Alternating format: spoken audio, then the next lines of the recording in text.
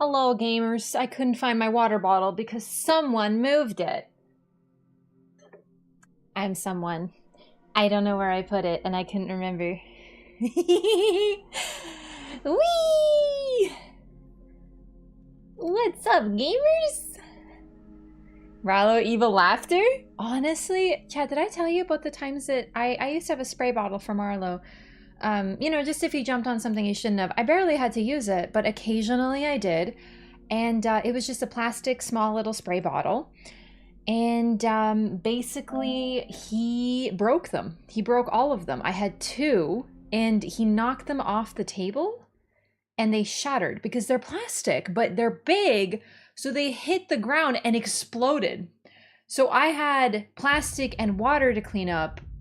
And after the second, I was like, okay, no more spray bottle. So we retired the spray bottle. I'm lucky he's a good cat. Else what would I do? As he should. Whose side are you on? You want litter box kitty paws on your table? I sure don't. In all seriousness, I'm very lucky he doesn't really go on the table very often. Just as a kitten, he had a couple, you know, a few rebellious times where he was like, ooh, table. And I just see like paw prints on the stove and stuff, and I'm like, no, unacceptable. No, seriously, I know cats like to jump. That's why I try to give him things that he is allowed to walk on, but any place that people are perhaps eating is like not a place where a cat should be. Else, unless you want to be cleaning your table every single day. And you should clean it regularly, but like, do you really want to Lysol your counter multiple times a day? Or would you rather like, you know, train the kitty when possible? Anyway, what's up, gamers? Is the music playing? It probably should be. I streamed for 9 hours yesterday. It was a long one. If you weren't able to stay the whole time, I understand. It was really late, but I was just having a good time. I didn't even notice what time it was. So today, I'm also a little late because I was air drying my hair. Do you see how wavy it is? Isn't this so cool? Look at it. Oh my god, look at that. It is so cool. I thought I had straight hair for such a long time. And now it does this now when I air dry it. Good amount of wave. I know, it's my natural wave pattern. I didn't know I had it.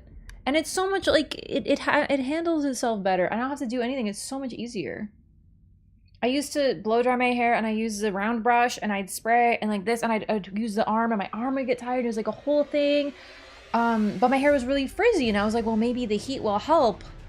No, that's just the wave pattern trying to come out. So now I don't have to do anything. Did you have it as a kid? No, I had pin straight hair as a kid. I had a gorgeous, not quite a bowl cut, more of a square cut going on, you know? Like I'd show you, I post like child pictures, but I don't want like the bots to have it, you know? You know, like those were the web scrapers. I'm not posting pictures of myself as a child. I'm just not gonna do it. But I had huge, big brown eyes. Like I still had pretty big eyes, but as a kid, I was like huge brown eyes. When I was my baby photo, I was like, yeah, that's me. Big, very large, dark eyes. They looked black when I was a kid. Cube cut? Yeah, it was a cube cut. It was adorable. I mean, I didn't pick it.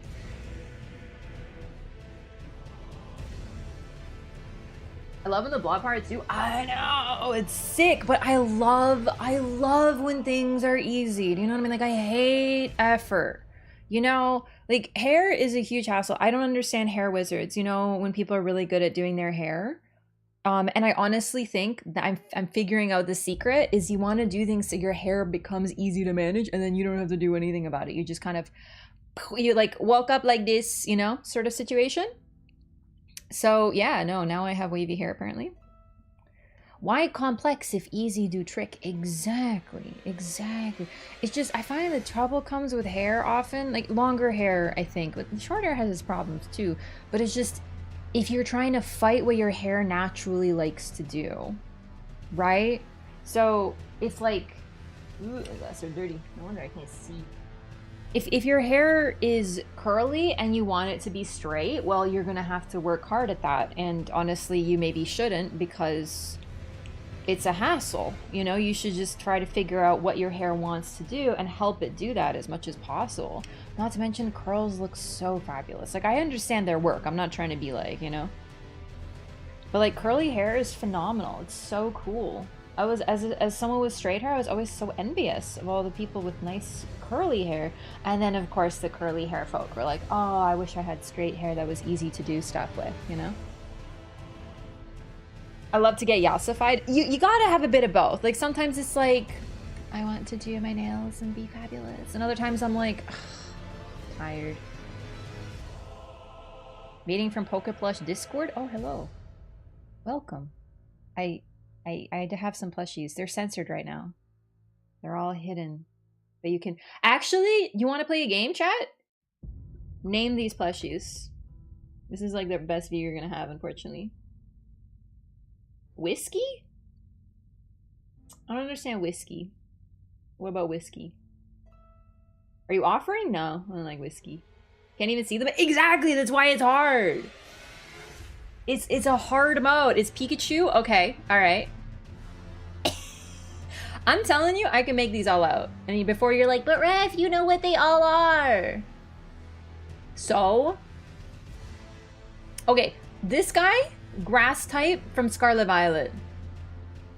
You know, come on baby, you know. Scarlet Violet grass type, you can see him right there.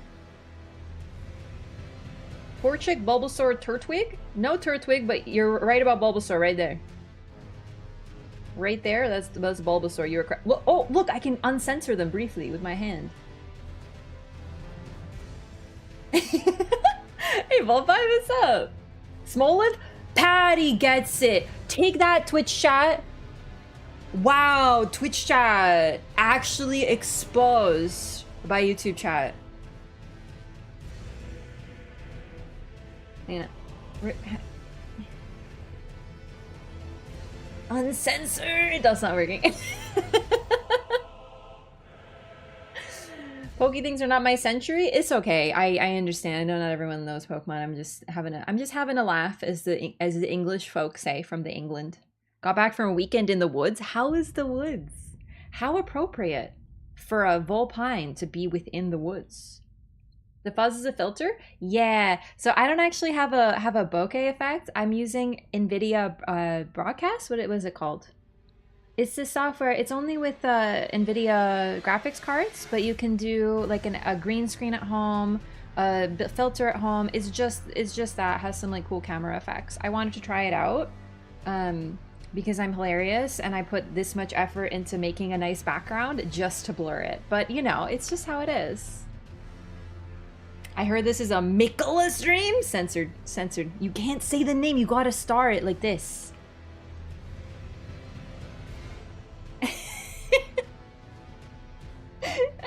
You know, let's get some better music rather than the freaking awful home screen.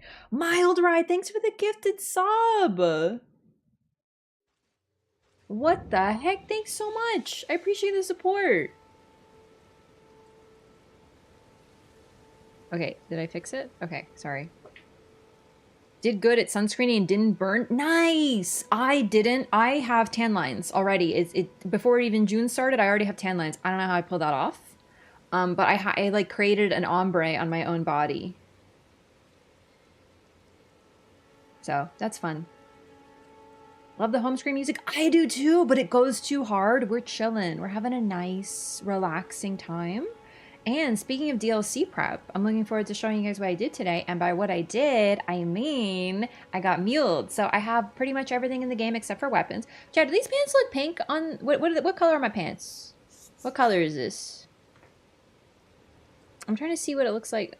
To me, they kind of look pink on my scuffed monitor, but they're not. Spoiler. Light purple? Lavender? Okay, that's actually correct. Lavender light? Fuchsia? I'm afraid not. Estelle colored? Okay. Yeah, lavender. They're lavender. You were correct.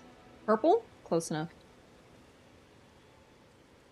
No one need to change my carpet under the gaming chair? What do you mean?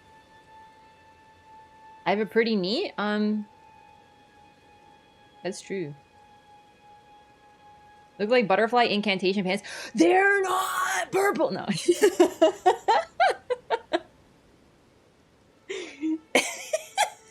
I love pretending to fall for the bait just for a moment. Like, how dare you? This is wrong. Sometimes I do fall for the bait, but it's only 2 topics. Saint Trina pants? Yeah, this is kind of the Saint Trina color. Like, this is Trina adjacent, but Trina's more in the gray, so it's a little bit more saturated. How did stream go yesterday? It was really good. I accidentally streamed for 9 hours. They look blue and gold to me. Don't start with that dress again. I swear to God. You know, okay, listen, do you want to know a not so fun fact? The guy who took that photo of the dress was recently arrested for choking his wife. Isn't that fun? Dang. Never meet your heroes. Celebrities, I tell you. I literally heard this. Like, how did, like, what? Fun trivia? Yeah, no, I'm not joking. He was recently arrested for choking his wife. I'm not joking. I'm not joking. I'm not Joe Elden Ring either. Oh my God, you know what I saw the other day? Apparently, you know my neighbor Totoro? You know, like he's everyone's neighbor, Totoro, like our boy, Studio Ghibli individual. So apparently, in the English, they wanted to change his name because they thought Totoro was like too weird for the children of a Western audience, like an English-speaking audience. So one of the names that they were gonna go with, keep in mind, this might not be real. This is from Twitter, but even if it's not real, it's funny. So just follow me, right? One of the options was Joe Toro. And I was like, oh my God, John Totoro, just like John Elder. I was losing my mind. But also, Joe Toro sounds like Jotaro from JoJo's Bizarre Adventure. So I was just losing my shit at the idea of this like round type guy from Totoro being Jotaro. It's Jotaro. I was actually crying. I'm glad they kept the name. But oh my God. Also, for those who like Pokemon or like new, the Ash Ketchum, you know Ash Ketchum from the original Pokemon anime, he is actually not called, believe it or not, his name is not Ash, but they thought that Ash was a better name because his name in the JP is Satoshi. Yeah, so like a lot of the early anime were the names were changed. Same with Sailor Moon. Her name I think is Usagi. I don't remember. I'm not the biggest Sailor Moon person, but yeah, Usagi, not Serena. I think they named her Serena. Yeah, Usagi, yeah. So they did that a lot. And hence the very famous like, oh, I'm gonna eat a jelly donut and it's an onigiri. You know, like stuff like that. They were like, oh, we can't have the children. They'll be confused by food from other countries, I guess. I don't know. It's a little funny. They really put effort into, what do you call it? Not translating, when they make it localizing. They put a lot of effort into localizing things that maybe doesn't necessarily need to. No reason to hit a woman. I mean, like, I think there's just like not really much reason to hit anybody. Like, that's kind of where like I fall. Like, the whole physical violence thing is very like a little weird. But I think the idea of harming your significant other in any context is like real fucked up. So maybe like don't do that. You know, maybe like we don't harm people. You know, I'm just very like don't hit people type thing. But what if they're wrestling or doing an MMA? Okay, well, you know, context. But don't hit people. It's weird. Also, you know, we watch all these TV shows and movies about like people, you know, punching each other and they punch each other like 80 billion times and stuff, right, and they're fine. It's not really how it is in reality, you know? Like, you could punch someone or push them and they fall and crack their head and they're like severely injured and you're in big trouble, right? So maybe like just don't hit people, you know? Won't throw the first punch, but I'll throw the last one? You know, that's understandable. I'm a very like I run, like I'm a runner. Like if things are weird, I'm already gone. I guess that's my response. You know, they say the fight, flight, freeze, or fawn. I think I'm a flight. Like I'm gone. So I don't really understand the violence instinct, you know? Straight up kill someone with only one punch? Yeah, you can cause someone serious harm, yeah.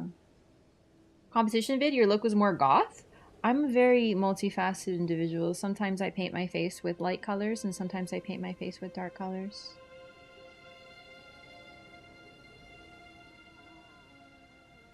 The F things. fight, flight, freeze, fawn. So I'm sure you've heard of fight or flight, but we've recently discovered through study that there's a couple other responses to that sort of stimuli that weren't necessarily considered.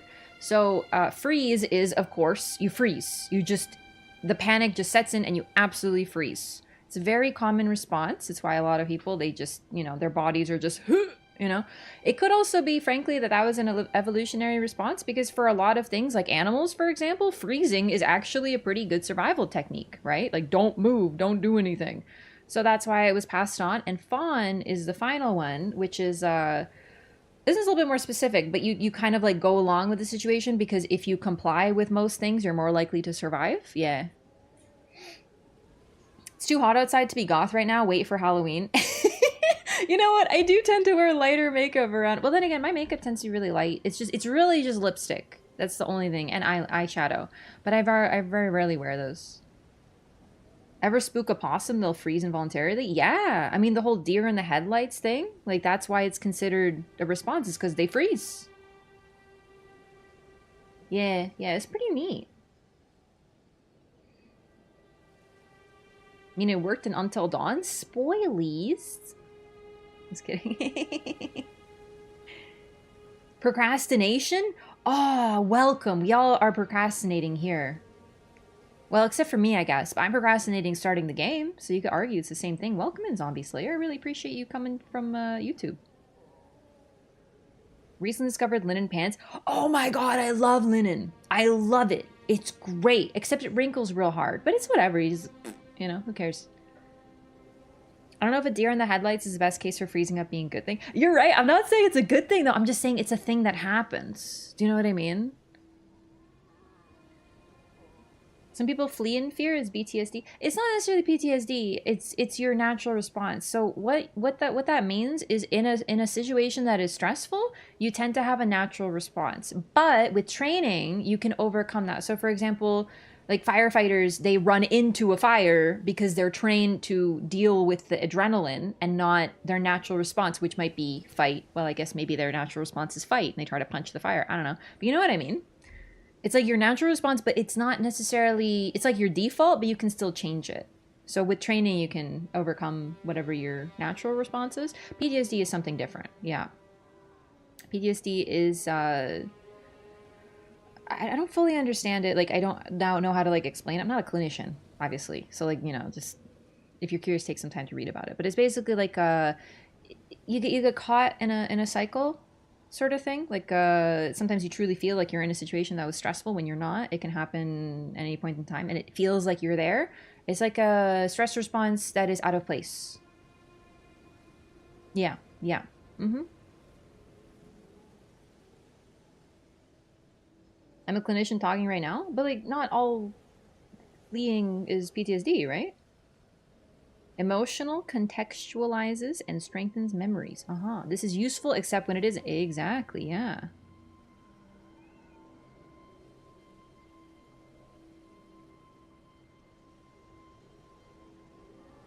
Some PTSD, a lot of people don't remember because they don't know because they don't remember. Oh yeah, that happens too. Like, you lose your memories and stuff. Isn't when we experience trauma. Yeah. Brain is very complicated. This Elden Ring discussion got deep real fast. And I started off talking about my cat breaking spray bottles. Maybe Marlo is smarter than I think he is.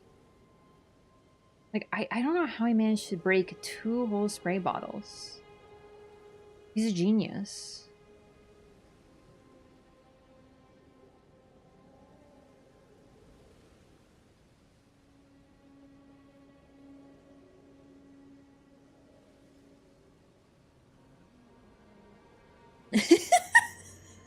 Okay, I've never thought of Margit and Inuyasha in the same vein, but I feel like I need to. The fucketh was that?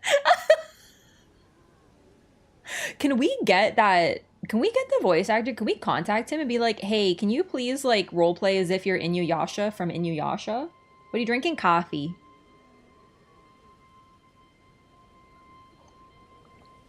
I made some coffee and then I put oat milk in it and some sugar, and I'm coffeeed up on a Tuesday. Not Tuesday. It's been years since I watched Inuyasha. Same. I haven't seen it in so long, but it was very formative for me. So like I still remember all their names and such.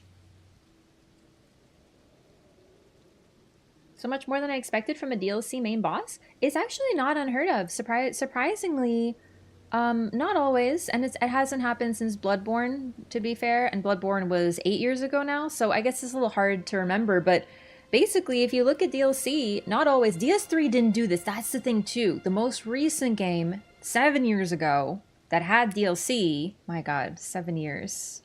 Anyway, it's been 7 years since we've seen a DLC, and DS3 did not do this. DS3 kind of, their marketing was not the same, but in Dark Souls 1 and Bloodborne, the statue, I mean, Artorias didn't have a statue, I guess, but the DLC revolved around Artorias.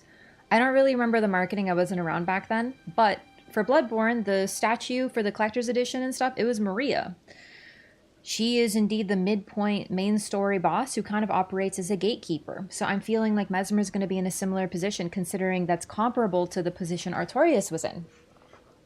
So, the VA for Inuyasha is actually Canadian? Really? Oh, I didn't know that.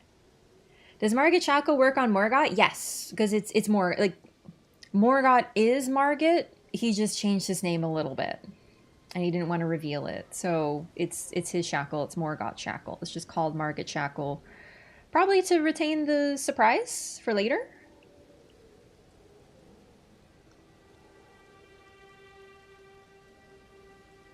How creative? I know. I know. None of these children have any creativity. Still don't know where to find Moog Shackle. Really? It's actually pretty easy to find on your way to Sewer Moog. Which now that I think about it, doesn't Sewer Moog, doesn't the shackle work on Sewer Moog?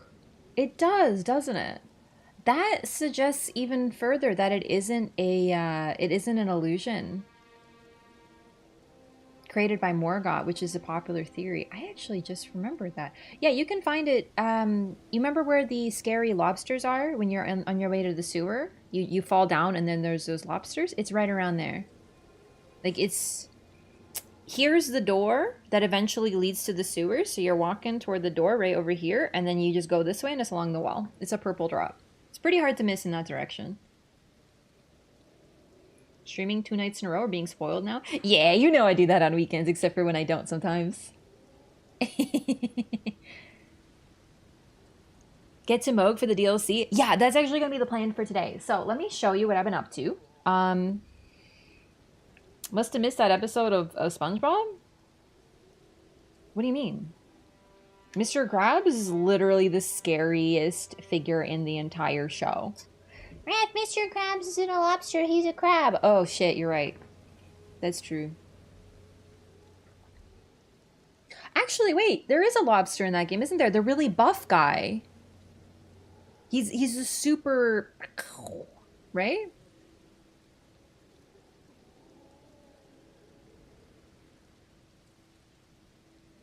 Alright, check this out. Boom. Boom. I got her fit. Oh, his name is Larry? Oh. Cool. Catwoman? No, this is Catwoman. This is Cat-Eared Queen. Thank you. I kind of took my... So this is the fashion, or at least very close to the fashion I used for my Catgirl invader. So I just set it up real quick, just for funsies, but I kind of want to play with it a little bit. Are you light load? Definitely not. Oh, I'm heavy. Yeah, we have to take off some stuff. It's okay, don't worry about it.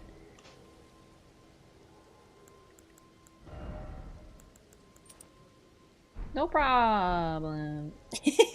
So, as you can see, as was the plan from the get-go, I got muled. So I have everything except for weapons. I don't have all weapons because the goal for today is going to be to level up my weapons to max so that I can get all of them dropped. You gonna PvP at some point again? Maybe. Probably. Top I used in DS2? The Desert Sorceress scarf. That's my favorite in DS2. I like this one because of the cool snakes on the arms. It's probably my favorite top in the entire game. But I was also thinking of wearing this. Not for jump attacks or anything, because this set actually buffs jump attacks. But I just think they're cool. And this is basically my fit for Twitch rivals, actually. Ramen with an ice cream, but don't worry, they're not together. I would eat them together because I'm weird. Drip is the only important part of builds to BH. Yeah, the thing is, okay, so DLC I feel is going to be pretty challenging, and that doesn't mean I have to wear clothes, but I was thinking it might be good to wear clothes because even like a little bit of armor is more defensiveness. I actually really like the sorcerer manchettes though. Like they look really cool, don't you think? No, these look stupid. What's the other top? The other top is duelist. 1 second. Let me show you. Oh my god. Yeah, I have a lot of stuff. Don't worry about it. My god. Sorry, Gravekeeper Cloak. The bottom is duelist. That's why it gets confusing. Here we go. So it's part of a set, the Duelist Greaves and the Gravekeeper Cloak, but it's altered. So the Gravekeeper Cloak is like... looks like this. Let me show you. Which Elden Ring character will use in the DLC? This one! We're working on it right now. I'll show you in a sec.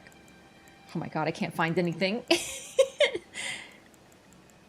Hang on. There it is. Alright. So this is the Gravekeeper Cloak altered, right? But this is what it looks like unaltered. So this is probably what you're familiar with. How do you get it? I actually don't remember where you get Gravekeeper anymore. Is it a farmable? I like your top. Thanks. Oh, the rune level 200 isn't going to be overkill? I don't think it will be. I mean, a lot of folks are going around 200, I think, so... Actually, we really have no idea.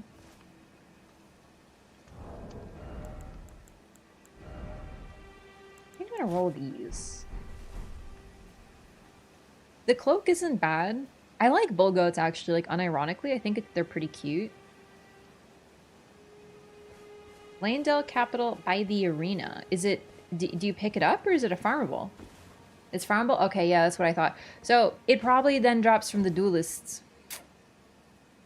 How'd you get all the items with the new character? I have been muled. So, someone dropped them all for me. So, I have everything now except for weapons.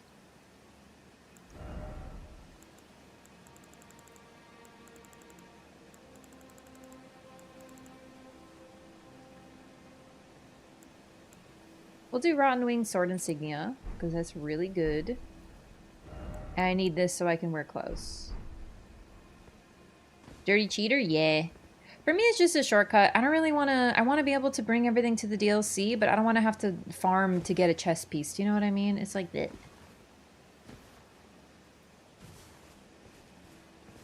I also hate farming for drops. Like, it's the worst. If I can avoid it, I'm avoiding it. So, I'm going to level up my faith a little bit because I'd like to use the magma blades. I know I use them for the lore-a-thon, but I think it's pretty perf. Because they are strength and dex. Sorry, dex faith. Like, they're faith. So, we probably won't use them on main, but I like to level them up. So, we'll work on that. But first I need 16 faith. I think I've changed my mind on what I want this character to do. So I realized that in the DLC, I'm going to want to be able to use everything I find, right? So if I can't use something, I want to have the stats to be able to use it. So we'll probably end up kind of making a jack of all trades. Ooh, that's pretty sick. Someone that has everything a little bit leveled up.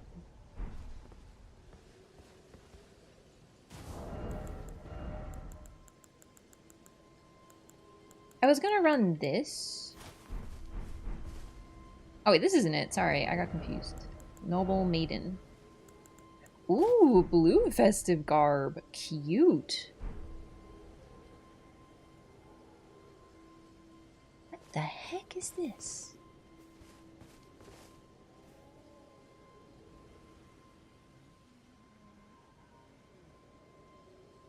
Is this lore?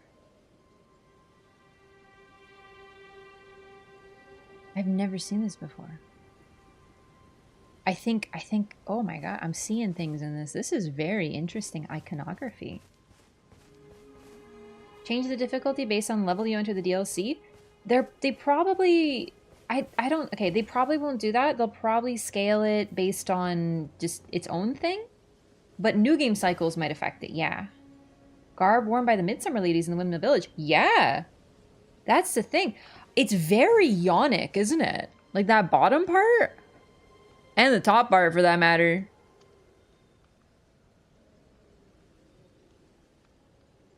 Fascinating. You can alter that thing? Yeah, it's a blue festive garb. And then it's a festive garb altered. Still, really interesting. Once again, the farmable sets, I love them. Like, I'm glad they have them and stuff, but like, you know, I don't know them all because of that. Where is the Noble Maiden garb? There, wait, where is it? There it is. I was gonna rock this because I like it. Let's do this for a bit. It's one of my favorite combos. Not DLC ready? Feel that. That cloak looks like a floor rug? No, you want to see a floor rug? Boom, baby. Straight out the 80s. Or before, I don't really know. But come, this is a floor rug. It's even iridescent. What's the benefit to alter clothes? Does it lower the weight? Yeah, it's basically fashion. But yeah, it lowers the weight. But all the stats are lowered. And the poise is lowered. It is kind of pride, isn't it? I love it. Not for this fit, though. Actually, it doesn't even look bad. I don't know.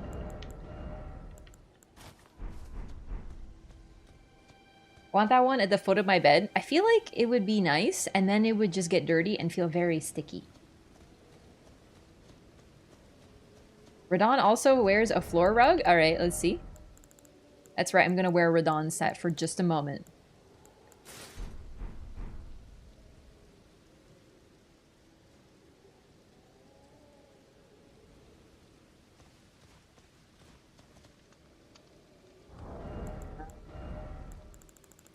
I don't like it.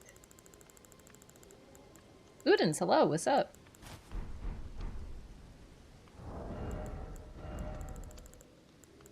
It's like a Persian carpet? I think a Persian carpet would be much nicer than that disaster. Than that fashion disaster that Radahn chooses to wear. Thanks. Ooh, perfumers. Yeah, they're very, actually... This is like a bearskin rug. Like a dirty bearskin rug in desperate need of cleaning. God, it really does look matted and gross, doesn't it? I have to pick up each of these individually to get them all? Yeah, let me teach you a secret.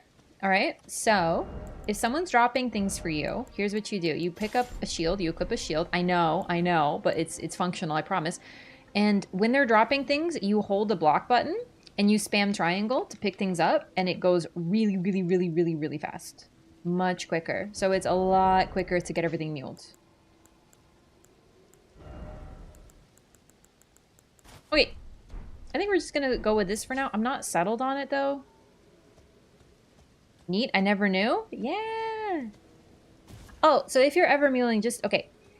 First of all, never, ever, ever, ever pay to have someone drop items for you. There's still those websites that sell runes. I got emails about them just recently. Do not do those. PSA, do not pay someone to drop things for you. In an MMO, okay, there's a reason because someone has to farm or they use bots. But the point is that at least makes sense.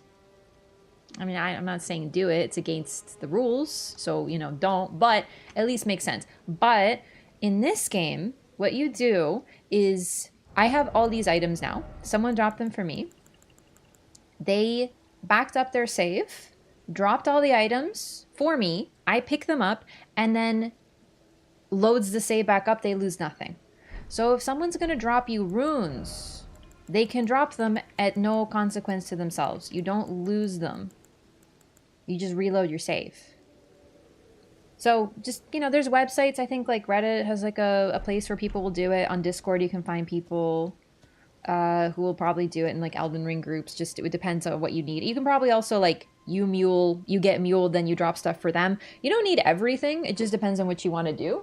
But yeah, never ever pay because it's a total scam. Like not only do they not lose anything, but like it's just no, do not. Yeah, I can't believe I'm still getting emails for like, we will pay you to advertise Rune websites. I'm like, oh my god. Getting the Gravekeeper thing will take me hours? Not if you get someone drop it for you. Like I'm not saying it's easy. Like we might need to know someone, but just don't pay, please, God.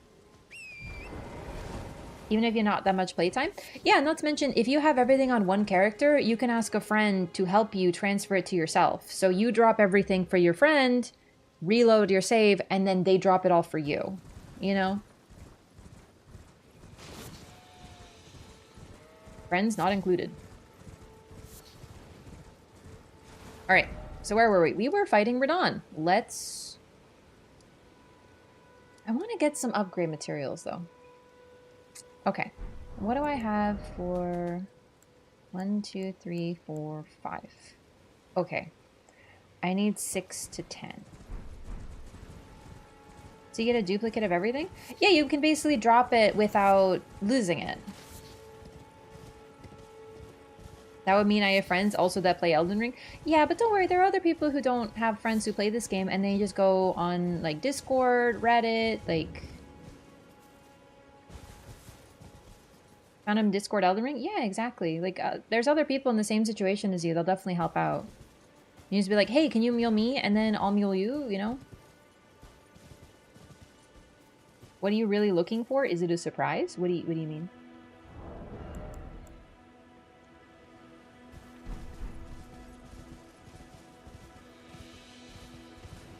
We don't talk about blank, that's true.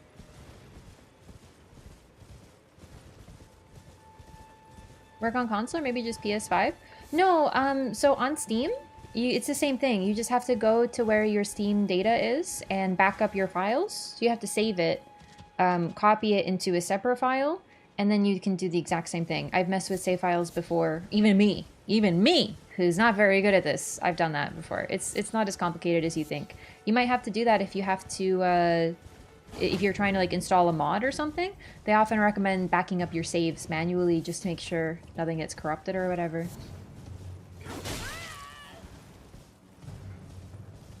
Does that kind of break the mechanics of the game though? So, alright, you can't drop... Let me explain this to you because this is my PSA. Hey everyone, let's learn about dropping items for other people. Anyone can do it. It is free to everyone. If you're going to do it, here's the #1 thing. So use this. I'm not online. 1 second. Where's my items? Okay.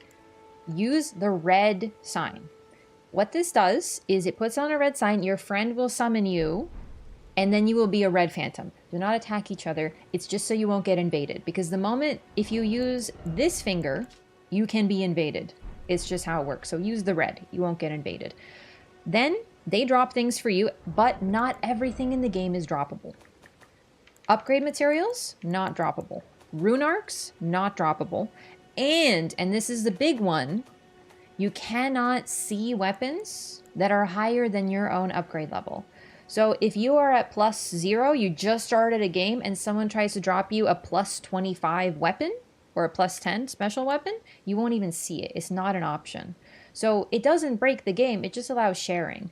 So for me, because I'm streaming and I play this game 1,000 billion times over 1,000 hours, for a run where I'm not trying to do like a challenge, there's no real sense in not muling because it saves me a bunch of time for no reason. But you still need to get golden seeds, sacred tears to level up your flask, and pretty much any special item is not droppable. So crafting stuff...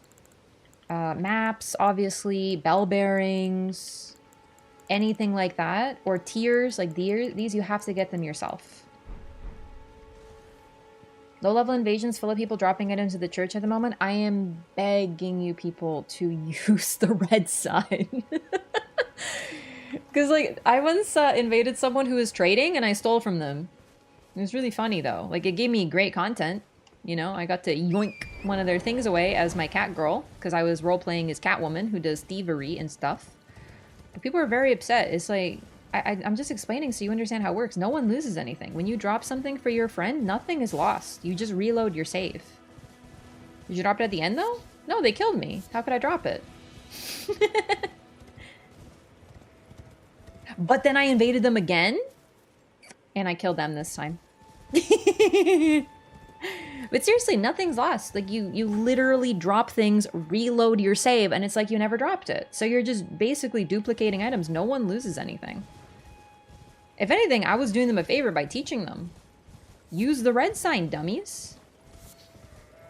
So next to people who just kept dropping items, so I just started picking them up. Also, would you believe that what I picked up was the cat talisman?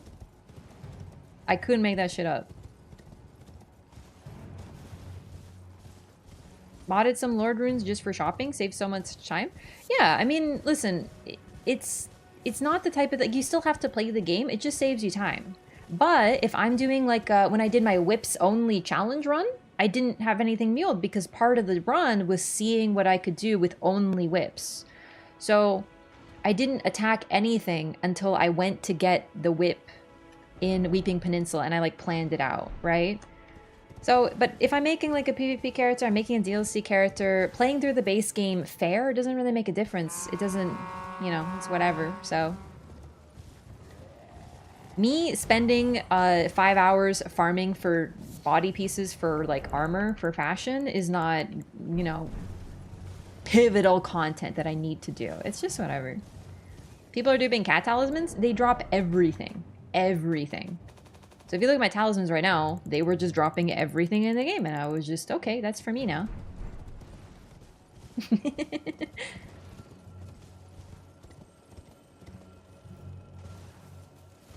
Also, a lot of the time, like, yes, certain talismans are definitely really strong, but it's not the type of thing that really breaks the game. Do you know what I mean? Bod Frog! Hello! So exciting. Really glad you're enjoying the Larathon. Welcome. Oh, yeah, they drop, you can also drop like every material as well. And crafted items, which is why I have so many of them. Is cat for fall damage? Yes. I forget what it's called, actually. Sorry, hang on one sec. Longtail cat talisman in this game? Yeah, longtail cat talisman. So I was dressed as a cat girl. I invaded people. I was role-playing as Catwoman with 2 whips. And I stole the cat talisman from them. I couldn't make it up. I'm telling you, it was perfect. It was artistically perfect. Okay, let's... Okay, I just remembered something. Yeah, we're gonna go here. Yes. Yes.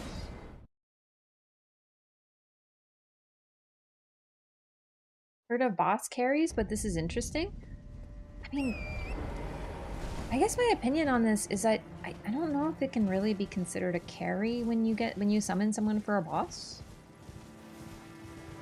Because, like, you're just cooperating, right? How does the cat work? So, you know when you fall and you don't take full damage? But you take some damage? This will prevent you from taking that little bit of damage. But it actually says this in the description. If you take, it won't prevent lethal fall damage. You can't just break the game. Yeah. Boss difficulty scales up with the number of phantoms also. Yeah, like, yeah, leveling makes a difference. Like, I know what you're saying, but it's just... Hey, I'm stuck on a boss, and then you summon people to help you. I wouldn't consider that a carry, you know? Did they change description? As far as I know, other than correcting some typos, I don't think they changed any description in this game. I could be wrong, though. That text was patched in? They did? What patch? That's actually really funny. I didn't know. Can be something like let me solo her? I mean, that's only if you actually let him solo, but like, Melania is gonna target who she wants. Do you know what I mean? Existence of that talisman angers me irrationally, but why? It's existed in all the games. In fact, in other games, they would help you fall a little bit further and stuff.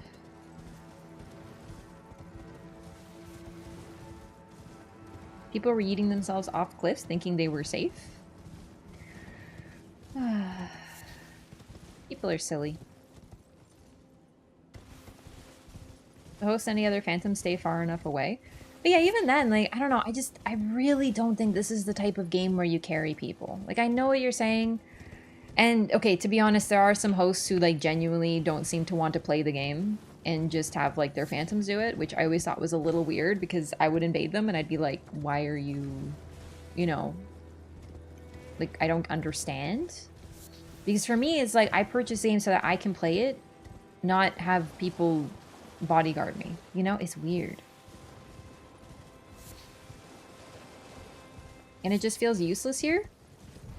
I mean, those little bits of damage can add up.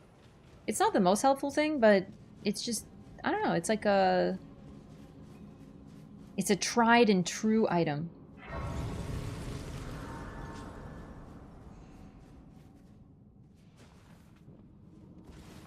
Hope I get through by the DLC release. What episode are you on?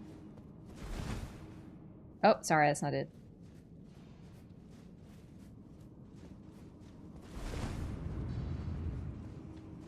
Need to reposition since your heals are real limited. Yeah, yeah. I'll bodyguard myself. Yeah, like I would actually, I think I talked about this, but when I first played Bloodborne, I got it and I was hanging out with my friend and I was like, hey, I'm gonna play Bloodborne. You want to hang out while I like try out this game for the first time? You know, like friends that you just play solo games with. It's just, you know, weird friendships like that. He was like, yeah, sure. And then I got to the Hunter's Dream and he's like, oh, by the way, you equip your weapons by opening this. And I was like, brother, you better shut the fuck up. Tell me what to do.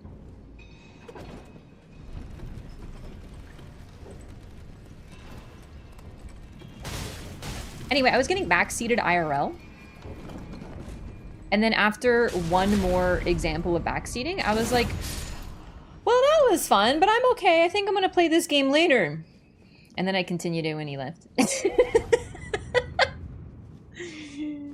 I actually I was like, brother, can you not tell me? He was literally backseating right next to me. And I was like, wow, that sure was fun. But I think I'm gonna... It was actually so fun. I was fighting Cleric Beast for the first time. Because I found Cleric Beast. He was like, hey, you should probably check out what's over there on that bridge. And I was like, first of all, I was gonna do that anyway. But shut up. And then... I was fighting the boss. He's like, you gotta be aggressive. You gotta be aggressive in this game. I was like, shut up, dude. Stop. He's the worst. So you know we're good friends.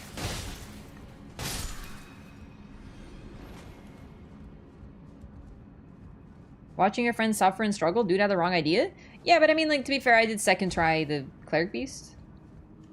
So, like, there wasn't that much suffering or struggling going on. But my god, the moment I somehow managed to sort of beeline to where Cleric Beast was.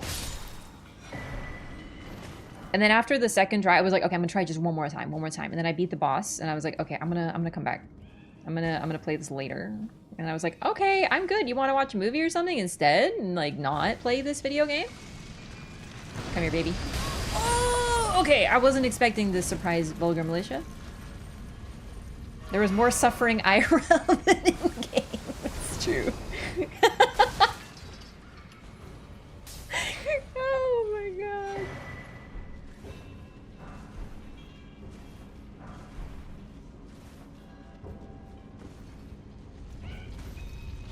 No, Vulgar Militia, you were not invited. Oh boy. Break it. No! Break the thing. Oh, she did. Oh, cool. Okay, can you... Okay, never mind. It's fine. I don't need... Okay. I just wanted to pick up the item! You call a person backseating a frog. That's a very big insult to frogs. Watching your friends play is fun. Oh, I'm right there with you.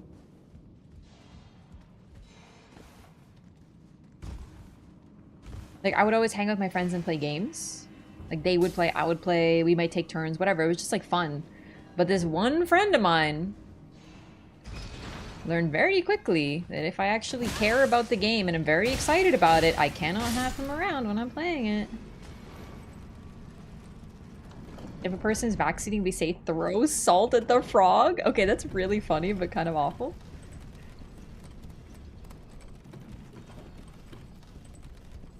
Very naturally want to be helpful. Consider this. Consider that it depends on the person. Like, listen, there are even some streamers out there who don't mind backseating. Like, believe it or not, the default is do not backseat, but there's some who they just like it, right? They're like, whatever, just tell me what to do. Make it easier, right? But you can't decide what is helpful for someone else. Oh my god. Okay, lock on, help.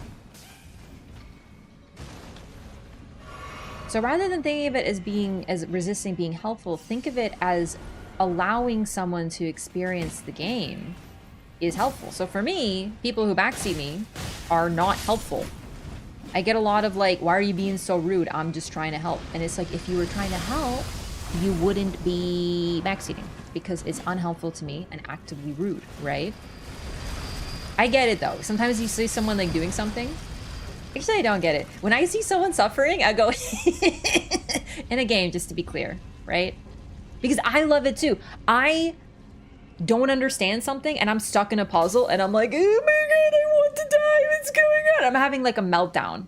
I love it. Do not take that away from me. Like, I'm sitting there playing Zelda as a grown-ass adult. You know, 10-year-olds are like, I beat this when I was 9.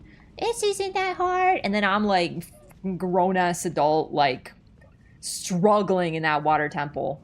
And you will not take that away from me. Ever. Ever.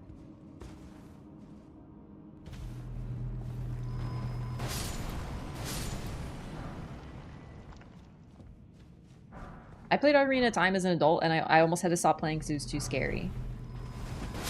That Shadow Temple place, that was not okay what they did in that place. I am preparing a character for DLC. This time focus on melee and build. Any off-meta fun moveset weapon that you can suggest? Milicent? Okay, you should use the Wing of Estelle. It's really strong though, but like I love them though. They're so good. Just don't use Nebula. If you don't use Nebula, it's not meta at all. It's just a weapon. It's okay. Immensely obnoxious backseaters ruin it for those with a genuinely helpful nature. The problem is, when it comes to backseating, there is no genuine helpful and obnoxious. They're all obnoxious. It's the same thing, right? If you're backseating because, oh my god, I am so annoyed by the streamer playing badly, I want them to play good instead. It's the same as, oh, the streamer's suffering, I want to make it better for them. It's the same. Let me suffer. You don't understand. This is what I'm into. You know, all these folks who were like, oh, I'm helping. No, you're not. You're ruining my fun. Let me suffer. You know?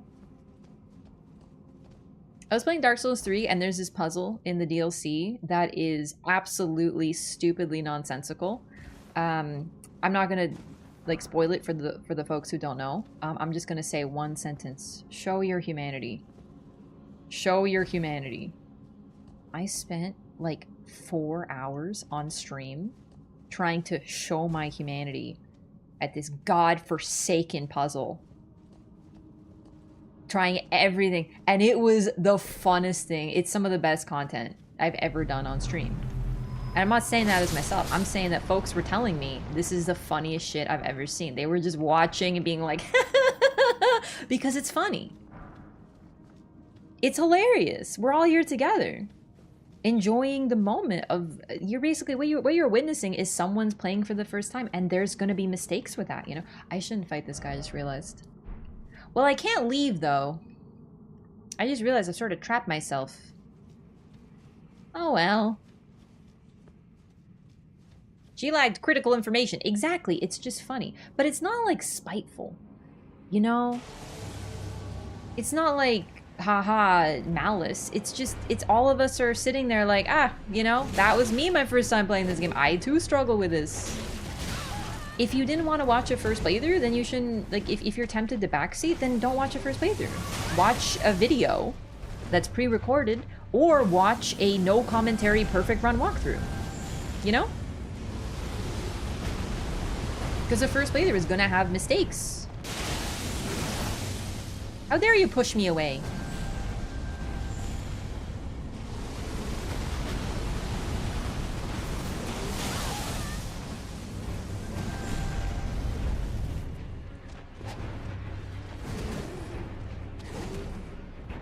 I've been watching Melania slap someone for 4 hours. Only 4 hours? Why is this man wearing a belt with loincloth? So it doesn't fall off.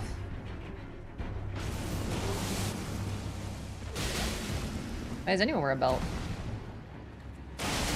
Have you considered the belt is his technique for accessorizing the look? Needs more belts? Calm down there, Final Fantasy design team. I was talking generally? No, I know what you mean. Like, I understand. It's just, I find the problem is that the people who get really offended when I tell them off for backseating are the people who are like, wow, I was just trying to be helpful. And it's like, no, you are being annoying. That's the thing, no matter what. That's kind of my point. I don't care if your intention is pure. What do they say? The road to hell is paved with good intentions. The intent doesn't matter. You were rude. Right? The people who are actually like truly obnoxious, they don't actually really take it that hard when they get timed up for backseating. They just go whatever, and they leave. But the people who are like, wow, but I was helping you. How dare you not be grateful for my very generous help? Like, those are the people who tend to actually be the worst. Video you solving that puzzle? Unfortunately, no. The Dark Souls 3 Elden Ring. The Dark Souls 3 DLC first playthrough didn't make it to YouTube. But the thing is, I don't know how I would edit it.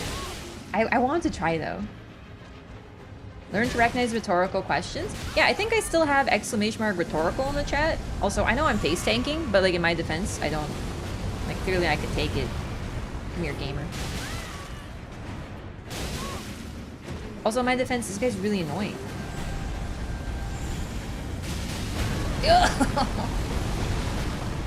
Like, he actually is such a spammer, I didn't realize. It's alright, I can spam too. Healthy Revive is normally no better than a Google search. Yeah, but it's also like, you know, imagine you're watching someone do a puzzle for an hour and everyone in chat's having a good time, laughing, and like, you know, it's a whole thing. And then someone just goes, the puzzle is solved by doing this. Wow, you helped. But now it's ruined. Now the content's over, you know?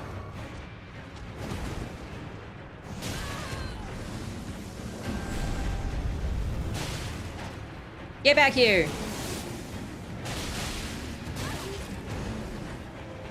Sorry, I thought that was a 3-hit combo. I guess it can be.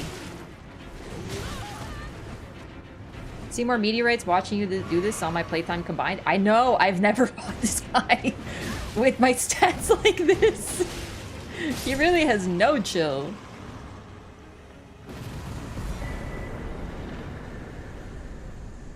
The struggle is the fun? Exactly. You gotta be more aggressive? Are you backseating? Is that... Sniff, sniff, do I smell backseating? How about you more aggressive than me? Quickest clicks in the West for backseaters? I actually, like, seriously, the mods are on point, but the thing is, like, you know, sometimes I read chat a lot. That's the problem. So sometimes I'll see things. I've been really lucky that I haven't seen things, because the thing is, like, people in chat have also... So, for example, I have this command. I think it's like... Hang on. Exclamation mark spoiler? Oh, it might be spoilers. Or maybe I don't have it. Okay, fine. Whatever, Nightbot. Okay, maybe I deleted it. Anyway, I used to have, like, really long commands that would just funnel the chat up. It's me.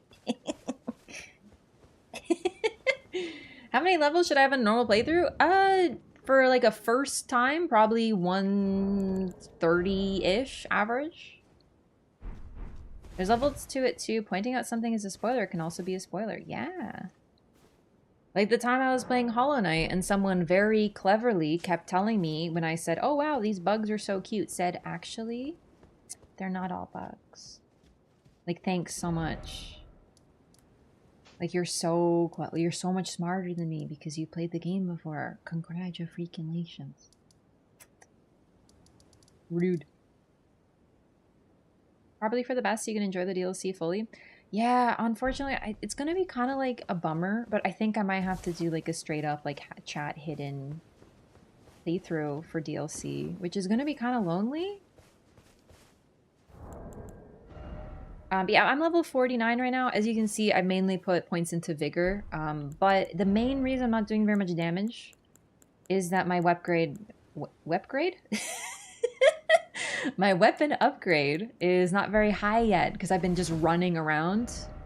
But we're gonna go upgrade now. My wep grade. Just subs only, chat? I have thought about it. I don't know. I really don't know. Because the thing is, like, listen, I'm not saying, like, I don't know. I don't know what to do. I don't really want to do subs only because I feel like I like folks coming in and chatting. But unfortunately for this DLC, it's going to be pretty serious. It's going to be pretty hardcore. Gamer efficiency language web grade. Saved you from ignorance? True. Real. Yo, bad timing. What's up? Thank you for the raid. Welcome in.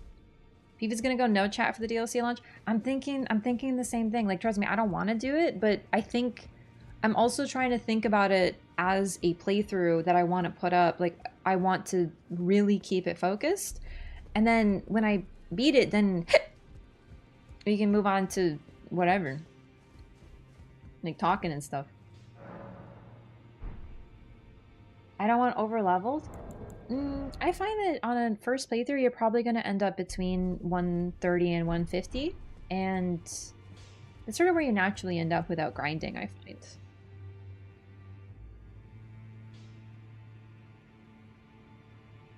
Oh my god. Hey, bad timing. How was your stream? What were you up to? Baldur's Gate 3! Oh, I was talking on Discord about how I'm collecting, like, war criminal boyfriends from various games for, like, a villain harem. And I think that game has one that I would like to collect. I think Asterion is his name. Oh my god, I got something in my eye. It's driving me crazy. Well, I took you no matter. Ended 156 with no farming? Exactly, yeah, around there. So... Smithing Stone 2, Smithing Stone 3s. I think I can buy those now. And we're gonna upgrade the Magma Blade as well. Asterion is peak war criminal BF. Yeah, so right now I got Mesmer, Emmett Salk, and Asterion. I don't even know anything about Asterion. I just know he's likely evil and snarky, and I'm about that, you know?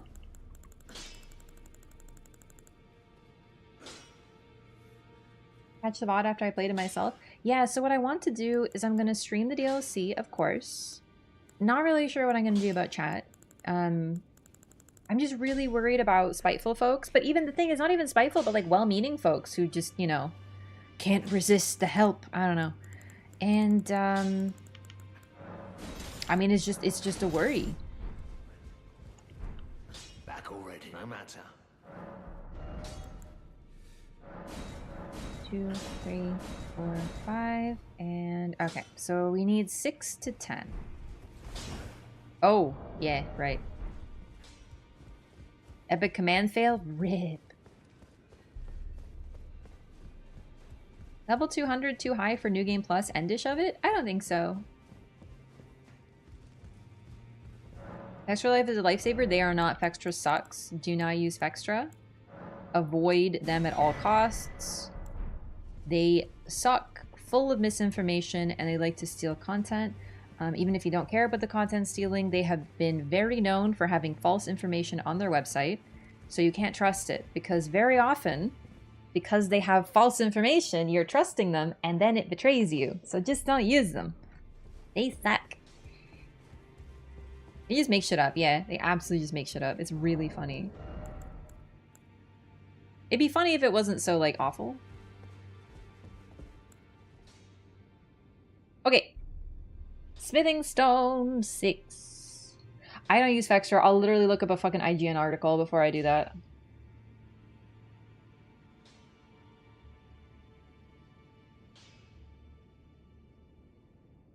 Salia Crystal Tunnel in Kaled. Okay. Okay, we'll go get that.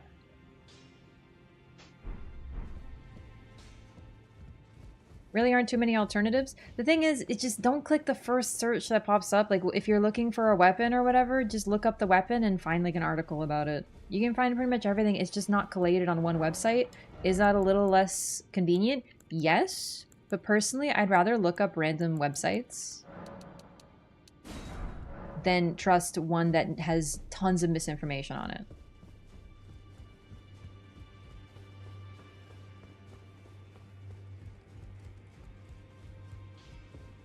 Which seems rather barren. The thing is, because Vextra is the way that it is, it sort of killed the other wikis because it stole content from them. So they stopped creating their own.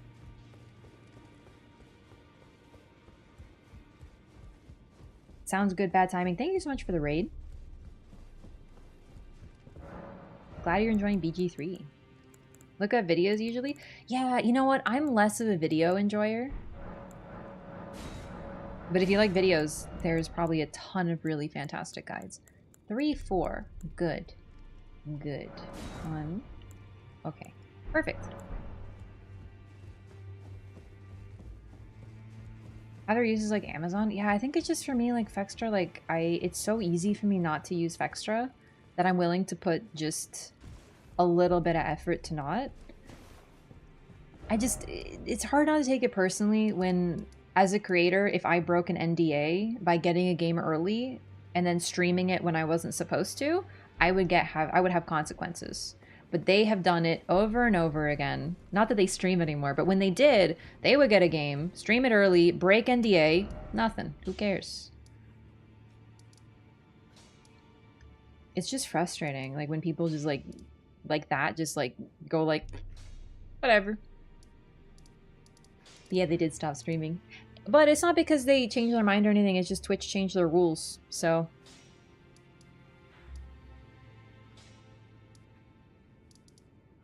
Time zone are you in? I'm, Eastern? Couldn't force viewership when they're in bed? They did. Yeah. Because when they did stream, they had like 10, 15 viewers, if that. Yeah.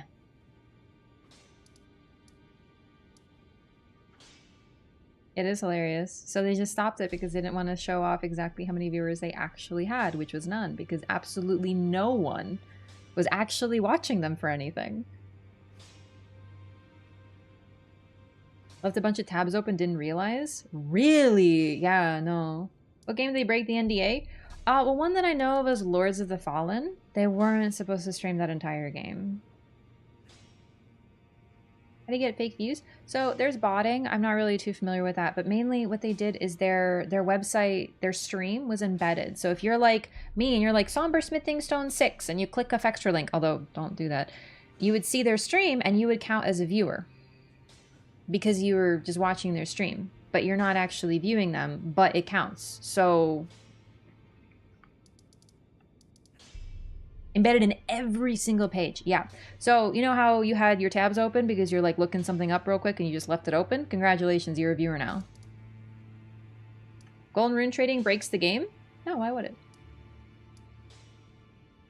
Like the thing is, if you want to automatically level yourself up to level 700 with all the runes and just clap Margit, just defeat him and punch Godric in the face and one-shot him, live your life. I don't care.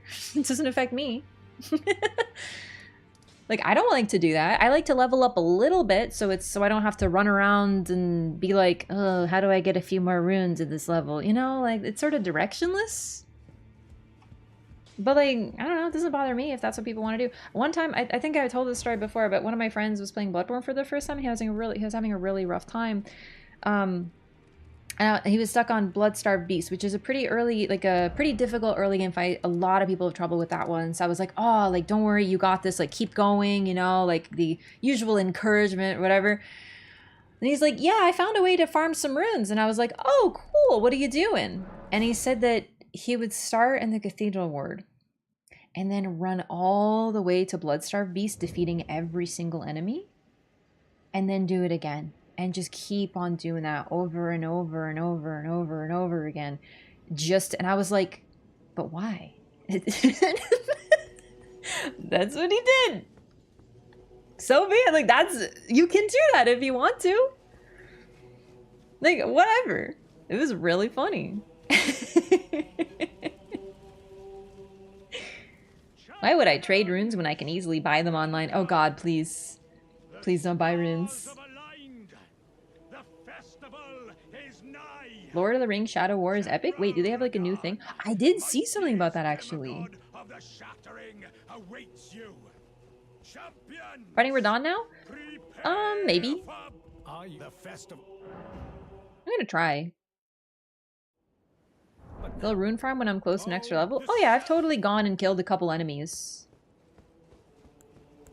Because I'm like close to a level and I don't want to lose them. You know, I've done that.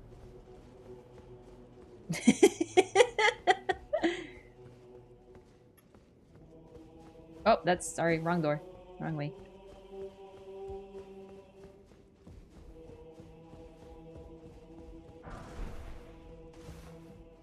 They remove spirit summons? What do you got against jellyfish? What you got against my pet jellyfish named Aurelia, huh? What's wrong with her?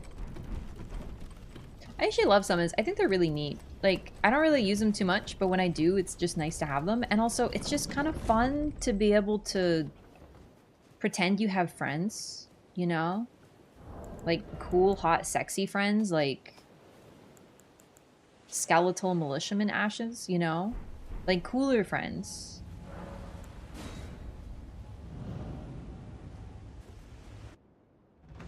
A lot of the time, they're more reliable than real people. Yeah, real people will teabag you when you die. Whee! So many friends! That's why I play The Sims. I actually would love to play The Sims, but I'm genuinely terrified that I'd get like super omega addicted.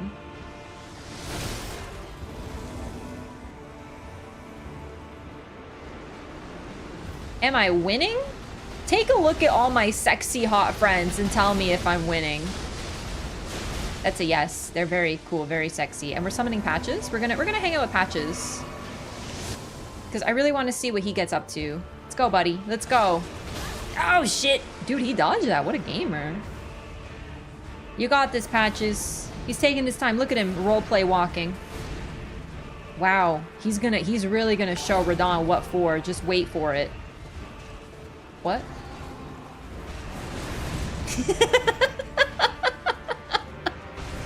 I never, ever get sick of that. Oh, they're dead. He pulled the plug. Mom! Mom, this boss is too hard! Pull the Ethernet! Rob, thank you for the gifted membership! To the YouTube community, appreciate that, Rob. Missed a beat not making him gesture before leaving. That's the thing, there's not enough gestures in this game, it's true. Spirit Ashes are great for repeat bosses you don't want to deal with. Yeah, it's just like, they're cool. Also, if you're not having fun with a boss, like Moog, for example. Wow, you're really melting through my friends, huh? It's not very cash money of you.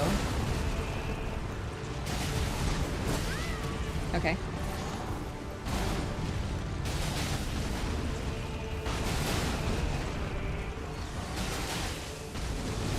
Oh, I totally used up all my stamina there.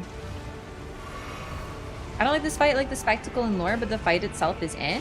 I am with you. It is not the best in terms of like fight, in my opinion, but I still really love it. Moog is actually a really fun fight. No, he sucks my whole dick.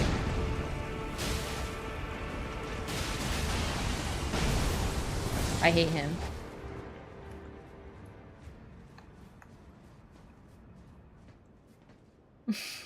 Look at him just appear.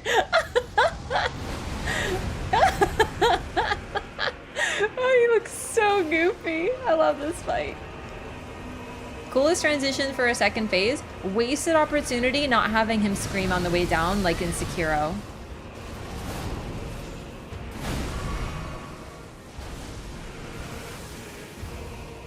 Okay, oh, that's all the summons, my bad. Like imagine, you know, Sekiro, there's those weird guys who like are on kites and you just hear a distant and then all of a sudden you're dead. Like I want that to happen. The first time I fought this guy, I legitimately laughed so hard I cried.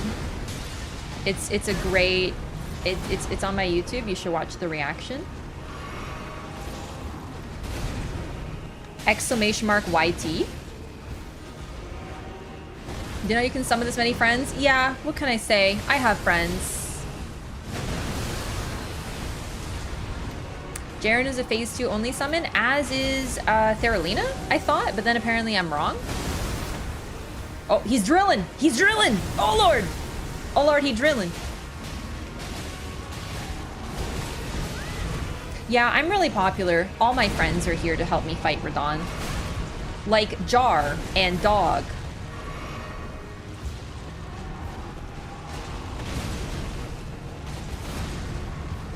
My best friend, the flower pot. Okay, listen, can you get your Chikarinos back here? You bitch ass.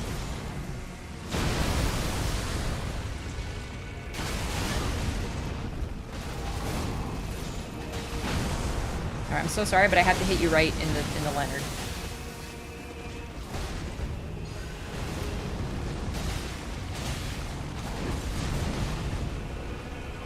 Yo, Theralina, you're alive? Oh boy.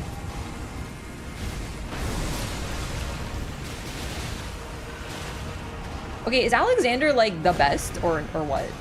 Oh, he's dead! Theralina, the GOAT!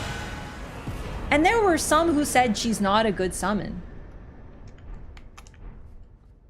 Many people are saying this. Many people are incorrect. She's a gamer.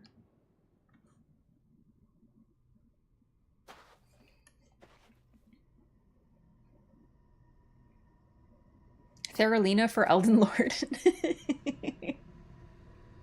Holy pot KO? Yeah. Threw a rock at Radahn and nailed it. David and Goliath, move over. It's time for Radahn and Theralina.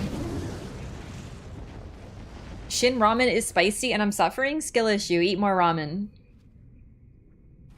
Eat more spicy until it doesn't hurt anymore.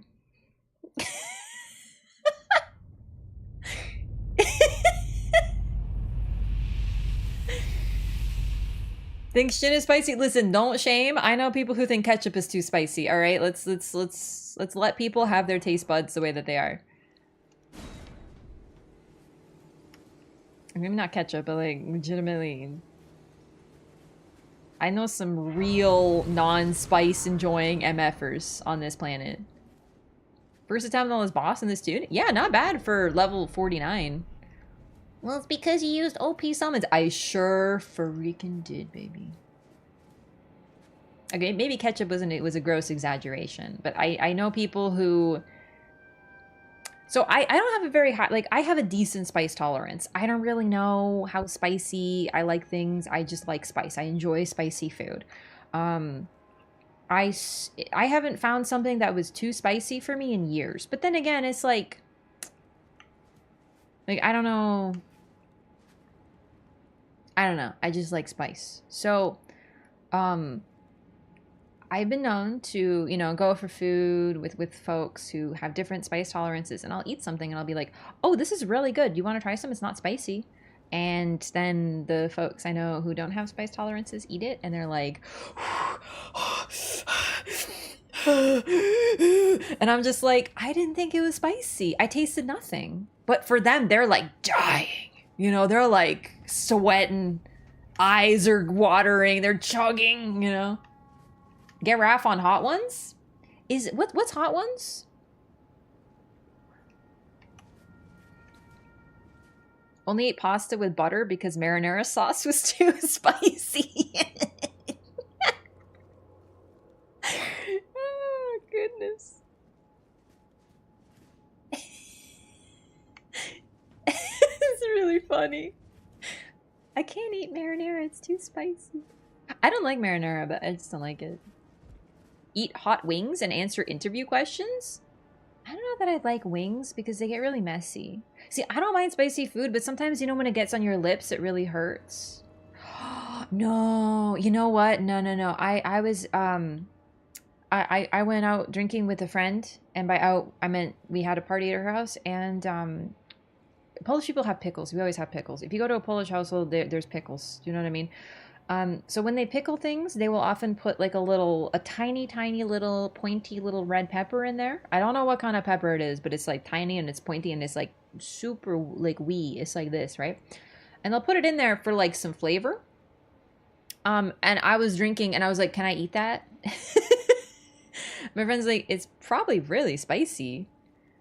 And you know, so I ate it and it was really spicy. I was like, do you have any milk? Please, I'm dying. Okay, so like I don't have like the best spice tolerance. Like I'm not like trying to compete with people. I just like spicy food, that's all, you know? Ogurki enjoyers? Hell yeah, we love ogurki in this What a house. sick way to fight, eh, mate?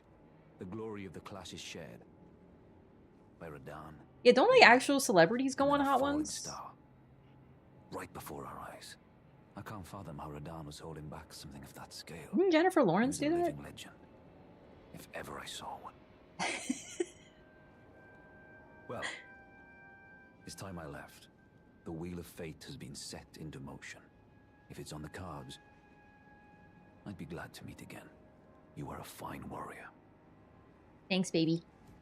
Thanks, dog boyfriend. If it's on the cards, you are a fine...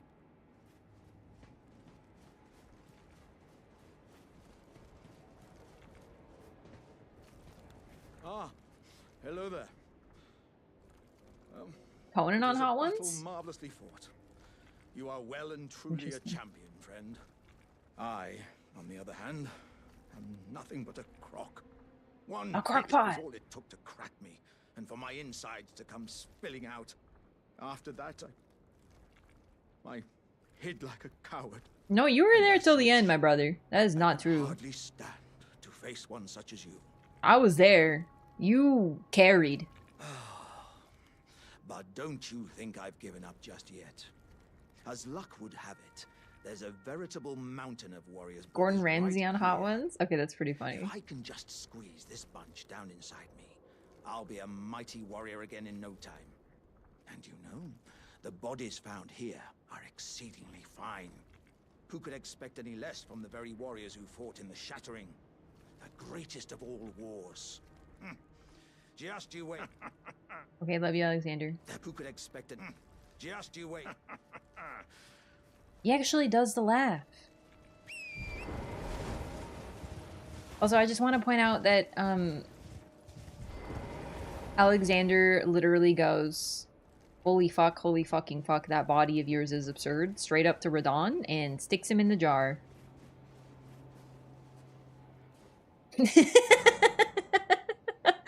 Oh my god, hot sauce in the eyes, it sucks.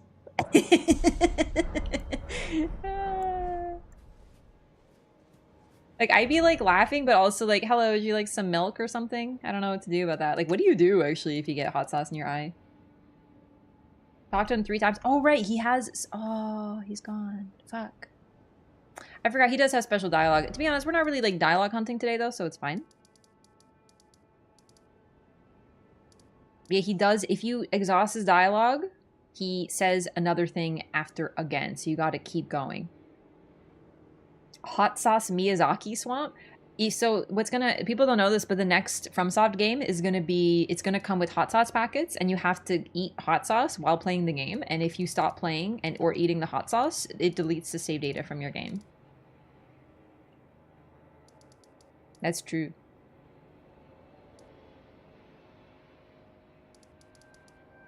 Let's awaken these runes.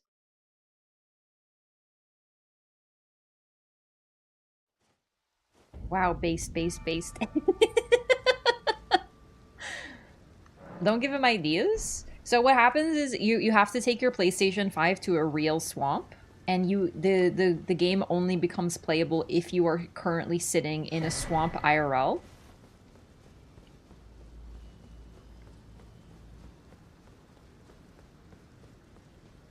Increasingly spicy sauce every boss in DLC. I would do that.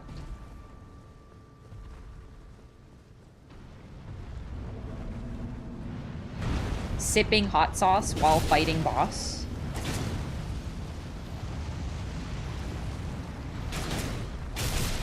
I don't know, maybe I should like for real test my spice tolerance. Like I'm not saying I have a high tolerance, I just don't notice like sriracha. Like all the light stuff, I don't taste it anymore. You know? I would do it though. I love spicy food. It would be actually so powerful. Oh, help. Yo, Master MPS with the 10 memberships. Oh boy, those are gonna be going off for a minute. Let's party. Thank you so much for 10 gifted. Holy crap. Thank you so much. Oh, that was a move. That was a hammer move. That was nothing. That was you wiggling it a little bit to the side. You lying ass. Thank you so much, Master MPS. 10 new butterflies. Enjoy being slightly cooler than the rest of the YouTube community. That's right. That's what happens. You're only cool if you have a butterfly next to your name. Sorry to say it, but it's true. Oops, you can't ride torrent here. Sorry, didn't know. Whoa, my face. Sag? Sorry to tell you. That's how it be. It's okay. You're still cool. You're just cooler if you have a butterfly. Sorry. True. Fax, no printer. Fax, no printer.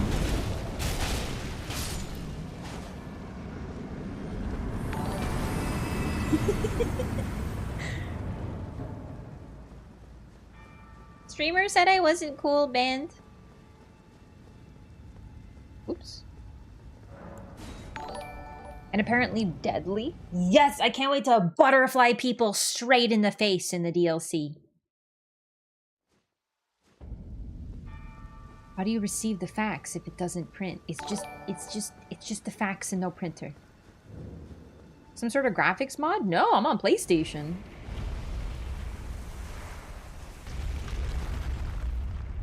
This is the PS5 and what it can do, baby. Yo, Zofar, thank you for the gifted membership as well.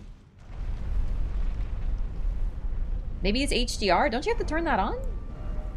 Zofar, I really appreciate that. Thank you so much for the support. Welcome. Welcome all the new members. I really appreciate that. Seriously, it's like... I can upload more emotes now, probably.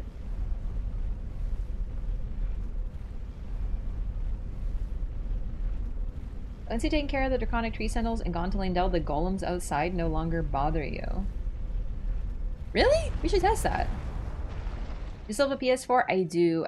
I technically don't really need it because, like, this PS5 has a disc drive, so I could play all my PlayStation 4 games on it. In fact, I do. You know? I don't know. I like to keep consoles, so I still have my PS4. I still have my PS3, but that, like, PS4 isn't backwards compatible, so...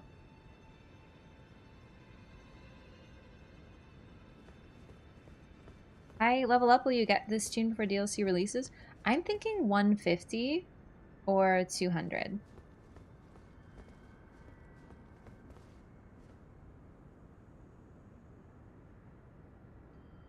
Wait, sorry. Well, I don't know why I said that. I meant 125 or 150.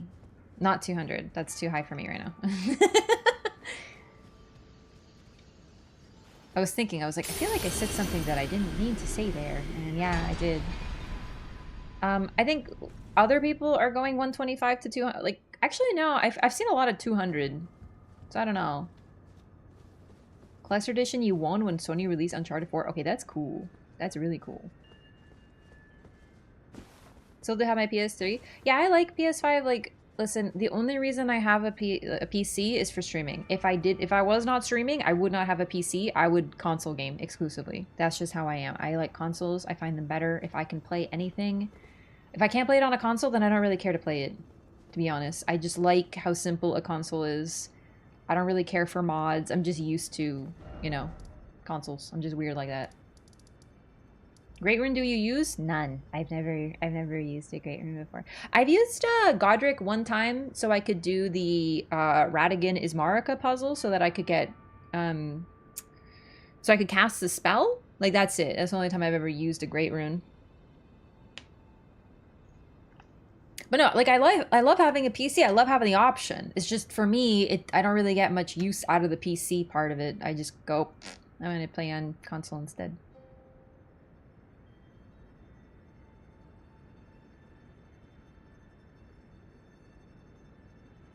Let's awaken Radahn's rune too.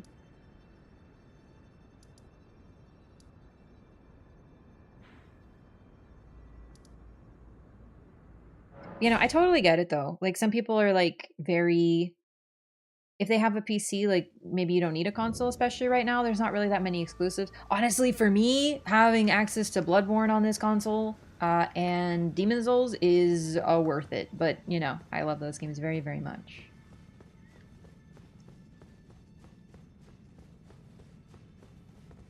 I'm trying to think, is there any game that I've played lately that isn't on PlayStation? Like, really? I played Dragon's Dogma. Plays, Persona 3 Reload. Elden Ring, of course. Elden Ring DLC, I'm gonna play. All the Dark Souls games I play on console.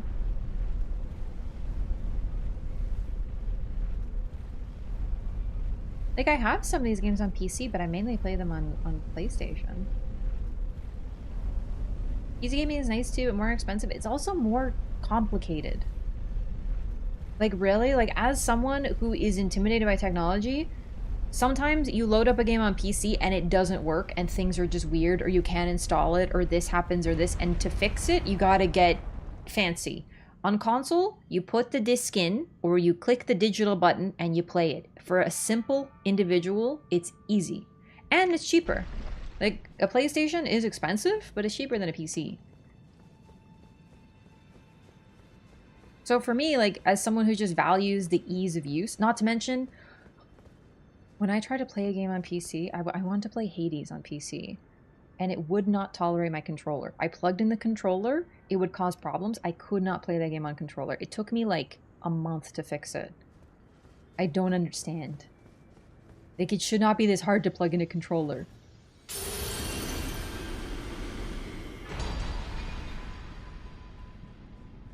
I already have the PC for non-gaming purposes. See, that's why it makes sense for you.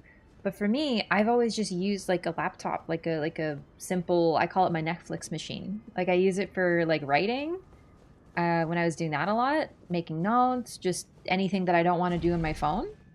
It's a cheap old laptop. It can't play a game for shit, but it's perfect, right? If there's a permanent rune arc item to find in the DLC, like the permanent homeward bone, that would be kind of strong though, no? Steam Deck is your friend? The Steam Deck is about as expensive as a console, first of all, and those bitches are so goddamn expensive. And it's literally a little computer. It's all the problems of PC gaming, even worse. Like, oh my god, I'm terrified of the Steam Deck. I'm scared of it. I saw one once, and I couldn't even turn it on because the power button didn't work. But that's apparently an issue. They have like some sort of manufacturer problem. Apparently it's fixed with the newer ones, so...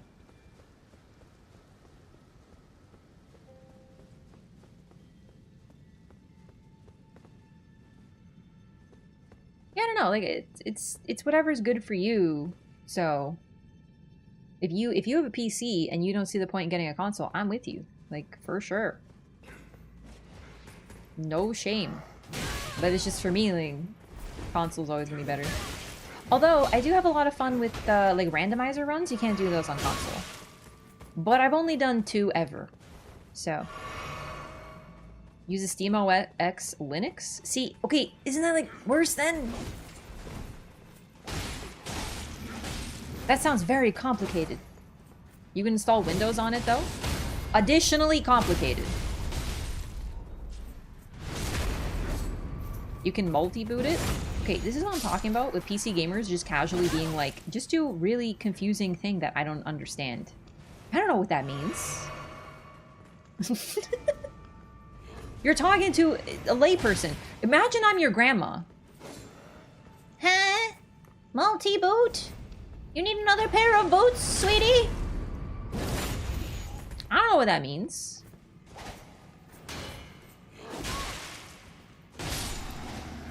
Are you cold?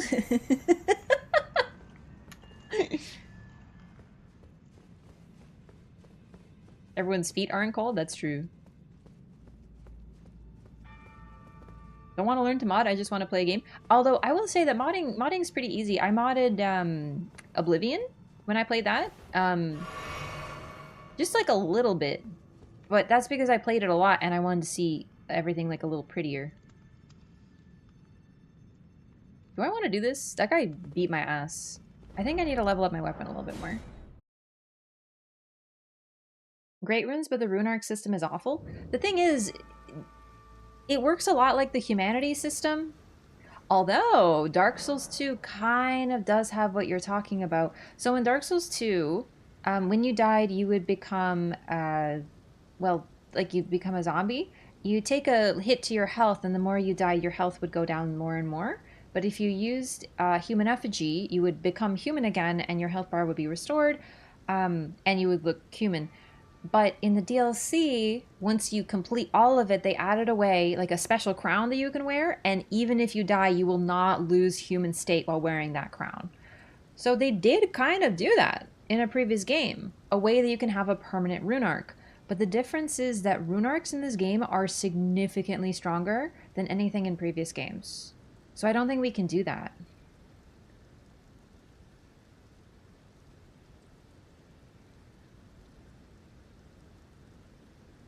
That's the only thing I'm thinking of. Like, with Godric's rune, you could get, like, it's effectively equivalent to, like, 40 levels. That's insane. How long did it take you to level and beat Elden Ring the first time? So it was about 150 hours total, but some of that was invasions. I did a lot of PvP while playing, like, just organic, no build, having fun PvP. And then I did a lot of, like, exploring, trying to find quest lines. So some of it was, like, running around. And then I spent, like, 12 hours on Melania. So, pretty balanced playthrough. Maybe it could be a talisman. The thing is, I don't think a talisman would make sense because you get 4 of them at the end. And that's, like, that's a lot. A crown, at least in Dark Souls 2, the reason it makes sense is you have to sacrifice a slot for it. And, I don't know. And, I don't know, it just isn't as strong. I keep saying, now I just like console, and they keep trying to convince me it's annoying. I get that. Like, I'm with you. DS2 DLC canonically gave us a core for Halloween. Then DS3 was just kind of forgotten. Yeah!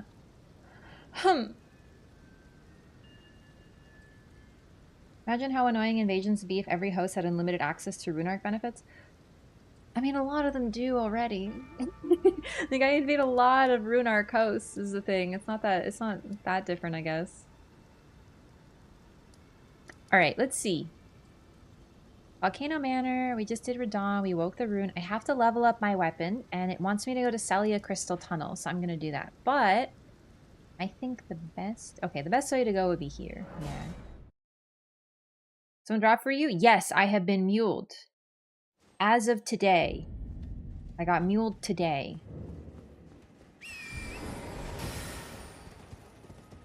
Didn't use that talisman, you couldn't use any others? I don't know, I would rather not. I would rather they know. No, thank you. I was reluctant to use rune arcs. So, on 2 of my invaders now, when you win, you get a rune arc. I have maxed out rune arcs. Like, I can't even pick them up anymore. So my advice to you is just invade, bro. You'll get tons of rune arcs. Seriously though, I don't use them and I have so many of them. I'm literally the meme. What do I do? How do I hold all these rune arcs? It's the worst. Wasn't sweating, so it could have been worse. 10 out of 10 would purchase again. Those can get pretty hot, for sure. Retrieve the rune arc with your runes like humanity? The thing is, like, you kind of can do that, but the balance is that you have to use a consumable. You can farm the consumable. Rune arcs from summoning? Yeah, but I think you have to beat a boss, no?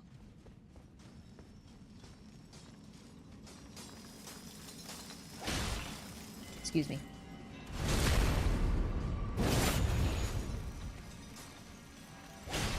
What do you mean? The Elden Ring side quests are sick. Well, like, what are you in compared to what?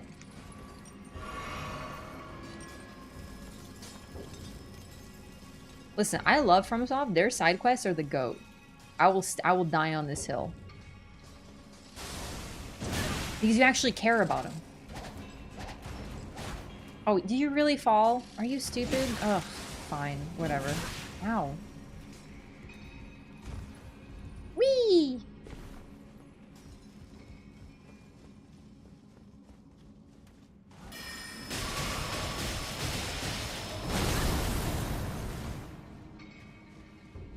Fighting Moog damn near wasted all of them. Your rune arcs on Moog, I understand. I should try rune arcs on bosses. Why did the shrimp fall? Is he stupid? Apparently, right? Alright, so I'm looking for a smithing stone 6, and according to some website, I don't know which one, not Fextra, I just googled it. It's in here, but I didn't actually read where, so I'm just gonna explore. Witcher 3? Yeah, but like, you can't really have... This isn't the same type of game as Witcher 3. Like, that sort of questline doesn't make sense in this game.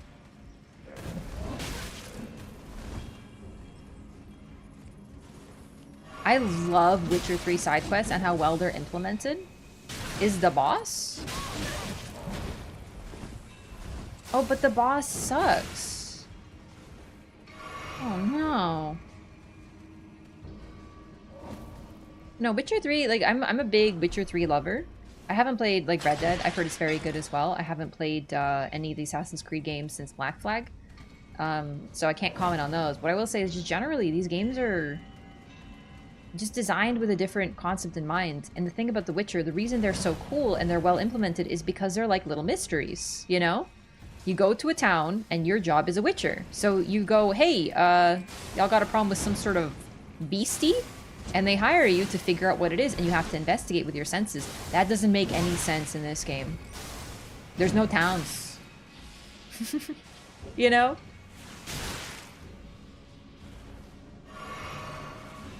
It's a different style of game. Witcher 3 bosses suck, though. It's not really about the combat in that game, but I do know what you mean. Then they're like, thank God the beast is gone. Please leave. You make us nervous. Yeah. Jarburg is a town? You're right, actually. That's actually correct.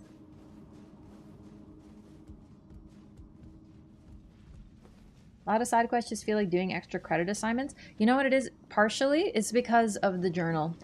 You have a journal, and it pops up with a quest, and you're like, okay, great. Here's something. If I want to get rid of this nagging feeling in the back of my head, I need to... you know, fill out all the journal and make it empty, you know? But in this game, there's no journal. And that's actually a benefit to it because it's just like real life. People don't... You know, if you want to make a journal of quests, you got to do it your own damn self. The game doesn't do it for you. And that's what I like. It's more retro. It's a little bit like you have to put the effort in yourself. I suck at this boss. I fear him greatly. I don't want to lose 14,000 souls. But then again, who cares? I just realized I don't care. Refuse to believe anyone is good at this boss? Sekiro is good at this boss. He would just parry it. Go out of your way to be a part of their lives? Some people do ask for your help. Like, I don't know. I just love how organic they are. I think that's what it is. The reason I love Witcher 3 side quests is because they also feel organic. Some people are like, okay, so your quest is to urgently save your foster daughter, your adopted daughter, and you're going and playing cards. Yeah, that's a good point. But a lot of it is also, you are a witcher, your job is, you know, to witch. You need money, dude.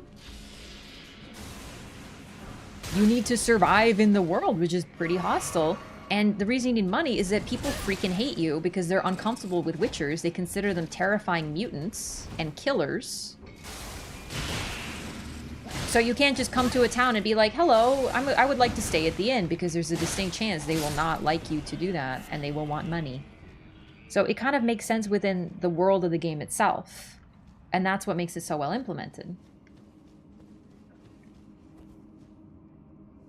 Another game with side quests I like. What's another good side quest game that are well implemented? Because for me, I think of FromSoft, I think of Witcher. Oh, he's having a nap. Cute. Eepy. Skyrim? Skyrim is the start of the dreaded checkbox problem, as I like to call it. Okay. You really had to open with that one, huh? Okay.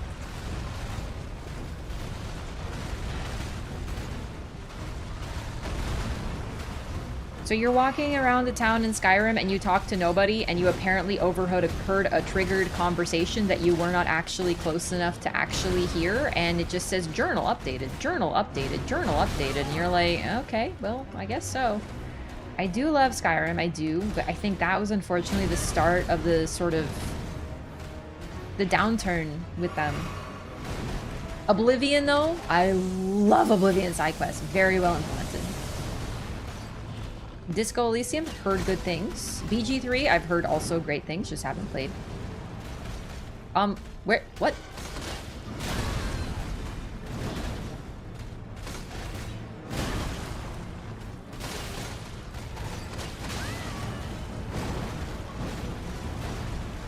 Cyberpunk? I would believe that, considering it's by the Witcher devs.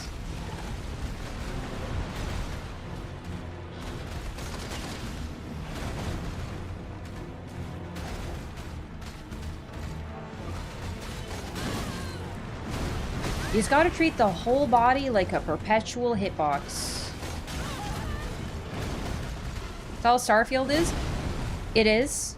Same with Fallout 4, but the thing I'm saying with Skyrim, like, I love Skyrim, I do, I really do. It's just looking back, you can start to see this is where the problems start to arose with the whole checkbox thing. Because that was a new concept they introduced in Skyrim, and they've since kind of just leaned into really hard. Starfield is awful for it. Like, I cannot stand Starfield.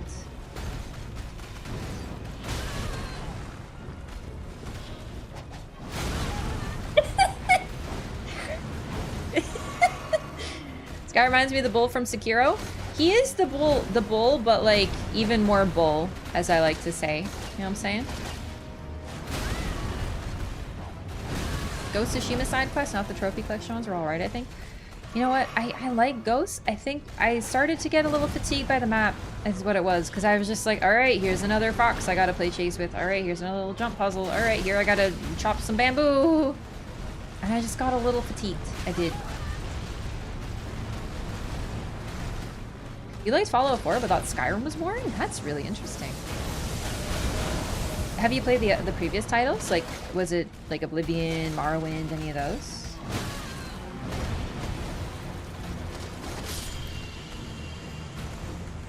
And this is why you level bigger.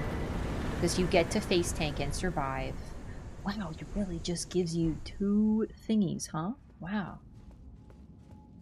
Wouldn't call those side quests? Yeah, you're right. There is a distinction. Favorite Souls-like? If you had to pick one, Hollow Knight. No hesitation. Always Hollow Knight. But it's not a Souls-like, it's a Metroidvania. That's true. Alright, if you want something that's like under the Souls-like umbrella, I actually don't know.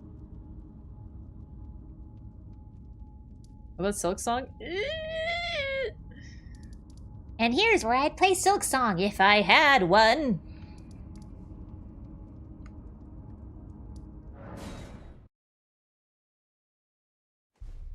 Mass Effect side quests? I did not even think about Mass Effect, but you're right. That's a good example of well-implemented side quests. Liza P is good. I just have, like, pretty big fundamental problems with it, so I don't really want to put them on the list.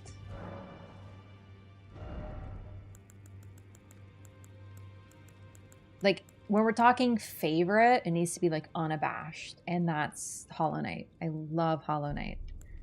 It gives me the same feel of playing a FromSoft game while not being like FromSoft, and that's why I love it so much. It's genuinely doing its own thing in terms of play style, art direction, music, but that concept of exploring this strange world that's falling apart and figuring out your place in it is unmatched in that game. It has so much charm. And that's why, for me, it is a Souls-like, because that's the feeling I get with Souls. I don't play these games because I like dragons and are wanting monsters to death, although I do like that. But it's about exploring the world, you know? Favorite area in Hollow Knight? Deep Nest. I know, but I love it. It's fucked up and weird.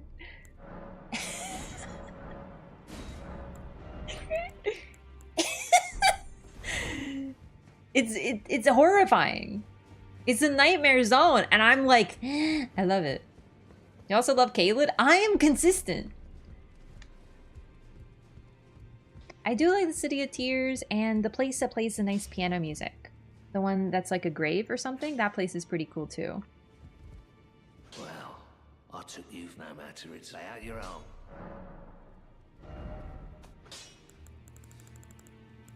I like the Hive. The Hive actually scares me. Did I not get a song? Oh, I got a regular 7. Okay. Okay. Did I?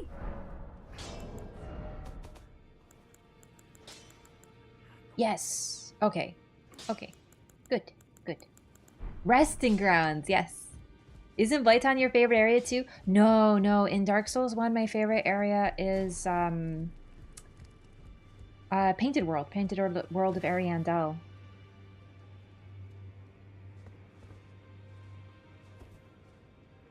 Even more so than Witcher for me. You know what? I think I like exploring The Witcher more.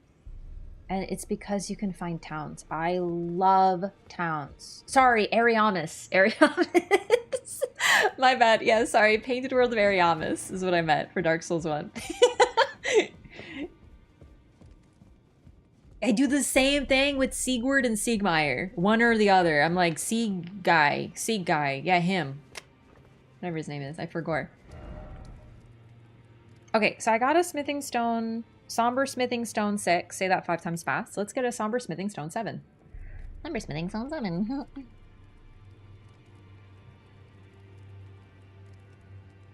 I'll tell you numbers. And no, not Fextra. Impy.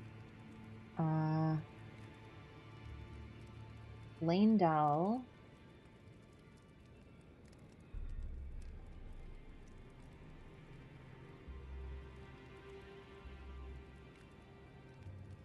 There's one in Volcano Manor, apparently.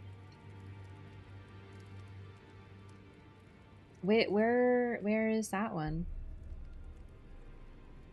Ariandel is DS3, fake fan? Yeah, fake fan. It's true, actually. I'm just pretending. I'm just pretending to like Dark Souls.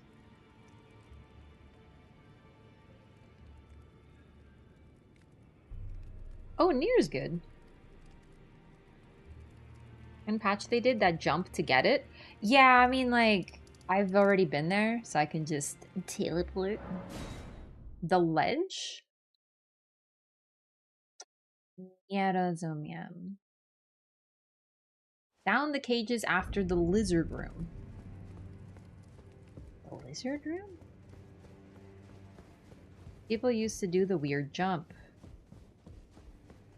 Oh, do I have money? I do. Hey! Patches. Patches? Patches a hyena. Oh, I think I gotta join. One moment.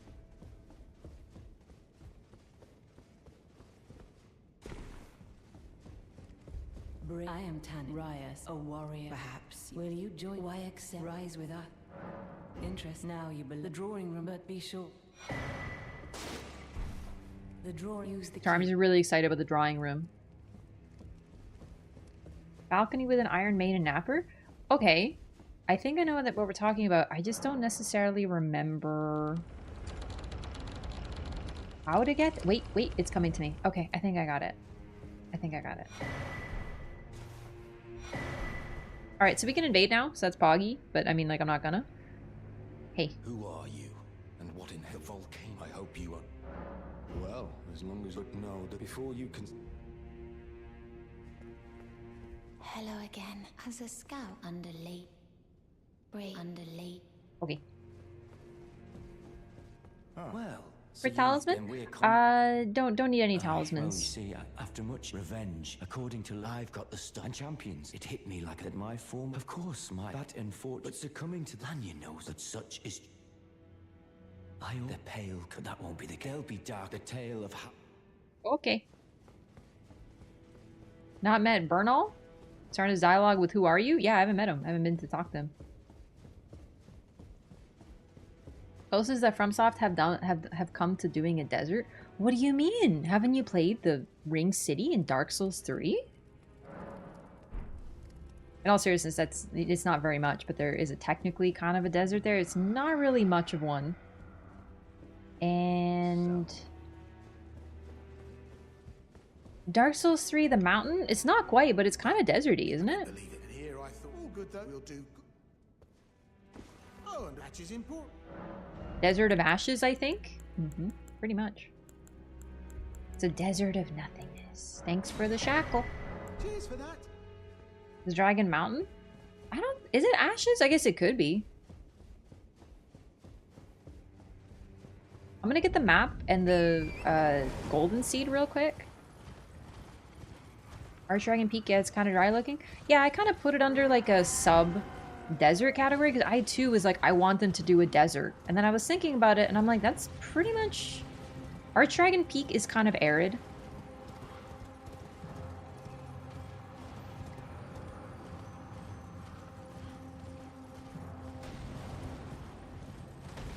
Ashen Capital is almost a desert. It is, but I don't know. I don't feel...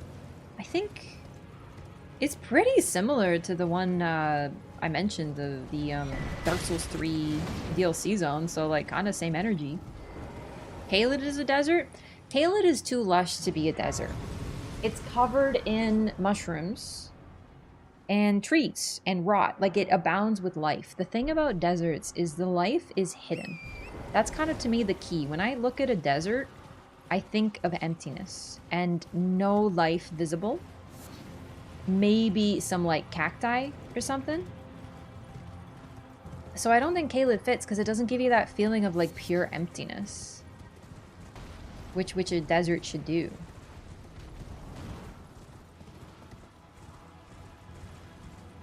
Caelid was a savanna?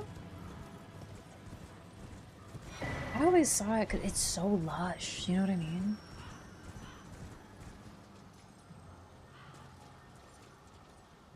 Before the rot? Before the rot, it was probably... Well, then we do have when Radahn fought Melania and it looks like a desert. It has a desert attached to it. That's a good point. But that apparently happened before the rot, according to the story trailer. Oh, I got too excited, sorry. Where is it coming? Wait, is it... What? I don't care. I don't know. I just wanted it, but I don't need it. It's fine. It's whatever. Who cares? I don't need that. Caelid reminds me of the deserts out west in the US. I just think it's too lush, you know?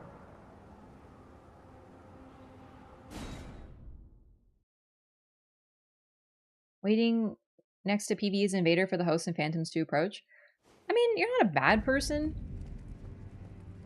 You kind of have to use the levels sometimes because if they won't come play with you when you're on your own, like, you gotta find some equalizers, you know?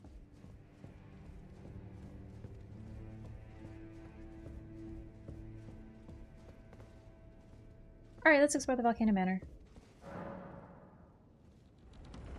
Being a jungle before the Battle of Aeonia? I mean, it shows there is trees everywhere. Like, it's way too tree covered to be otherwise. This is not the right room. Soul level 20 invader in Demon Souls with Soul Sucker? I think Demon Souls truly allows you to be genuinely evil if you would like to be. Using PvE as an invader is a valid strat.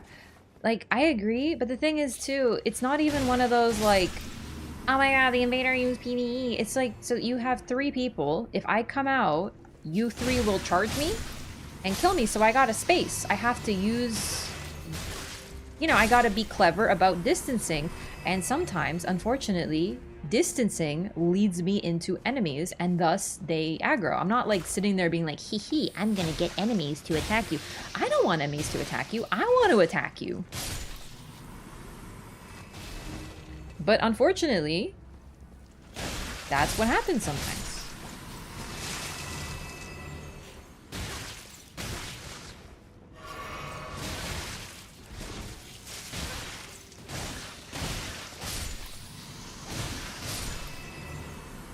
It is a little funny to watch, like, Lanedell archers shoot the hell out of people, though.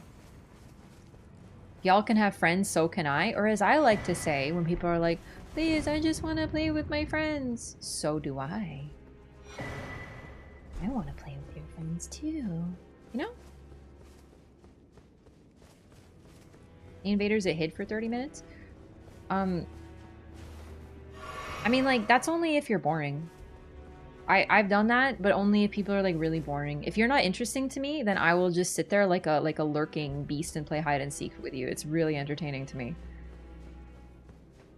Because, like, if you waste my time, then I'll waste yours. It's great. You know?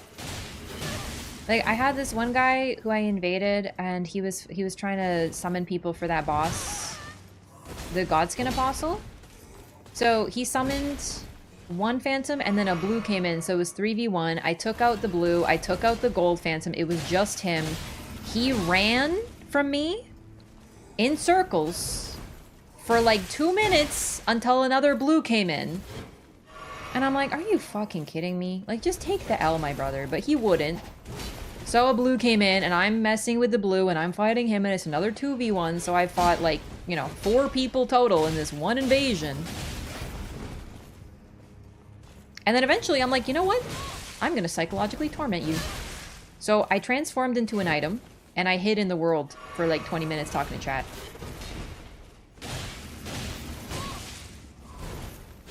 You wanna know how that one ended? Either the internet failed, or they pulled the plug. Okay. I am but a mirror. I give you the energy you give me. If you run me down, I will play with you. If you hide, I will wait for you. You know?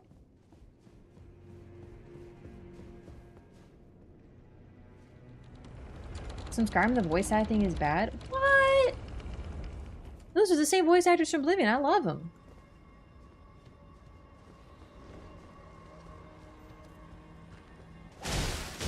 I've had some really great hosts. But they're just very few and far between, you know? Like, I know that I'm scary. But I can't be that scary, you know? Fought the guy and he fell off the ladder of the Falling Star Beast on top of the hill and he just kept summoning people. Oh my god, yeah! Alright, I had this one invasion. And they were trying to fight the Falling Star Beast at the top of Volcano Manor over here somewhere. Right here? Right here. This guy. And he kept summoning people, but the thing is, he wouldn't come up. So he would summon 2 phantoms, and you just see the poor guys climbing, and he'd be down there at the bottom. He was literally Lord Farquaading it. It was unbelievable. He was like, some of you may die, but it is a sacrifice I am willing to make. Like, I can't believe he didn't even try. He didn't even come up. Now you might be like, oh, Raph, you're so mean. You were invading them while they were doing that? I mean... I just was standing there. I did literally nothing. I just watched. I wanted to see what would happen. I did nothing. I camouflaged myself as a bunch of spikes. And I hid and I just observed. I was an observer. I was like David Attenborough. And here we see the gold phantoms attempting to defeat their target, but they are woefully underpowered compared to the force of this falling star beast. So for like 20 minutes I watched as these poor nerds kept going up and up and up and dying, and then he'd resummon them, and it was different. It was either different people or the same. I don't remember if he was just sending them in as fodder. But he never once came up himself. It's a hard boss, don't get me wrong. I'm just saying, like, he actually was using these poor phantoms as fodder. It was horrible. Is there a recording of this? I don't remember. I think I tried to keep it, but I'm not joking. It was like 30 minutes. I don't remember how it ended. Whoops! My whole body. Getting invaded builds character. Getting invaded is genuinely very fun. You know? Like, I enjoy it. This game, it's a bit weird because of the way Taunter's tonguing works. I think the original Summer eventually DC'd. I think you're right. There is one, though, where I invaded them and they kept coming up, so I kept, like, you know, waiting for them and fighting them. And then the Falling Star Beast came up behind me and tackled me off the ladder, and I fell, and it was really funny, but also a little bit sad because I wanted to play more.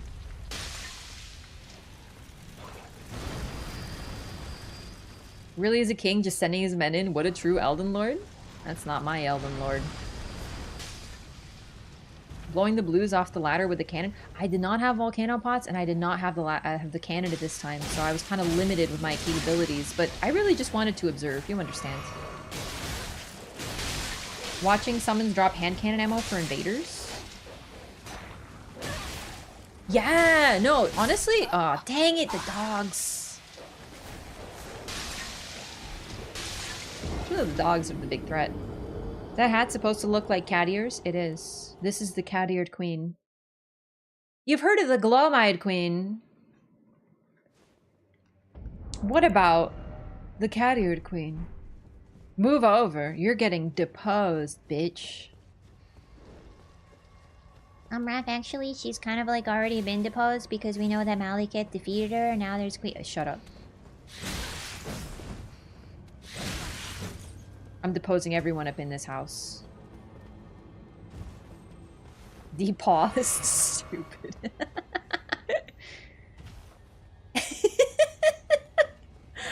You will never outrun the claws of the cat-eared queen. Real powerful.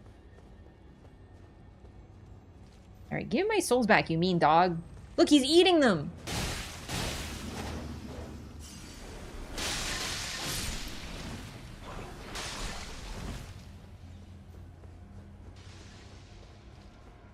Love everything about Volcano Manor. Genuinely a great area. Hello. Hello, strange serpents that are made with feet as well, and kind of have feathers. Strange creatures.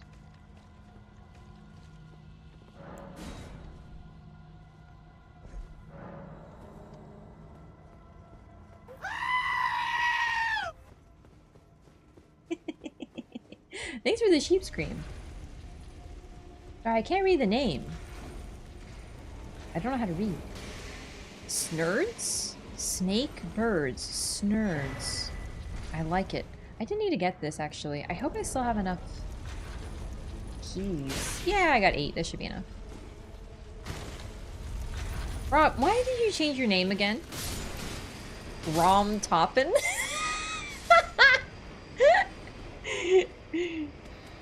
Like, I was like, I know it's not Rob because the P isn't there. It turns out you moved your P?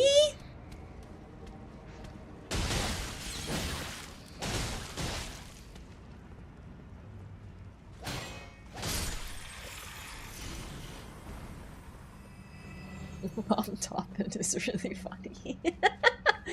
Be careful when moving your P. Yeah, if you move it more than 13 times, you're just playing with it.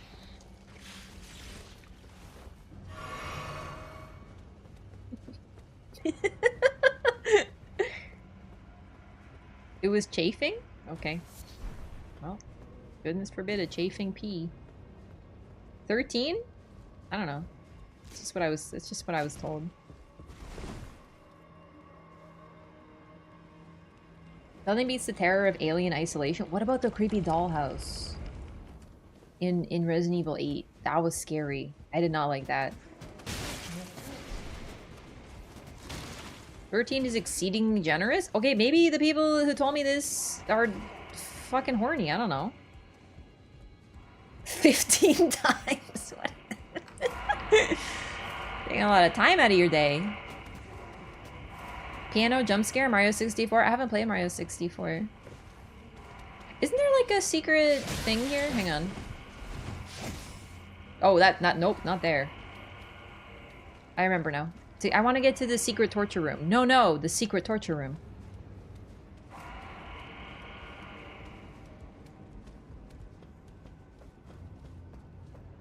This entire place is basically a secret torture room. Jesus.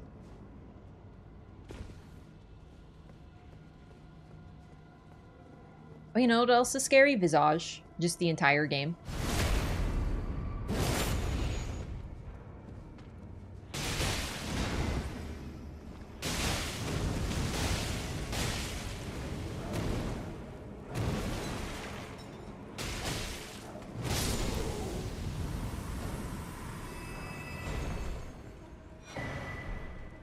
Sick. When's Visage second playthrough? Never. You don't know more about the secret torture room? It's right here. This is where they tortured people. In particular, it's where you get the albinaric head and such.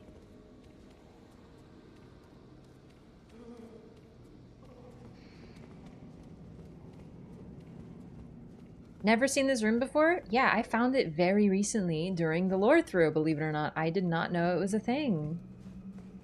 Huge fan of your stream? Thanks. Glad you're enjoying yourself. The secret torture room would sound better in French. All right, let me nail it. Okay. Le secret location de torture. Was my French good or what? The secret to having French is just say English words and an accent. Tartare.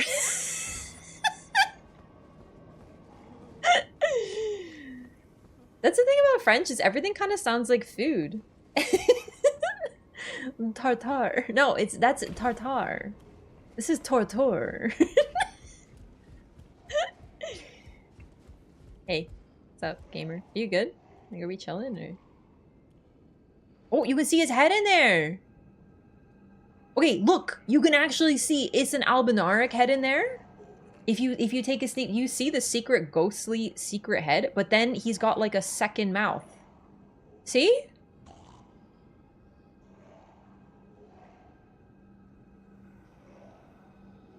He's got a secret second face in there.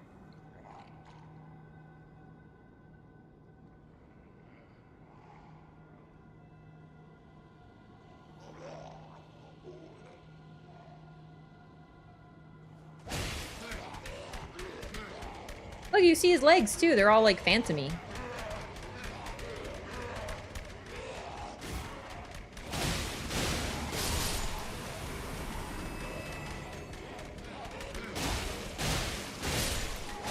And now we see what happens if you play with your P too much. Be careful. This part is scary? Actually, unironically, yes.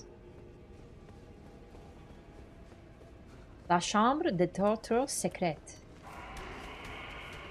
I mean, I kind of nailed it.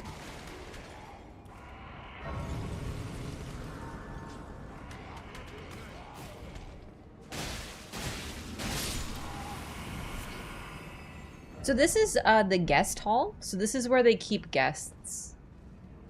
I'm not gonna lie to you, if I came to Volcano Manor, I was kept as a guest, I think I would leave. I would give them, if this is like an Airbnb, I would probably give them 0 stars and I would depart. Le pomme de terre. So, in French, pomme de terre means, sorry I said that bad, but like whatever. It means potato. And pomme de terre literally means Apple of the Earth. Like, tell me that isn't cool as hell. Or the Earth Apple. Yeah, more accurately, Earth Apple.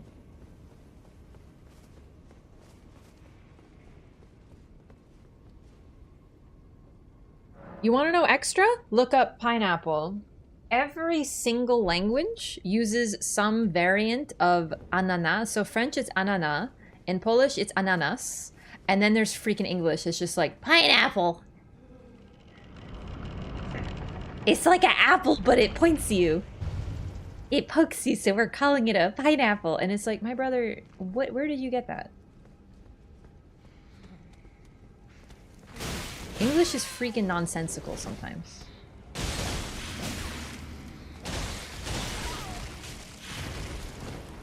Wow, he just ate my whole body.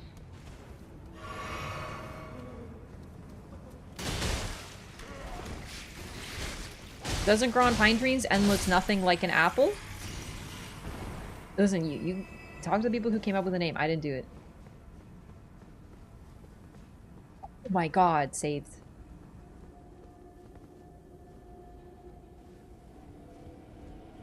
Do we know why the Godskin Noble is in Volcano Manor? I personally think this is probably a place they actually used to hang out. Like, I think the Glowmite Queen may have been stationed here, but I'm not fully certain on this, because we really can't be fully certain on this.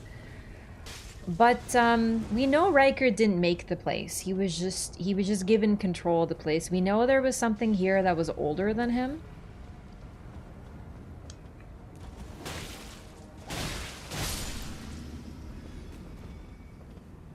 A pine cone is pomme de pin. Cute!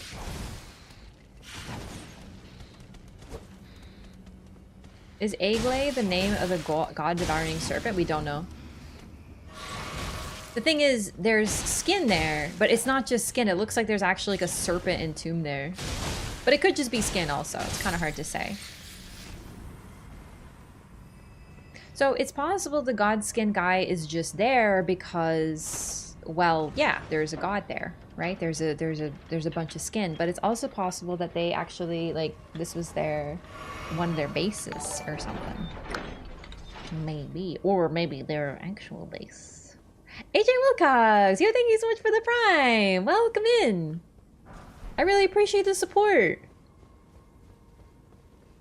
Thanks for choosing to use it here. We love primers. Any primers?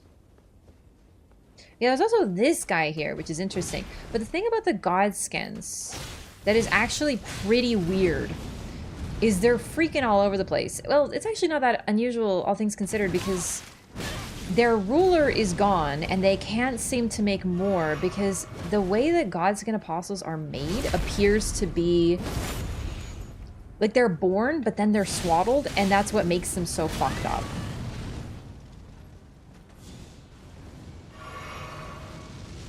Depends on how you read it. You know what? I just realized, BRB. Everything weird about them, they hang out everywhere is the one thing you choose. Yeah, they don't really have like a location, like a base, but there's certain evidence that there's places that are more aligned with them than we might think, and one of them are any of the Divine Towers. I'm not saying all the Divine Towers, but it is pretty interesting. The Divine Tower where we find the Godskin Greatsword, which is apparently the Glowmite Queen's sword, is in the Divine Tower basement. So we can't access any other basement, so we don't know what's down there. But it's possible the Glowmite Queen is associated with the Divine Towers in some way, shape, or form, and that's why it's kept down there. They're keeping it there because it's been down there for a while. It's like a relic. The serpent is the original god of the volcano, right? It's possible. And that's the thing. What's interesting is it's a god-devouring serpent, but we don't know that it's a god serpent, but we can kind of assume that it is. Hey, Oro, what's up? It's going good. I'm chilling in the Volcano Manor. Like, these things, look at this. There's like trees growing out of them. I've always wondered what that's about. The Godskins are swaddled in Godskin, like some sort of weird cocoon metamorphosis. It seems to be the process by which the Glowmine Queen created Godskin apostles. Yeah.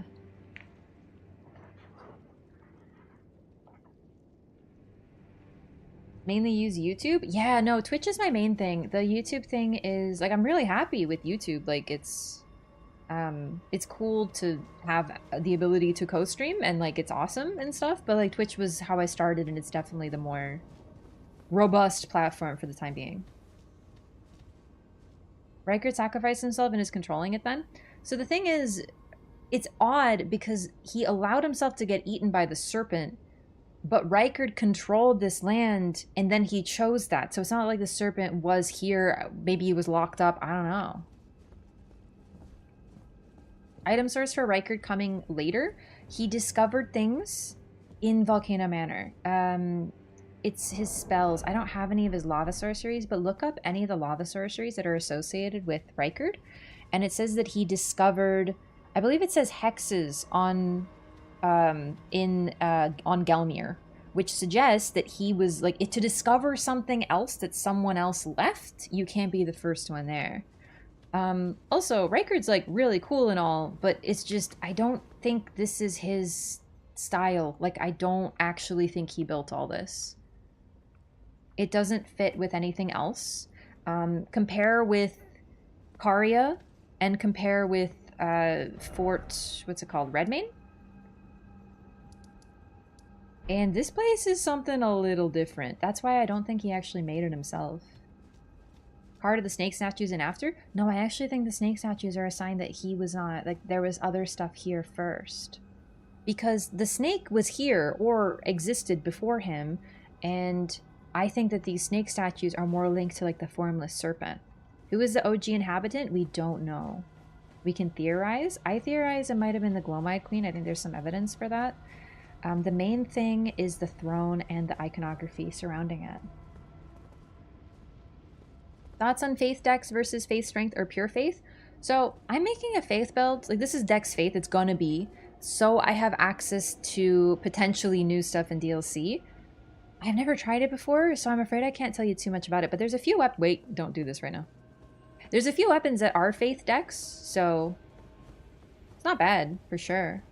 Like, a religion pre-exists in the Golden Order? Most definitely. I just am not sure if it's directly linked to the Glowmine Queen or just the snake pagans. Because we know there were snake pagans. I think that the snake pagans may have been linked to the Godskins. So I don't know, though. I don't know. It's the sort of stuff that we have very little information, and therefore you have to just sort of speculate. Let's level up. Wait. Wait, chat, can I get to the +7, or do I have to fight the Godskin Noble?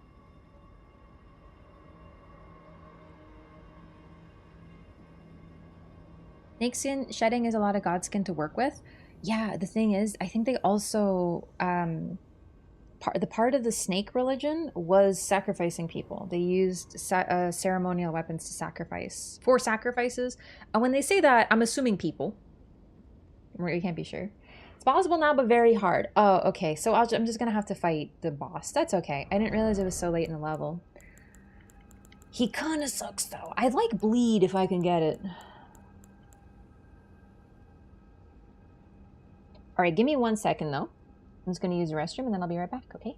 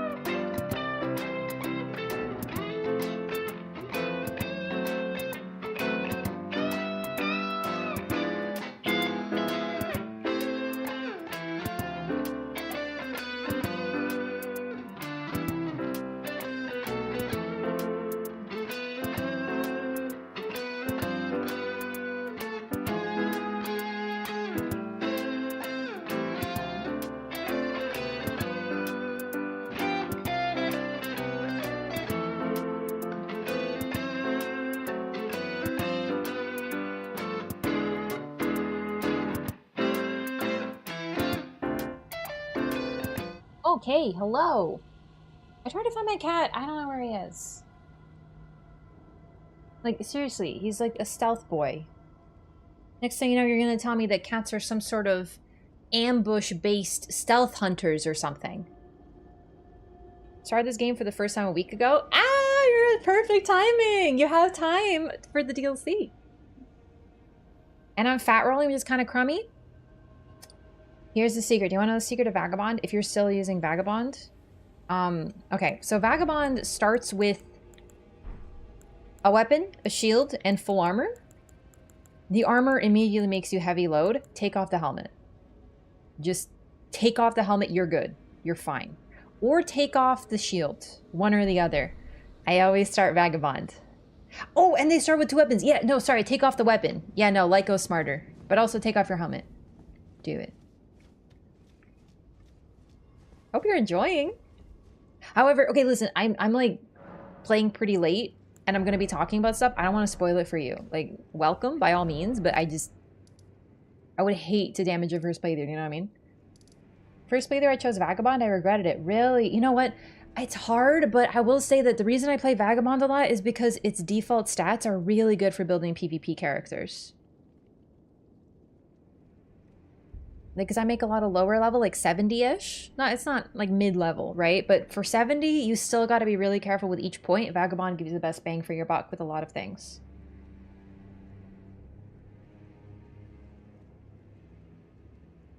Let's is a caster character. You know what? For Meta Girl, my magic build, I think I still started Vagabond. Vagabond is really good. Although first playthrough it's different because you kind of want to, you know, you never know, you don't know where stuff is. So I picked Astrologer and I don't regret it at all. It was great. Okay, I think we'll do some like actual assassinations or maybe go to Nokron.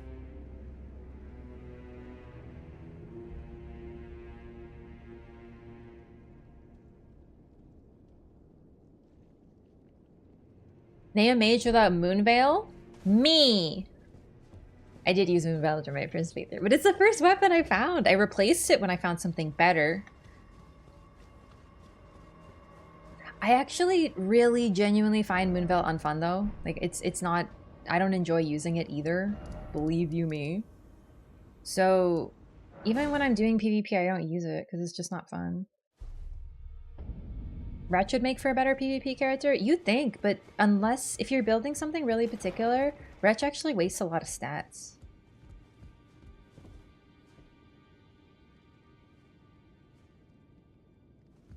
Only weapon everyone ever uses? Yeah, you do get tired of seeing it, for sure. Would it be like if Volcano Manor had a group chat? Patches has left the group chat. Patches is DMing you. Hey, can you take this kill from me, bud? Yeah, just go ahead and do it. You have to prove yourself after all. I'm basically your boss because I've been in Volcano Manor longer than you, so you really should be doing my work if you want to continue here. Patches.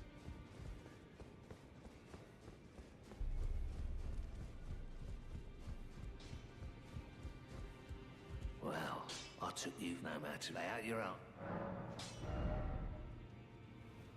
I need smithing stone 3s, which I think I actually have now. As you can see, I have a lot of Dex Faith weapons. I don't know which one I'm going to use yet, so...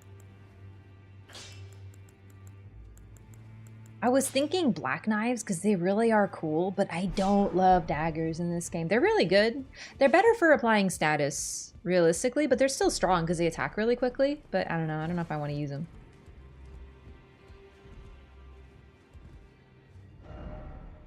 Dragon King Cragblade?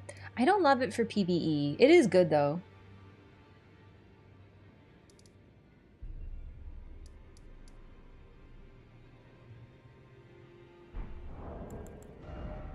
I could use some of my illegal runes to get levels, but I don't know if I want to.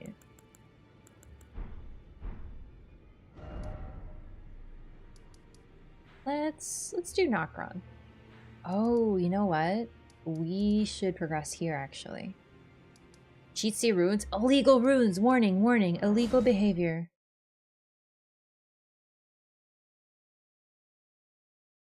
Reduvia was my dagger of choice. Reduvia is really good. The Ash of War Applies a lot of bleed, yeah.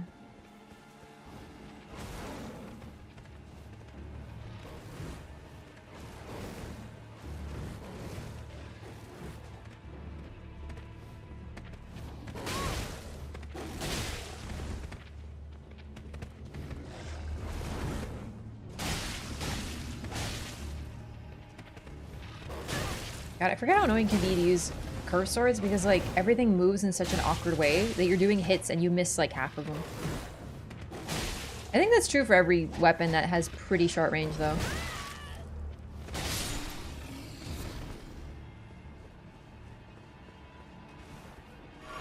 One lore runner crippled the Rune economy with this one weird trick.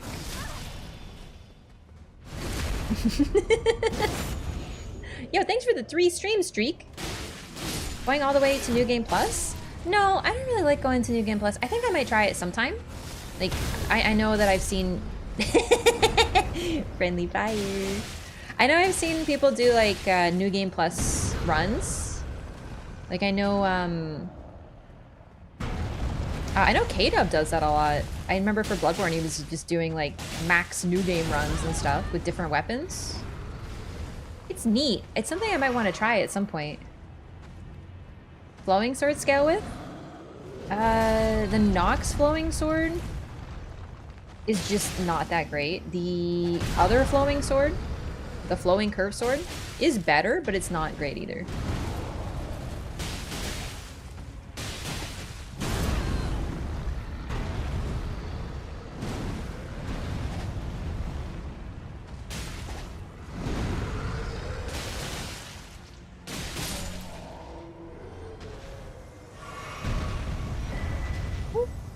Knight sword, cool.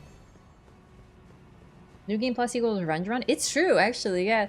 So the thing about New Game Plus 1 and New Game Plus 2 is it's technically harder, but it often feels easier because you just have everything.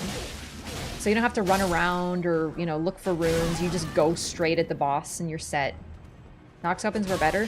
Oh my god, I know. They're so cool. They remind me of Dancer Swords. Like, different problem, I know, but just the concept of really cool weapons that are absolutely awful.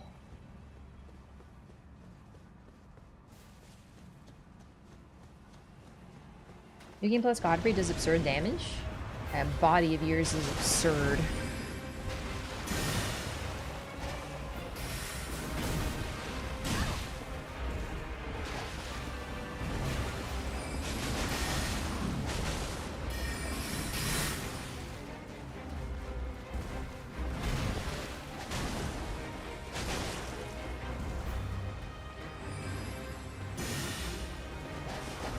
I tried to do like a drive-by run. Dancer sword animations were so cool. I know, but they're the most awful weapons in the entire game. It's because of the way damage scaling worked in Dark Souls 3. Something about how like split scaling is really bad. So the fact that the fact that they do 2 different damage types basically destroyed them. Someone who knows a little bit more can say more, but that's pretty much the gist of it. Okay, I'm just eating all those. Yum yum. Glint blade. Glint babe? Glint blade. Oh, she is looking like something of a glint babe, though. You know what I'm saying, gamers?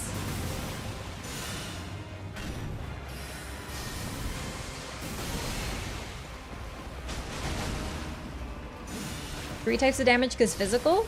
Right, yeah.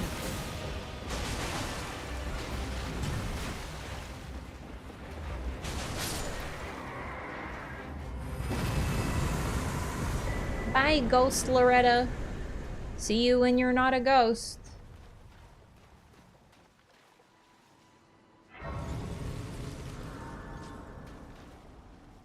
Went to the academy to look for some glint babes. Okay, listen, here's a new idea, okay? Dude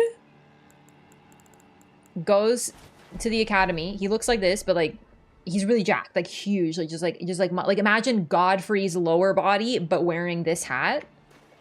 In fact, actually, let me create it for you. 1 second. Hang on, I have this set. I know I can make this happen.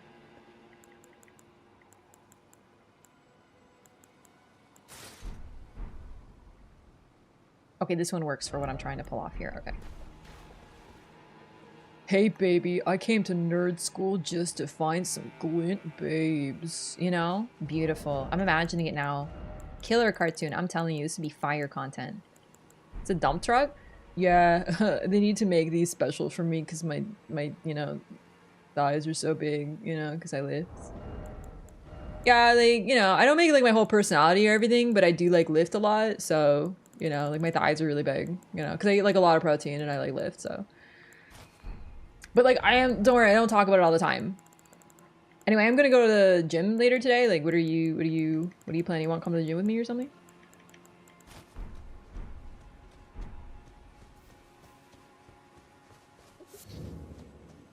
Son of Johnny Bravo. Unsubbing? It's too late for you. Yeah, they need to make my uniform custom because like my delts were too big, so I don't know what a delt is. I just feel like it's a big... Which one's a delt? About to call it a strength int build and call it the himbo mage. Oh my god! No! I kind of want to do that now.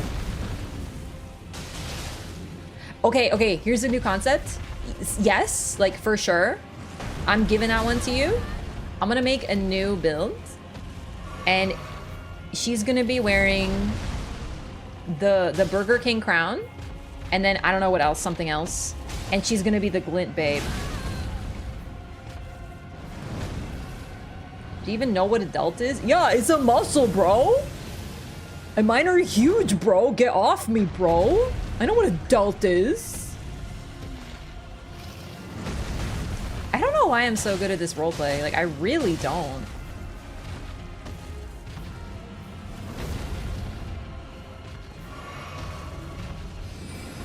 Sellen's hat. We gotta use Sellen's hat. We gotta. Because she's the glint babe, dude. So Sellen's hat and deathbed dress. Sounding like Mikola now? Mikola fucking wishes he had muscles. Okay, he's perpetually 10 years old. Mikola isn't the lifter. He's the stoner archetype. Different, yeah. That's right. People leave. People depart. People get the heck out of here. Like Mikola's more like this, bro. You know, like he's just like chilling, like eating some mushrooms or whatever, like smoking some pot. Like it's not a big deal, you know. That's Patches. Patches, Mikola. I mean, Patches is exactly the way he is. And before Mikola is a child but buffed. I don't think he's allowed. Listen, I'm not trying to body shame. I just don't think he's like allowed to be buffed.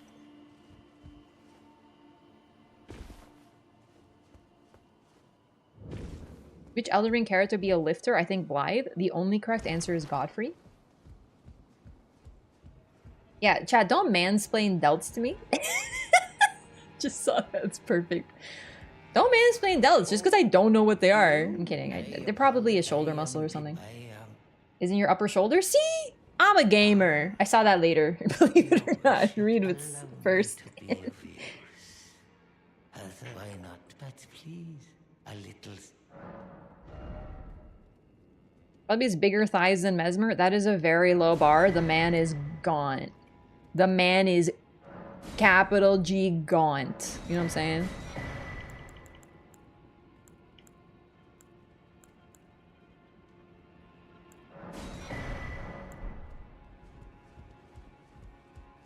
Bulgo boy? Bulgo boy too. Yeah.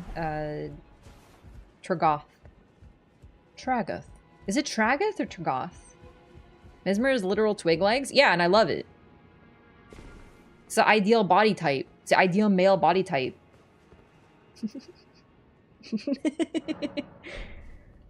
Giga lifter being Radahn. He lives in the sky 24/7. I think Radahn is a lifter because Godfrey is. Do you know what I mean? Names ever pronounced? Patches says it. Patches says it. He says, oh, you defeated Tragoth. I think it's Tragoth. Could have sworn he said it like that. Then again, Patches also says amygdala instead of amygdala. And whenever I say amygdala, as in referencing the character in Bloodborne, someone goes, actually, it's pronounced amygdala or amygdala, and I'm like, no, it isn't in Bloodborne. It's actually pronounced amygdala. So, you know, take that. Be considered. What was I doing here? Right, I wanted to go join Ranni's cult of cool kids who rebel against their parents. Mesmer's probably pure faith build. You know what? I actually think he might be arcane because he is Dragon Communion and Dragon Communion is arcane. Specifically, any spell that involves you eating a dragon heart and gaining power from it is arcane. So that's why I'm actually like, I'm kind of second guessing. I was thinking about this today because I was like, oh, maybe I'll use, you know, Mesmer stuff when I get it, whenever that is. And then I was like, oh, he's probably going to be arcane. Nephili abs for days, Lou? No, Nephili doesn't lift. Nephili simply goes out into the world and does cool shit and has developed cool fighting muscles. She's like the person where she wears like normal clothes and you're just like, oh, like she's just like not that jacked. And then she takes off her clothes and you're just like, holy shit, she's jacked. And she's like, yeah, like I work at the farm. So, you know, I just like, you know. Yeah, like a sleeper lifter for sure, for sure. Yeah, like cool fighting muscles, you know what I mean? Same as Melania. Melania has, I actually use these muscles.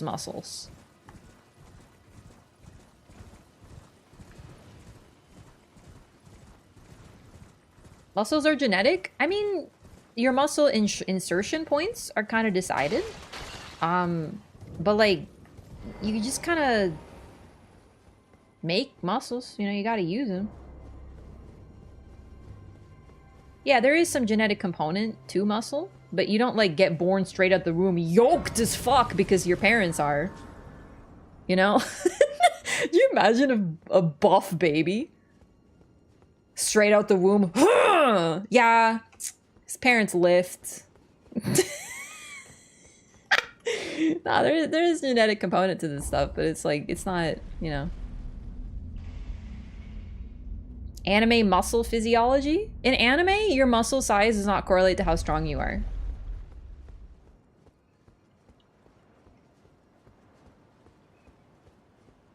Hello.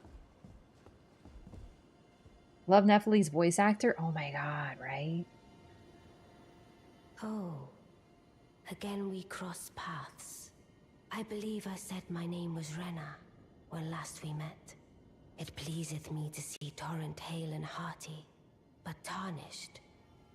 What business hast thou here? I have no memory of inking thee an invitation. No particular reason. No reason in particular thou claimest. Intriguing. Then mayhaps fate hath steered thee to this reunion. Wilt thou enter into my service? I am the witch Ranni. I stole death long ago, and search now for the dark path, that I might one day upend the whole of it, and rid the world of all that came before. Well, has that roused thy interest?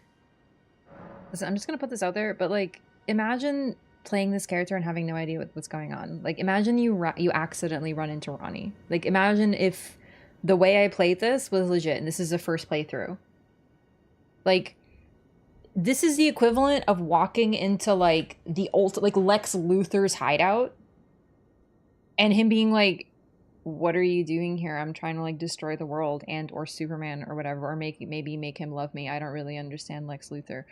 And then you just go, I don't know, I was looking for a Wendy's, but I just kind of wandered in here. And then he's just like, okay, well, that probably means you're, like, fated to help me. So here's my entire evil plan. Come join my company. Did I nail Lex Luthor or what? You know? Like, the comedic nature of this is so on point. If you're just pure strength build and you're just going and you're like, I don't know, lore, talking to people, fuck all that. And then you just beat a couple bosses and then all of a sudden you're just like, hi, weird blue lady. Okay. I see. A choice well made. Thou art a rare Sorry, I do love her voice, but we're gonna skip. I anticipate. So, I was thinking about Lex Luthor the other day. I'm not super familiar with the DC universe, but I just want to talk about how there's absolutely no straight explanation for Lex being... Because, like, there's that evil Superman child, right? Because what Lex Luthor did was he took his DNA and Superman's DNA and combined them and made a baby. And that's, like, evil Superman, Superboy or something. And I'm like, there is absolutely no straight explanation for that. That is insane. Like, I hate him so much, I must defeat him, but first I have to combine our DNA. Let us together. Lex wouldn't be evil if he wasn't bald. It's true, bad guys are always bald. It's actually so cruel. Like, seriously, it's always bald dudes who are evil. Listen to Summoning Bell from on your first playthrough? I did, yeah, because wait, where's Blythe? Did I pass him? Did it happen again? I think I progressed the quest enough that Blythe is not here. Oh, he sure isn't. Okay. Sally? Hey, nerd. I don't know what since I asked. Obsession and infatuation is an easy line to blur. Maybe he just needs to smooch Superman.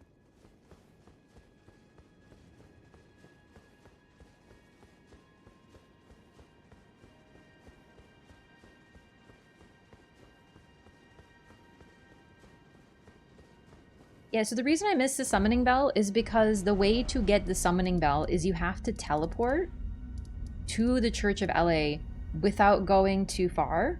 And I went too far because I accidentally got teleported to Caelid. I think that might have been it. I don't know what exactly the trigger for Ranni is. It also could have been I went to Altus. Basically, I went really far in the game without teleporting to the church because I tended to run everywhere. And so she never appeared. It's actually really funny. Still, I shall soon, and it will be. I look. Okay. Before Melina takes you to the round table. That must be it. I did that really early.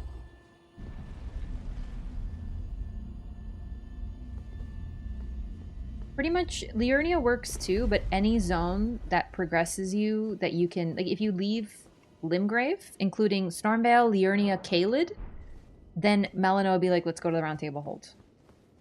Going to the round table doesn't break it. Then it might be Altus.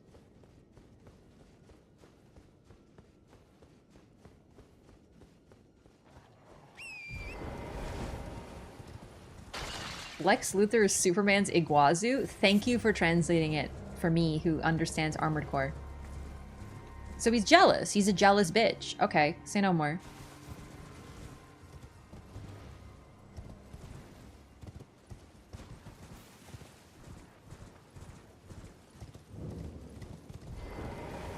Did you not realize? Perhaps I'd like you to. Even you. Now I shall find an affair. I expect. Do you, I think I mentioned this during the Muling conversation. I might not have, though. You can't pick up spells either, so you need to get those yourself. Like, dropping things can be a really big help early game, but unless you just max level with a billion runes, you're not really going to break the game, because you still got to play it. Well, wonderful. Make the to the capital. You give me the potion too? Actually, you know what? I should probably actually save the potion so I can get the puppet. Rest at first church, you arrive at when at night if you haven't met her yet. That might also work, but the thing is, I just didn't travel at night or rest there. So either way, like, it's pretty easy to trigger. I just happen to not. I kind of want to get the Dung Eater puppet. I don't know that I'd use it, but I think it'd be really funny. So I think we're going to wait on the potion for now. My first playthrough, I gave the potion to Nefelli. Are you out of your mind? Like, a suspicious man calls you a provincial and gives you a potion and you listen to him? Ah, you, please. It's pathetic, I know. Ah, you, please. It's pathetic. We're not gonna give her the potion.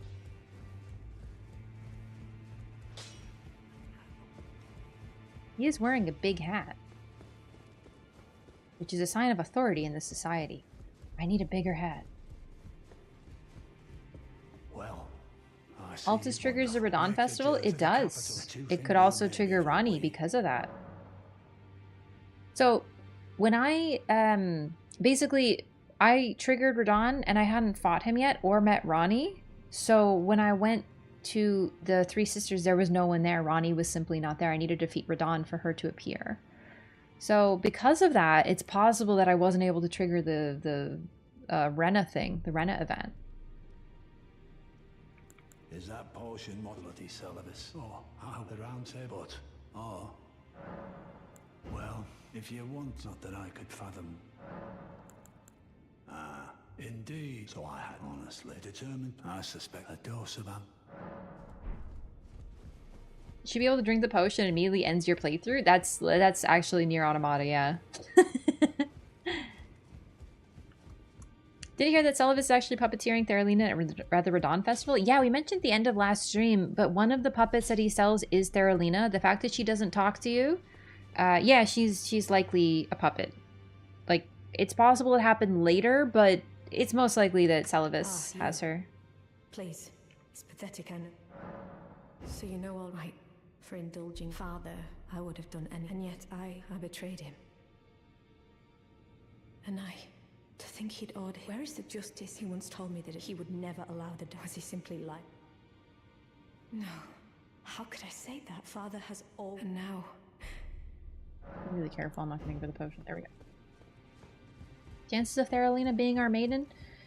So I think the fact that when we start the game, there is a dead maiden there, and the fact that we meet Theralina later, the implication, to me at least, was the fact that there are many Tarnished who have never met their maidens. We're not the only one.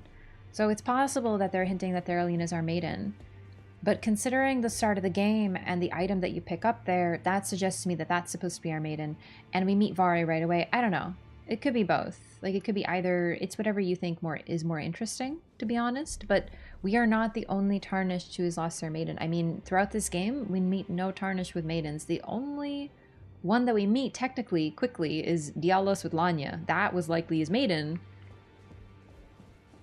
But even that doesn't really track, because we don't really know what a maiden is. It seems to be a specific role that you take on, and it's...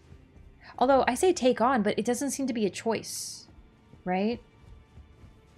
Just like the Tarnished, they don't choose to see grace, it just happens to them. Have you ever felt the curse? Puppet is a summon? Yes. Specific category. The pox upon you. Apparently you are, but you no longer have been. Love, you no longer interest me. Bernal had a maiden, Vike had a maiden. Those are the only characters, the only Tarnished of the entire game that we know of who had a maiden.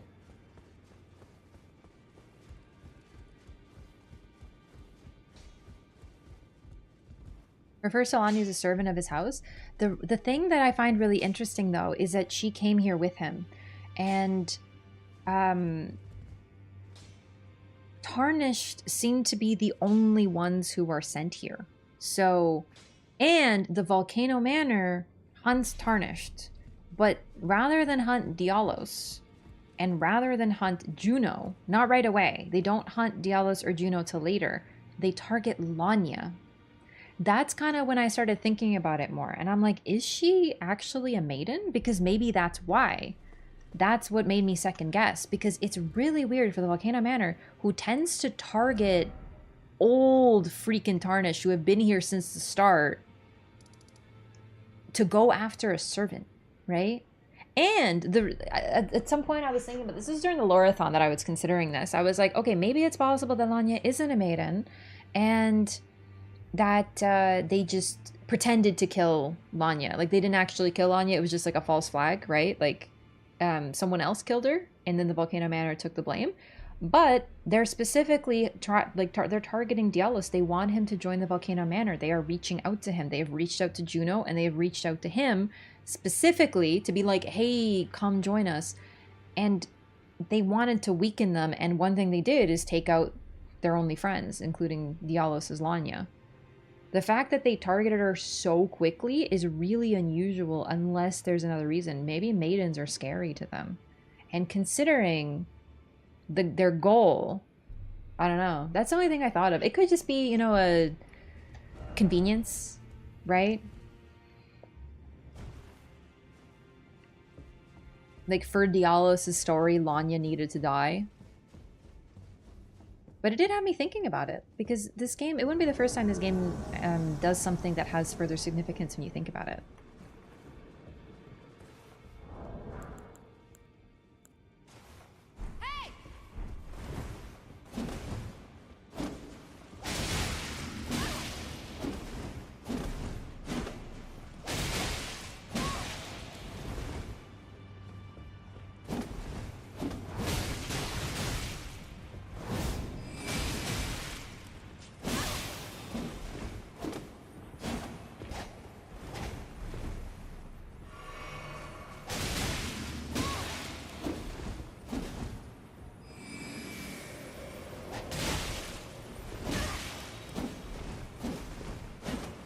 Juice box time.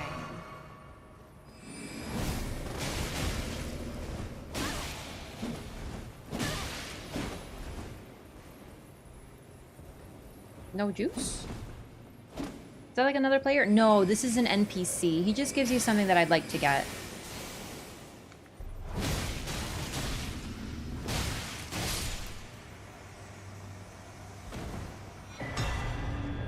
So I wanted the Taunter's Tongue just to have it, and I wanted the gesture. I actually forgot he gives you a gesture, but yeah.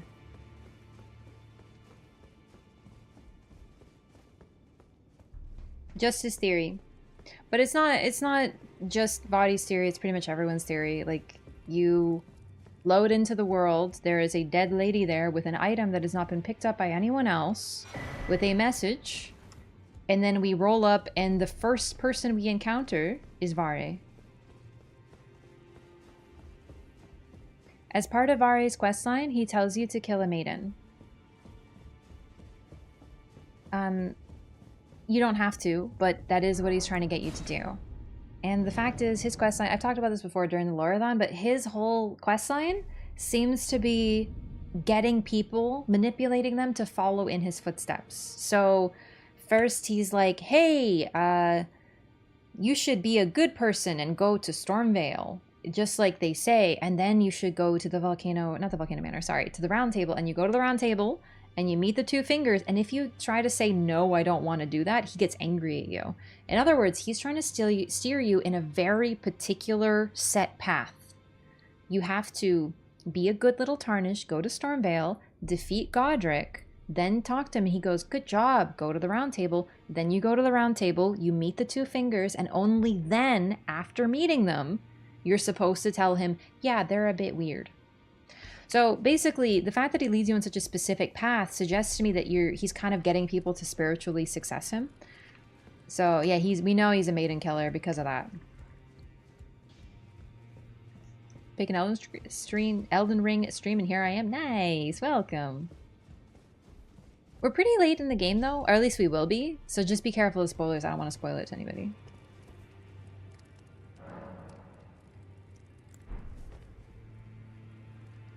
So the Vare Elden Ring thing is a pretty common theory, because it's a lot of evidence that points to it. Sits himself right where he knew you'd pop out. Exactly. I had my doubts, but look at you. I'm a gamer. Only once before have I seen two great runes together. Look there, the fingers shudder with exuberance. Fine work, brave Tarnished. The greater will is pleased. You have earned the right to become Elder. Okay, sorry, we're skipping. To become the thing as much. Become. That's actually really important. Use a smaller screen for gaming? No. No, I have just like a monitor. It's admittedly, I didn't really understand monitors when I got this one, so it's 27-inch. I wish I got a 24 though. I like 24 better now. I didn't know.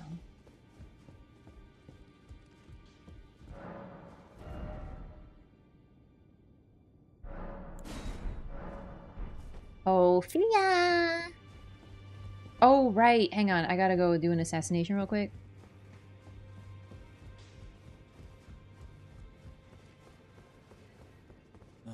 Hello. Requiescat in pace, by the way. How did you go? Well, I know very. Why don't I good work?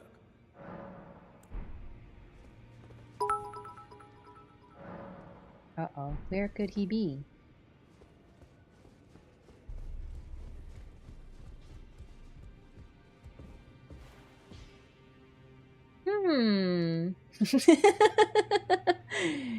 Savonius, thanks for the 17 bits. Appreciate that.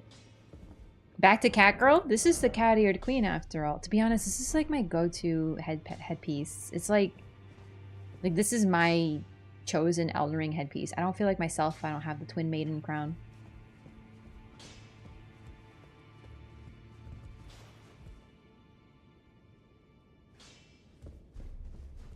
What do you think she said to him as he died?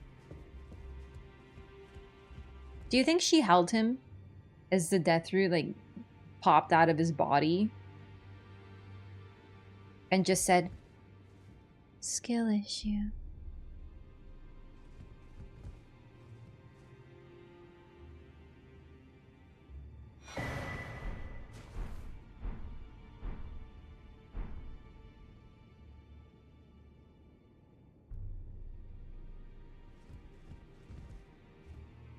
Finally, it is returned to its rightful place. The stolen Hallowbrand of the exalted noble. Do the pose. And now, I must bid you goodbye as well. Though I ask you deliver this message to the Round Table Hold. I am Fia. Deathbed companion. Hark Round Table. Disturb not the death of Godwyn, the exalted. We who humbly live in death, live in waiting. To one day, welcome our Lord. What right does anyone have to object? Our Lord will rise. The Lord of the many and the meek.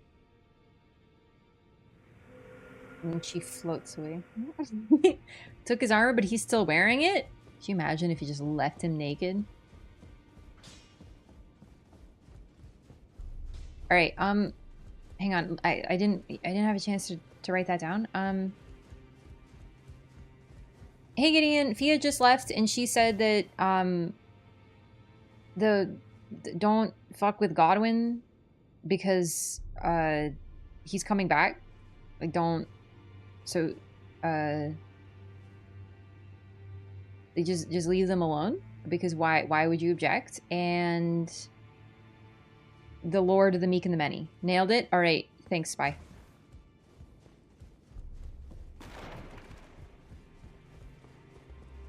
What I love also is, I'm not mistaken, if I rest here.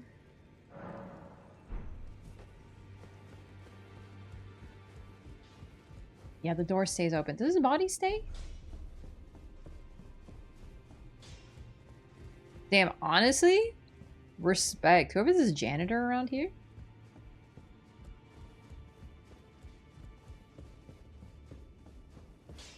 Well, works fast. You, no matter. Lay out your own.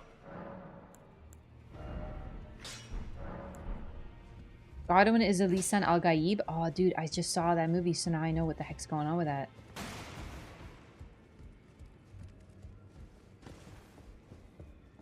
Bird Monument? With Godric being in a relationship with a man? No, no one would want to be in a relationship with him.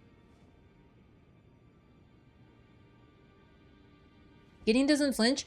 Everything I do to Gideon does not work. Lisan Al-Gaib is Mikola? Yeah, I guess so. Sorry, I didn't teabag him last time like I need to. It's just like the tradition, so. Alright.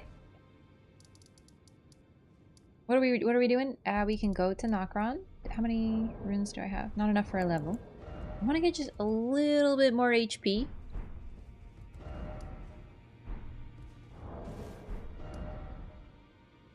And more faith, actually, would be good. Altus. Oh, you know what? Before I forget, I want to go here. And get the golden seed there. Shaded Castle. Shaded Castle doesn't have anything too important, I think. Well, unless we want to do Milicent's questline. Oh, we can actually start Milicent's questline. Assassination? Yeah, we can do the assassination, but honestly, I'm not too fussed right now.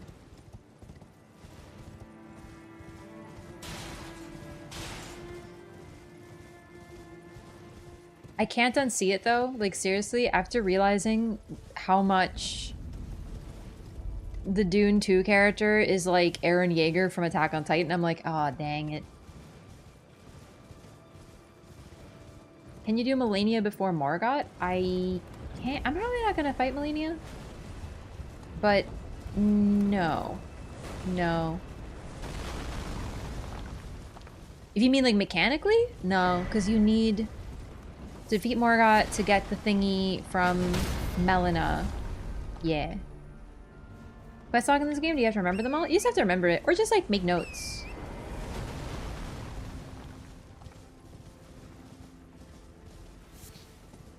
To be honest, the thing about the quest lines in this game, and I'm not complaining, I love them, they can be a little bit daunting. But once you saw them once, it's not that difficult to remember. Like a few triggers you might have to remember, but realistically, this game is really forgiving, believe it or not, for most quest lines. It is hard to fail quests. Like really hard. Morgott skip? Yeah, I'm just talking without skips. Because like, yeah, with skips and stuff, you can do all different kinds of stuff, but I'm talking about mechanically with what the game intends. No, you can't. Melina and Mikla are the same person? No, not really. No thoughts. I spend more time thinking about, like, Mesmer and, like, other stuff. Actually, wait, I'm so sorry. I do have thoughts. I just realized that every character is actually Mikla. So we're just kind of good, you know? Like, just everyone, Lore. Other stuff? Yeah. I mean, I'm thinking about how Mikla and Marika are the same a lot. Like, I do think about that a lot, you know? It is hard to fail quest lines. It really is, though, don't you think? Just so you're not gonna fight Malenia? No, this is for the DLC. I don't need to fight Malenia.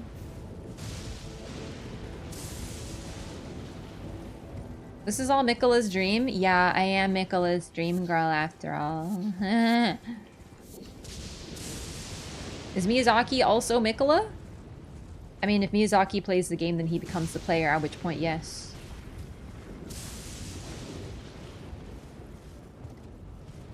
I had to regularly Google what the next step in a quest was. The thing I find, though...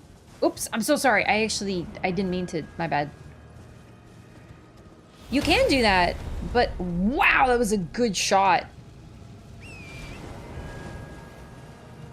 The game will often lead you to places that will progress quest lines if you're doing them. So for example, Dialos, if you talk to him, the round table goes, hey, I'm going to the Volcano Manor. There are a bunch of bitches, so I'm going to go hunt them down. They're near the windmills. Go to the windmills, and then you'll find where the Volcano Manor is. And my first playthrough, I was like, what the hell are you talking about? Windmills? But then I found the windmills, and I found the Volcano Manor. A lot of these quest lines are like luck, but that is kind of the point, right? That is part of it.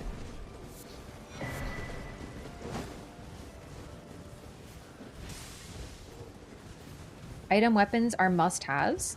Whatever is good enough for you to get into the DLC so that you can defeat the DLC creatures and acquire new, better weapons. I think it'd be cool if Mesmer isn't related to any character at all. So we know he's related to some things, but the type of... Okay, do you remember when everyone was like, oh my god, Mikla, and Godwin for the DLC? And then the trailer dropped and it's all about this dude named Mesmer and everyone's like, who is Mesmer? That's kind of what the DLC is going to be about, hopefully. We're hopefully going to be encountering like new individuals with new stuff going on. So it isn't just base game V2, you know what I mean?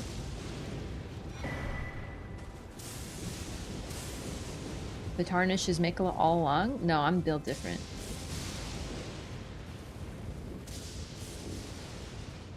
Vote Diallos for worst questline? Oh, why? He's a pitiful little guy, isn't he?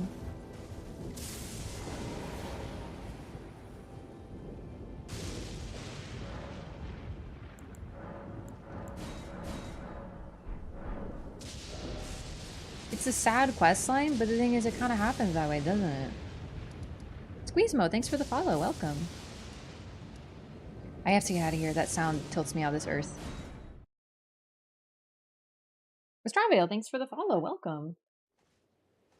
Someone great is probably hidden still behind Mesmer. Exactly, yeah. It's gotta be someone new.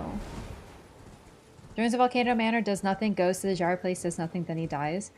Some people have journeys like that. Right? Like, not everyone can be some almighty, super cool, special, powerful hero. Sometimes they are just disappointments to their family and disappointments to themselves. And they do what they can. It's freaking sad. That's kind of the tragedy of it. In fact, that's a lot of Dark Souls 1. A lot of Dark Souls 1 is people who come to Lord Radahn, you know, really excited and bright-eyed and bushy-tailed, and they end up incredibly disappointed with what happens next. Ooh, I went the wrong way. Too close to home? I know. That's the thing. It's freaking sad. Like, trust me. I know. Mostly lurk? Hey, enjoy the lurk by all means. Itataka Mikelazaki? I've heard of Michael Zaki, but this is ridiculous. Isn't Mesmer supposed to be a child of Marika? Yes, he is a child of Marika, but that's all we know. There's a traitor taken care of. Onward. I forgot about this! There's a traitor taken care of. Onwards to Nokron then. Go on, I'll catch up. Have I found this before, chat? Yeah, you know what? I think the thing about Diallos that's also really sad is because, like, yeah, like people are saying, he finds... Who's the traitor? Darwill. Over here. Took care of him. So... Diallos is a guy who is told he has to be a warrior because his house is House Oslo, tale told in blood. So they're fighters, they're warriors. They seem to really value, well, killing people, apparently. And for his family, he's a disappointment. But then finally, in Jarburg, he finds a place where he can just let all that go. He's like, I don't care, I'm not a warrior. I have soft, gentle hands, and these poor little cute pots like that. But he is not living in a peaceful place. So eventually, because of the area that we live in, because the lands between is such a war-torn nightmare, they get attacked, even though they're not harming anyone, even though they're just living a peaceful life. And that's kind of part of it too, is he is a guy who would have thrived in peacetime, but he's not given the chance because this isn't a peaceful place. And that happens a lot too.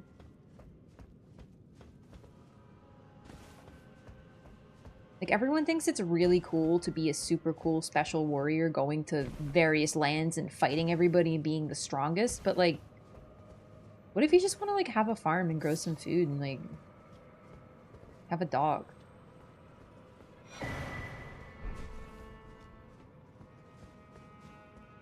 Diallos' brother still loved him regardless. Diallos' insecurities failed to realize that. Yeah, because everyone else was, you know, he looked up to his brother because his brother was what he was supposed to be like. How quickly he forgets about Lanya? Yeah, I feel that too. It's very much like, hey, Lanya's so great and she's my servant and I'm, you know, and then it's like, never mind. But then again, maybe he mourns her in his own way. It's just, he's not going to sit there crying over Lanya right in front of us, right? Do you think Tanith hypnotized him? No, I think Tanith just has fucking Riz, dog. Like, seriously?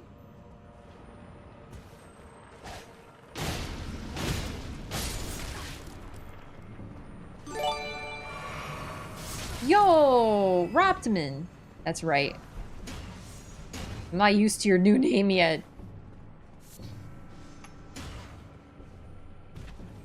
hang on. Rom Tapen, thanks for the gifted sub to Rop Tommen. Hard mode.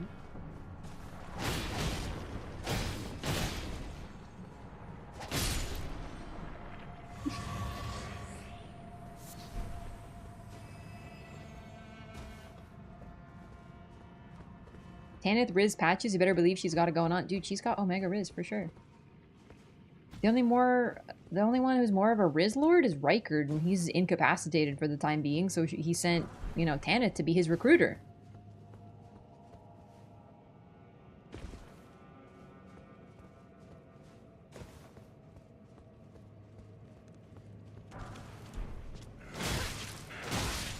I think did that guy just straight up walk into the pit? Like, no attempt made to path, just into the pit. Love to see it. Be just like me for real.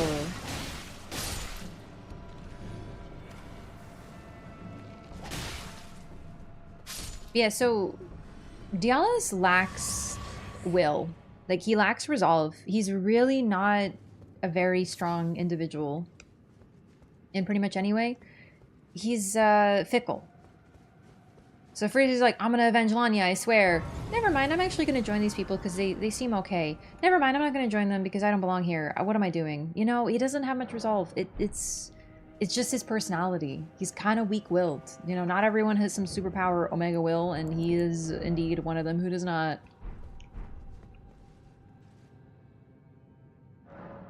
Mikola sacrificially assimilated to fight Radahn? I wouldn't say sacrificially, I would just say that she needed to fight Radahn. Aristocrats be like that? Yeah. Yeah, really. Should have went on a killing spree in Volcano Manor. I'm sure he thought about it, and then he took one look at Bernal and was like, I can't take that.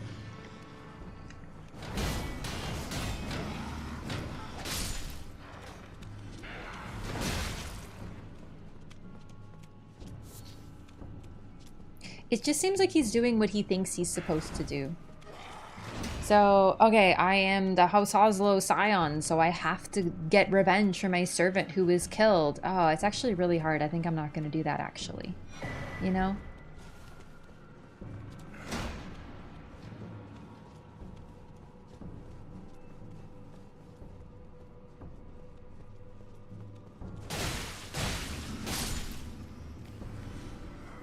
Dialos would have been bodied by literally every single one of them, even probably Patches. Maybe not Patches. He might have been able to take Patches, but Raya? He tries to hit Raya, she goes snake mode, one bite, dunzo, kiddo. Bernal? He would eat him for breakfast.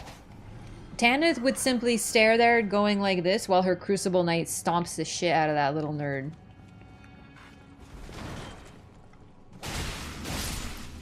Patches wouldn't fight fair? Yeah, of course he wouldn't.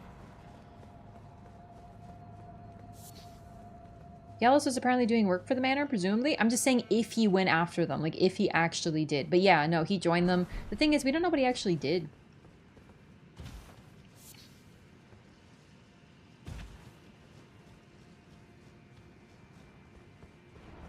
Nice try.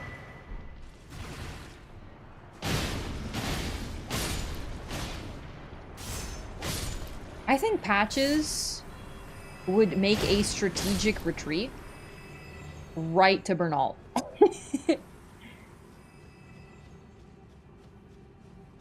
And then wait for the Alos to look into a pit and kick him in. Easy. Send Patches to the Shadow Realm? You send him to DLC? Pog. Lucky bitch, send me. Oh, okay.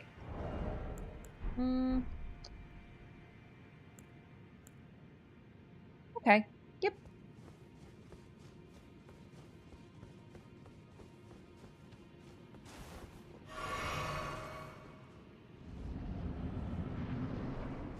I always love fighting myself. It's real fun. Hey, what up, baby girl? You're looking pretty good. She just like me for real.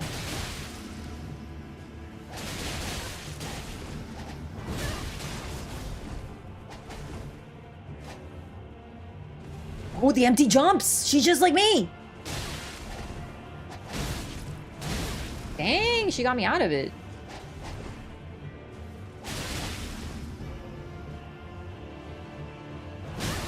Oh my god.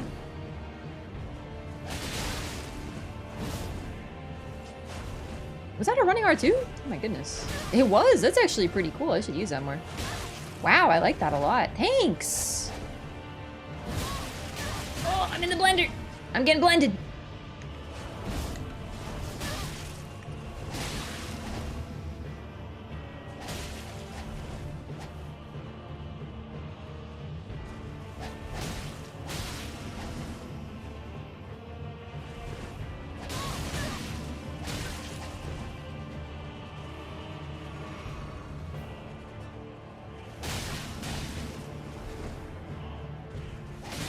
Oh, I did something experimental. It didn't work out very well. Oh yeah? Watch this. You ready, baby girl? Ready for a secret trick? My juice box time. Hee.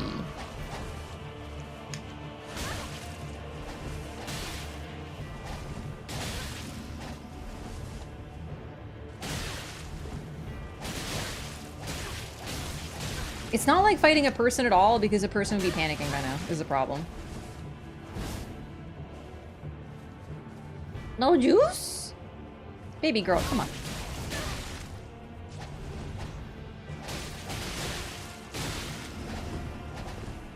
She actually hits harder than me, which is really funny.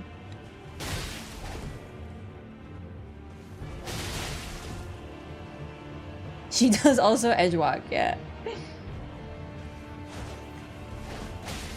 Didn't expect weak foe, therefore time for introspection. That's funny. Skill issue? It's true. But you want to know something? I have more fun fighting myself as a fucking bot than I do fighting like most people. Unfortunately.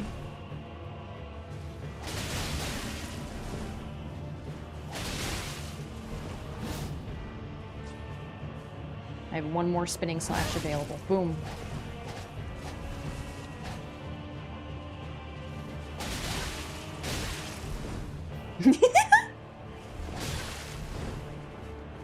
It actually is fun to do this kind of low level.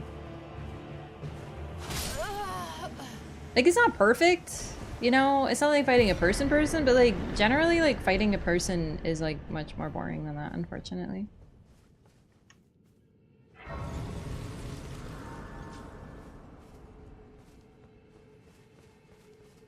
Funny fight, rune level 1, all it took was 2 lion's claws? Wait, really? That's really funny. Wait, did you get naked yourself? Or was it like even? Was it even Stevens? Clutch the UVU? It's true. We both used... Wait, did I use a second? I may use a second healing. I don't remember. I don't think I did, though. I did not get naked? Wow. Respect them all.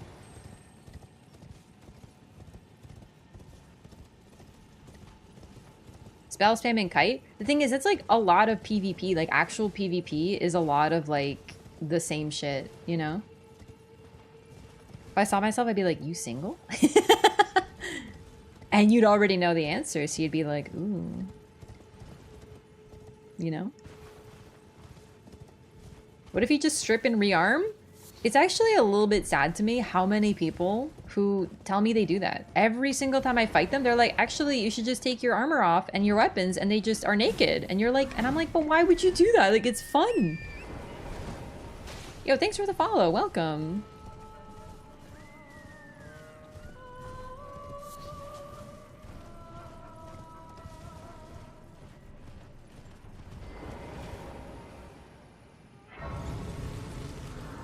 Wanna head back to our place is such a good line.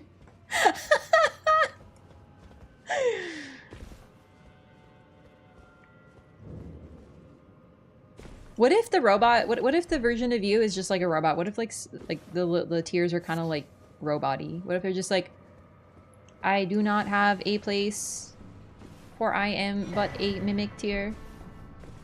And you're just like, it's okay, baby. With me, you'll always have a place.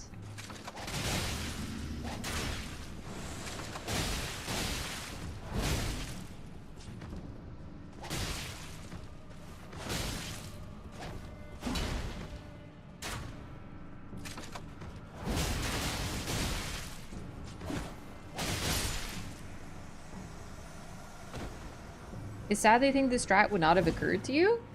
To be honest, it didn't. But the thing is, it's because like I actually look forward so much to fighting myself that I'm always like, ooh, yay! Like I don't think about it. I don't need a strat for myself. I know how to face myself. Listen, if I was in a Persona game, I wouldn't even need to fight my shadow self, because my shadow self would be like, I like evil villains like Mesmer. And I'd be like, yeah, me too, baby girl. I know, I accept this part of myself. Anyway, Persona time. You know, you play Persona 4 where like, it's like the evil parts of yourself. You have to face your shadow. Bro, I wouldn't do that. I would just be like, I'm good. I really want ice cream. And I don't like when people are mean to others on the internet. And I'd be like, yeah, that's, I'm in. Same.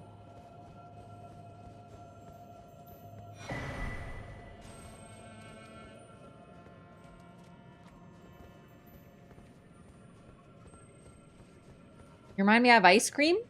You're welcome.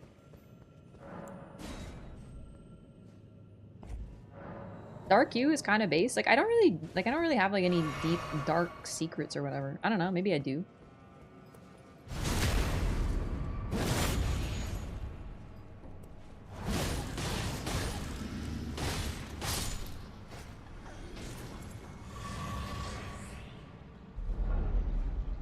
Everyone thinks that until they have to actually confront the bad parts of themselves. I'm impatient as fuck. That's a big one. I feel like Shadow may be like, hurry the fuck up and fight me. And I'd be like, no. No, we chillin'.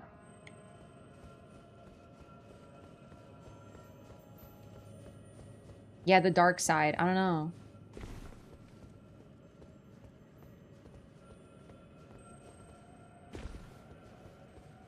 Like if I saw the ring, what would the ring show me? Do you know what I mean? A Shadow Raft stream? Whoa! Okay, I thought it was a pit.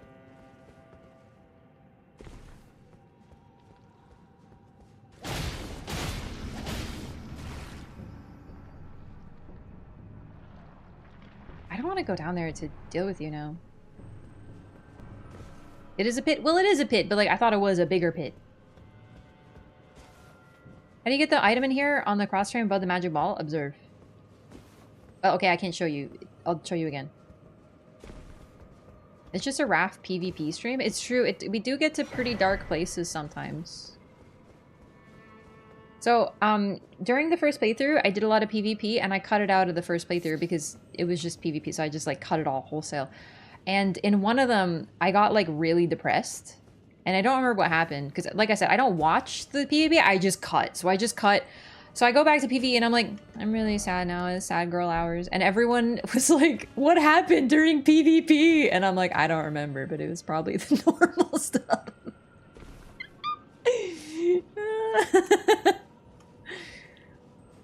Sigmund Freud would have a field day with me? Wait, this isn't Sigmund Freud, this is Sigmund Fried. Sigmund Fried? Is he like a McDonald's character? You know, like Ronald McDonald, Sigmund Fried. Anyway, so to get that item, you go out here. So toward the Mimic tier, secret, go out there, and then follow the path there, and you cross the thingy, and you get the thing.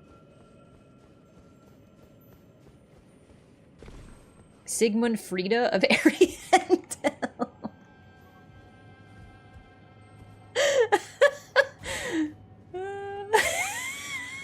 Thanks, autocorrect. I appreciate that autocorrect thought that, like, fried goods would be more relevant to you than the father of modern psychology. Did you meet Freud? You don't need it. Do you need something fried? Because, like, personally, I think if I could pick between a man who's going to ask me about a relationship with my father and my dreams and, like, some French fries, I think I'd pick the fries, realistically. Haven't been here for Raft PvP. Feels bad, man. Oh, I'll unretire at some point. How fresh are the fries? Like real fresh, like good. And they got like a nice like bread battering, you know?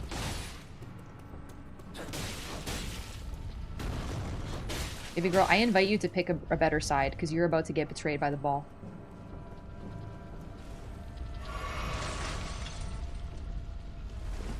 Boom. Hey, you want to see this cat ear lady get hit by a ball? Watch.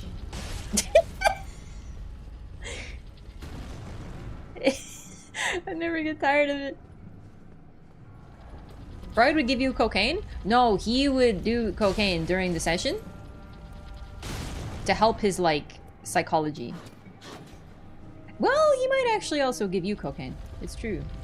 It's okay, it wasn't a controlled substance back in the day. It was good for therapeutics. They also gave it to rich housewives to keep for their nerves.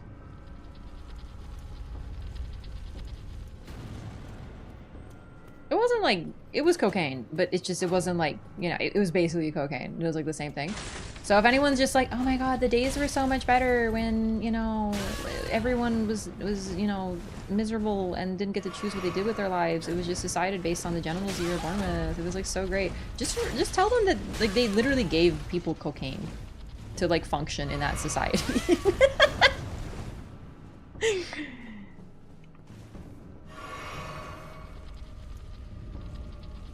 Come here, baby girl. Come on. Sorry, I really just love having her get hit by the ball. That's for me. You understand. We got another! Are you kidding me?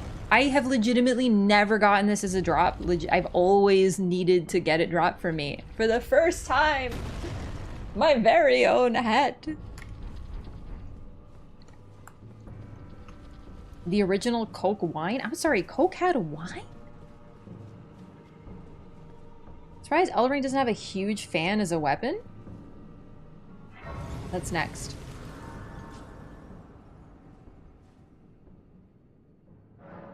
Seems like the kind of person to abuse his position. I don't know much about him. I just know that he liked dreams, parental relationships, well,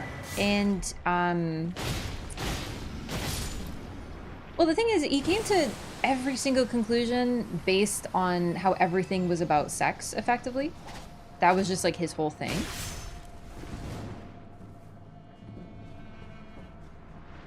Did I mention the cocaine? Original Coca-Cola apparently had cocaine in it? Yeah, I just didn't know it was a wine. That's new to me. Oh shit, I did not see the other one.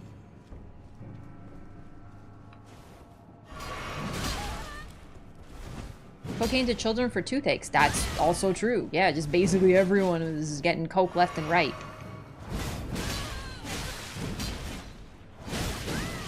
This is actually so much like invading right now.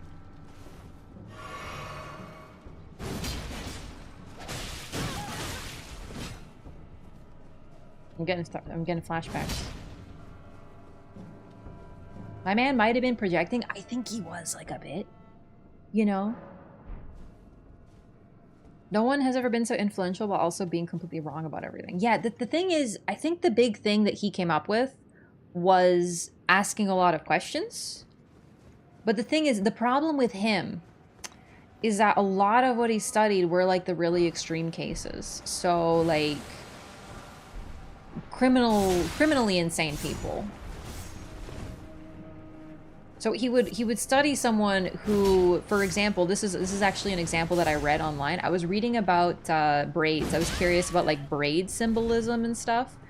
And basically Freud thought that braids symbolized innocence, female innocence, because there was this one guy that he studied who would, like, basically cut off girls' hair in public. Like, he would just go around and chop hair off, which is just a form of abuse, of course, because he was, like, into hair. So he used that to be like, ah, the braids represent innocence, and this weird guy cuts off the hair to represent the... And I'm like, bitch, that's a criminally insane person. Maybe we shouldn't look at that one dude who's weird and think that everyone's weird. That's another big thing too, you know?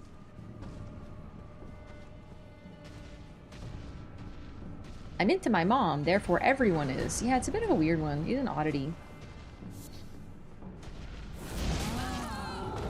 Then he went off into the other more well-known stuff. Yeah, but the whole like asking questions thing and trying to get to the bottom of why things are the way that they are makes sense. And I think the big thing is he looked into childhood and like the subconscious. Like that stuff is fairly sound, but it just, he went to some really extreme things with it.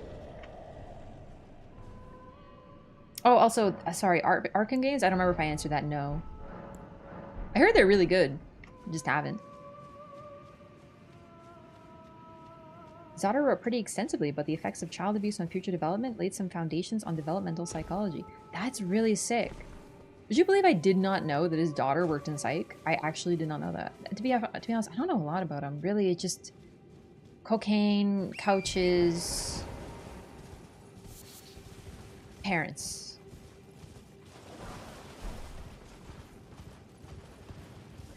Nope. Nope. Nope. Nope. Nope.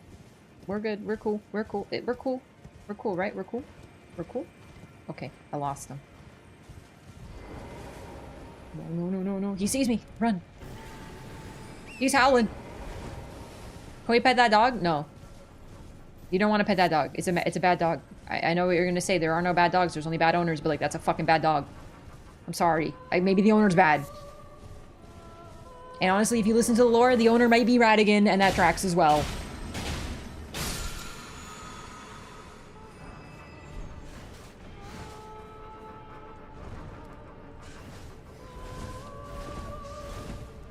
Some weird stuff while in the antique store for medical textbooks? Oh, yeah.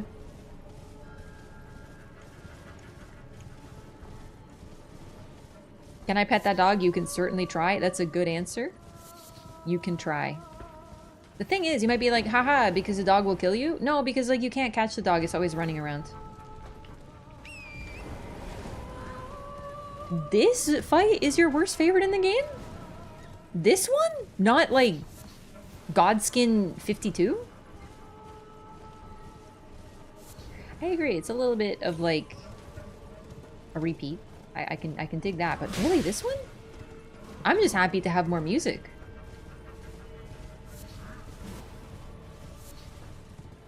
Cool vibes, but it's something. It's a nothing fight. I'm telling you, Elden Ring gamers are spoiled. I'm sorry to tell you this, but if you only play Elden Ring, you're spoiled, dude. You're like, every boss needs to be a 10 out of 10, like, suffering experience. Oh, what if the boss is just vibes? Yeah, you know? Like, what if it's just like about like a skeletal elk that plays really sick music and then hops around like other animals? Like, isn't that like just exactly what you needed at this time? Feel about ship theory now that we have DLC trailer 2? I haven't changed on ship theory because we already know the Newman came from somewhere else, and we really haven't gotten much more information about the origin of anything yet. Remember Blue Smelter? Am I the... Okay, chat. Does anyone else in here like Blue Smelter? 'Cause I do. I like Blue Smelter. Any of my Dark Souls 2 DLC gamers? Anyone? There's... I'm not alone. There are dozens of us. I like it. There we go. One. What's Blue Smelter? So, in Dark Souls 2, there's a boss in the base game called Smelter Demon. And in the DLC, one of them, there is another boss with a horrific run-up, which is basically blue Smelter Demon, but blue, and much harder. Was alright. He was okay. His run back cost speed easy. But, like, are there any enjoyers? Like, does anyone go, like, I like Blue Smelter Demon and I enjoy fighting him?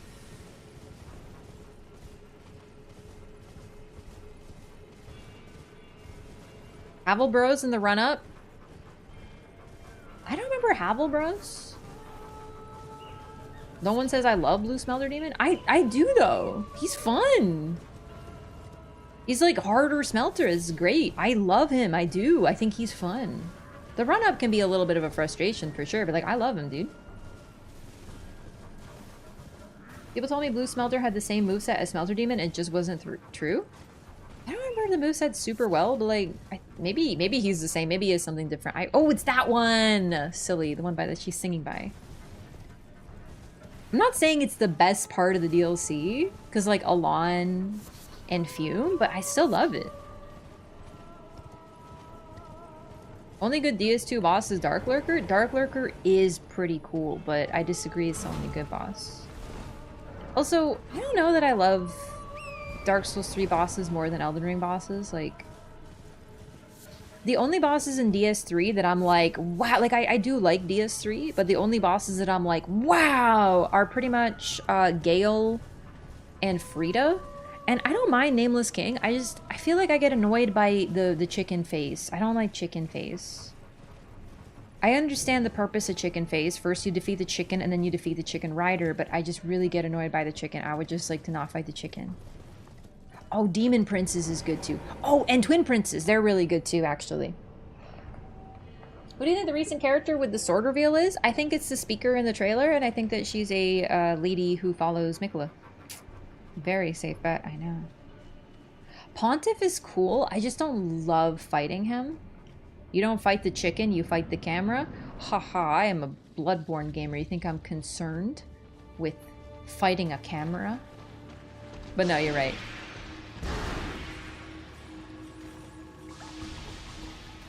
Feel bad killing the ancestor spear? It's not a feel-good fight like Godric. Godric, the punching bag that lands between, truly. Ancient Wyvern?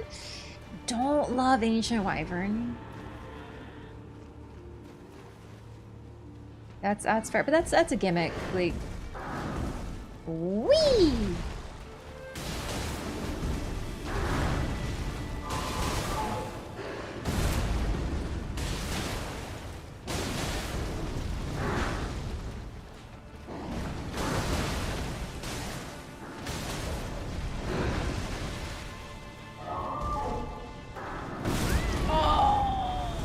I was really trying to do that good.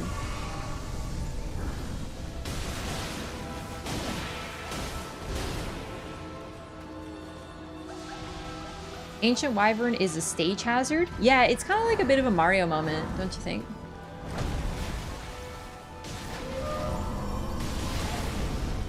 I do like Dark Souls 3. I'm not trying to disparage it here. It just, I don't necessarily agree that the bosses are better than Elden Ring. But then again, I'm not like the biggest Elden Ring boss fan, so maybe that's the case. I don't know.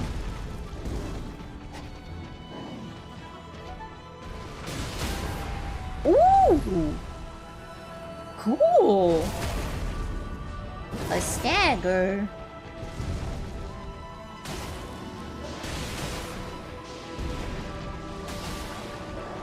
So, you know Dragon Age Inquisition?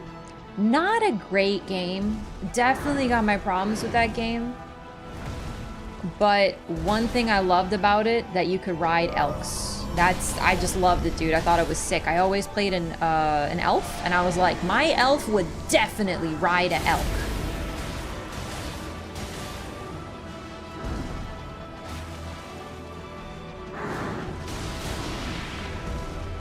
That was a good hit directly to the dome piece, huh? What? Oh, right, it's killing phantoms. Oh no, he's going Shvinka mode. Some kind of Shvinka. This is a genuinely pretty fun fight. Like, it's nothing too crazy, but I really enjoy it. It's fun, it's simple, it's visually beautiful, visually perfect, you might say. Very traditional. Chat, who here still remembers visually perfect and profanely beautiful? One of the most ancient Raph memes. Want to kill Milicent to get her talisman? No, because I have been muled, so I don't need anyone's talisman. Playing about Elden Ring, really need to remember how it made us feel the first time. I am with you, but the thing is that replayability can be damaged if spectacle overwhelms gameplay. And some bosses, I really feel like they're only fun on a first playthrough, and then afterward you're just like, okay, is he gonna stop attacking now? So I'm with you, but I think there's like an asterisk to be left there. So rat it out, is there any explanation for that besides it old? It's dead. And that's what's so interesting, is it appears to be rotted while being dead, perhaps because of the nature. Like, I wonder why Torrent isn't, even though he's a an ancestor spirit too, presumably. And I wonder if it's because he's kept in the ring, and that's why he doesn't have that look. Could be. I know from the hotness tier list. Do you know where it came from? Also, Dark Lord, what's up? Thank you for 2 months. Welcome back. Thank you so much for the support. Please enjoy your new butterfly. Thank you very much for hitting the button. Tell us? All right, you're gonna get introduced to a very ancient Raph meme. So, when I just started streaming, I remember I was playing Dark Souls 3 at the time. I think I was playing Dark Souls 3, and I got a DM on Instagram that was like really fucking weird. It was like 2 paragraphs, and I was like, this is so funny because they said that I am profanely beautiful. They were like, at one time you were perfect. You were profanely beautiful. You were visually perfect and profanely beautiful. And I was like, okay, this is the funniest shit, because the moment I read profanely beautiful, I immediately thought of Pontiff Sullivan. Don't ask me why, I just did. I was like, Pontiff Sullivan. So I took that screenshotted the text, and I made a meme on Twitter of like the text, and then I took Pontiff Sullivan from Dark Souls 3, whose whole profile, his whole like thing is that he's obsessed with the profaned flame, so you know. And then I put a blush emoji on his face, like a blush, like an anime girl going ee-hee-hee, like emote, and I just posted that, and I've sort of been saying profanely beautiful every once in a while since then. And that's where it came from. It's a very, very ancient meme. Raph community exclusive. The kid from America Beauty? Don't know. Hey.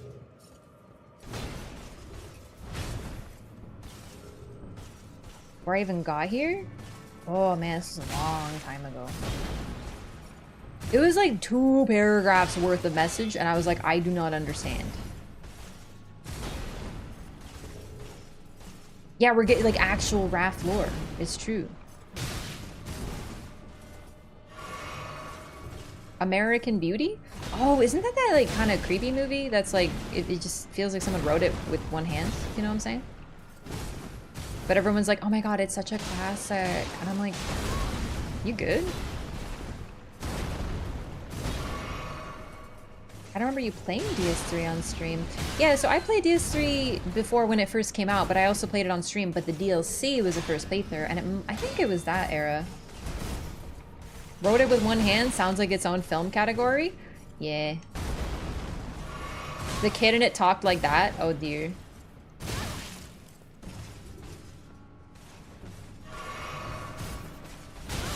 Yeah, maybe there's some other Raph lore. Yeah, maybe I'm like really mysterious, chat. Have you considered that? DS3 on Loreathon? It is, I just haven't done it yet. This guy's a little bit tankier than I thought he would be right now. A lot creepier now than we know about Kevin Spacey's creepy shit. I argue that it was, just based on the description, it was already creepy. It's just, we're sort of desensitized to creepy shit like that and self-indulgent, like, written with one hand horn dog stuff. The amount of stories that I've read that are like, oh my god, it's like a classic, we're studying it for class, and then it's like, it's got like a really, really, really weird scene, and I'm just like, what purpose does this serve, you know? It's art. Uh-huh.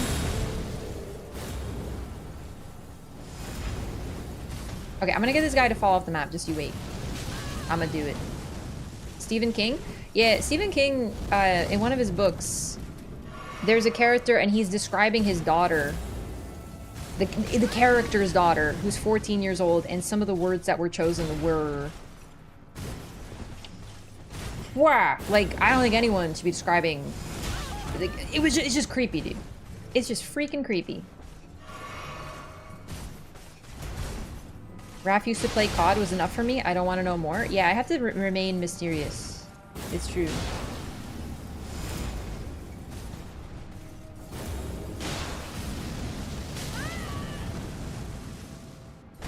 Missed out on a lot of the classics. Yeah, it's like unfortunate how many classic works have that sort of stuff.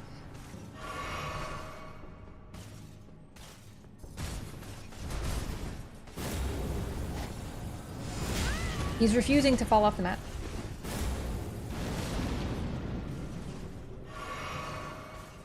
Goodness, he's really beating my butt today. They're a lot easier if you have a parry tool, but I actually forgot to put carry and retaliation on. I think we'll do that just in case for more Crucible Knights. They're much easier if you can parry. Because they like to turtle so much. Ursi Fantasy Series? Ursula K. Le Guin, right?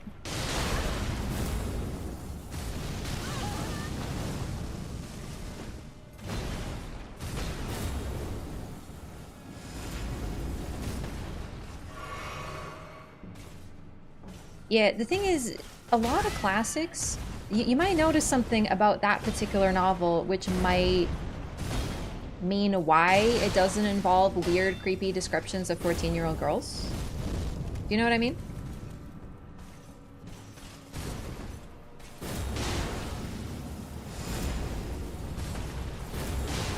I don't remember which book it was with the 14-year-old thing. I just remember seeing the word pert and I was like, you know? I'm sorry, there is very few descriptions where the word pert is required. It's just the moment you know how people are like, oh my god, moist is a really gross word. No, for me it's pert. I hear the word pert and I'm like,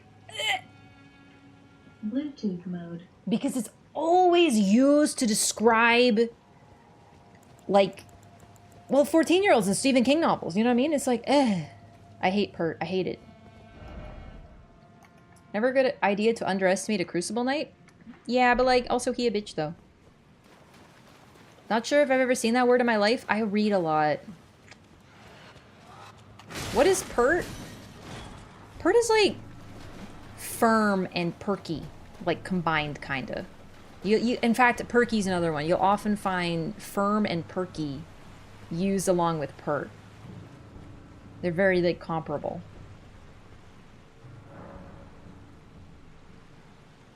Yeah, sure. Steal my armor.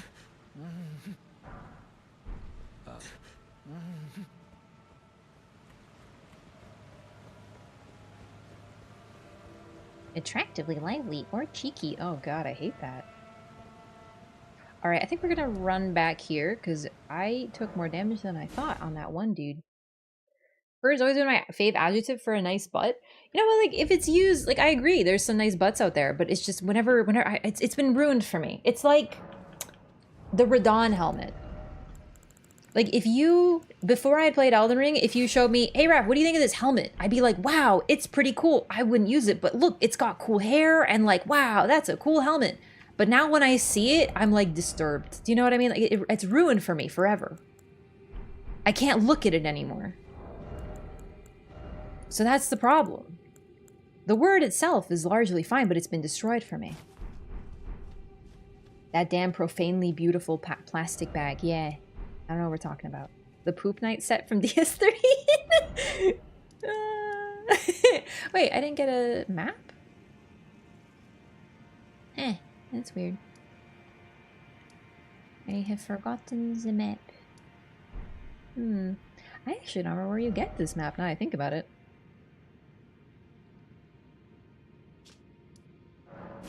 Taught has been ruined? Wait, taught? Like the past tense of teaching? Or, oh, do you mean T-A-U-T? Taught?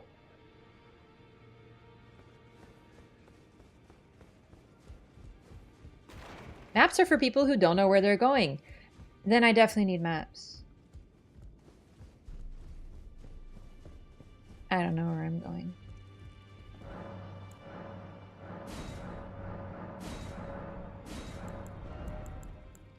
One, two, three, four. Okay.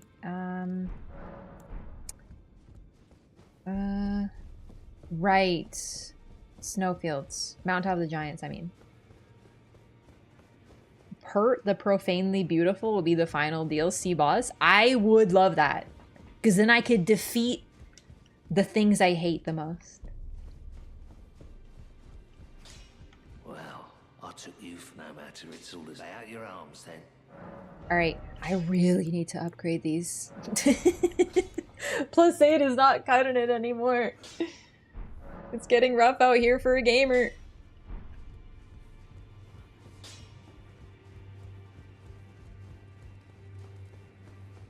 Burt is a good shampoo. I'm not gonna lie, where do they sell that? I don't think I've seen that. Maybe they don't have it in Canada? Canada. You're still on +8? I'm doing a hard mode run. Thank you very much. It's very hard. What? Like it's hard?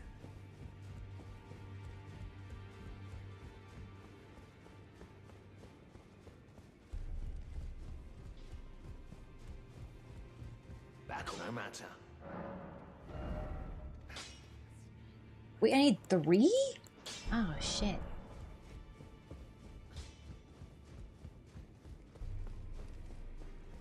Listen, the rune economy has been a bit scuffed this run, so... Probably explains my damage.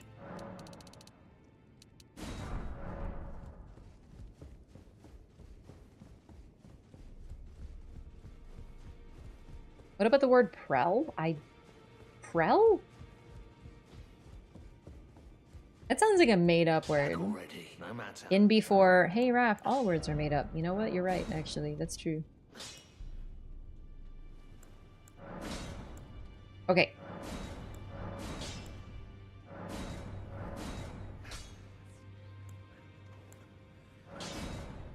Oh yeah, no, that probably explains my damage. I could have gotten to like +14, I was at +8.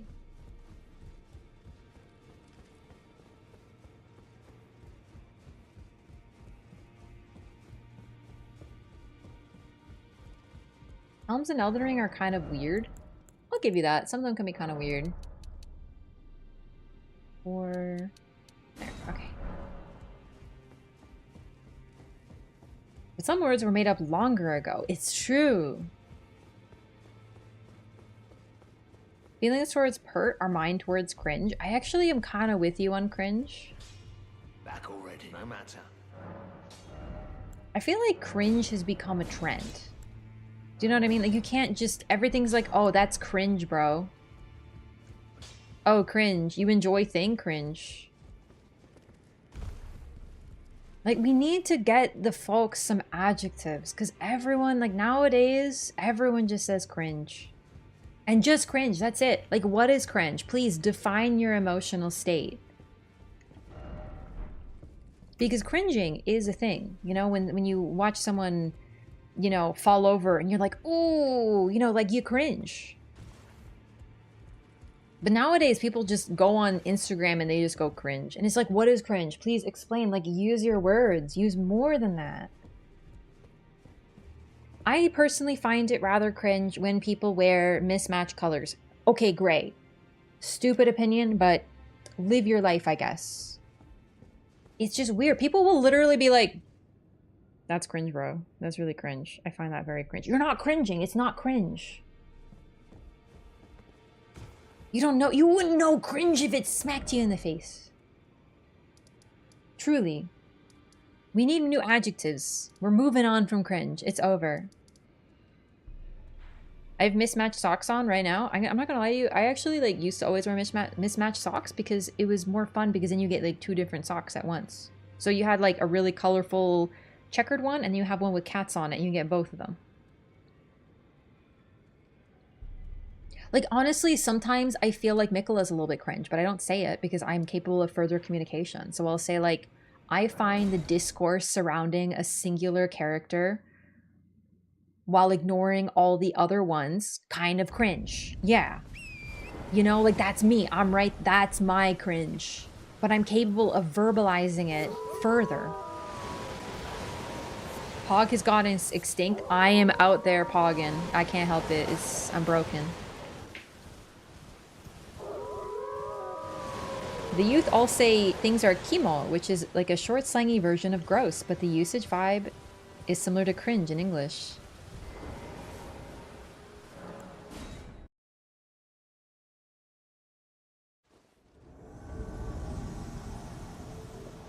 I still say pog and poggy. I can't be stopped. I don't go out in public enough to be stopped. Like, I haven't been socially shamed enough is the problem. What's your plan for the DLC? So, just like enjoy it, you know, but I'm gonna bring Dex and Faith in there, and then this character is hopefully gonna be like a sort of like a do everything, because I want to try out all the spells and stuff. Man, I can't even get a hit on you, Old Knight Isfan, you nerd. Okay, he's actually, I'm not gonna lie to you, he's beating my ass. Come here, Isty. Did he just poise through that? Yikes.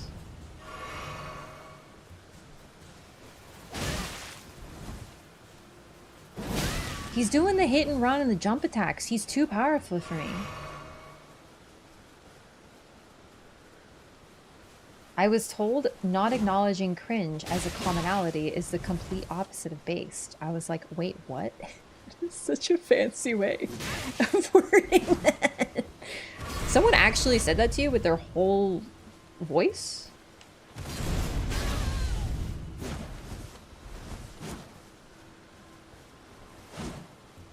You know what it reminds me of? Okay, so in Arrested Development, there is a subplot about two characters who are incapable of being friends, who become friends. He's actually, this is a really annoying fight. He's never been such a bitch before. He will not stop jump attacking. I feel like I'm fighting a human brain. It's so insufferable. Like a repetitive human brain.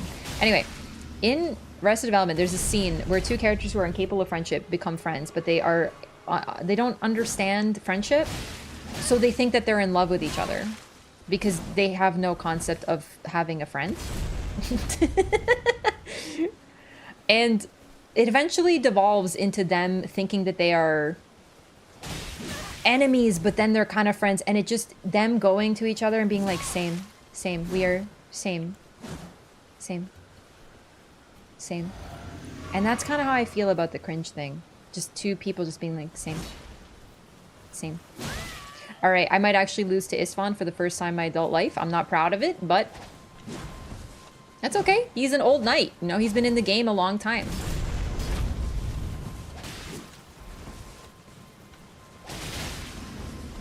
All right, we got him on the ropes now. He's panic rolling.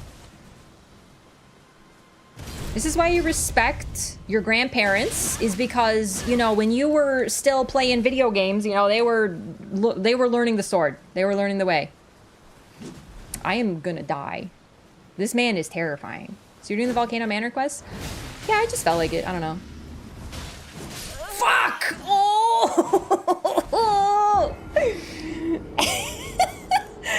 I was so close though. Look at it. Look at that proud expression. He doesn't look very old though. Dude, the way he turns.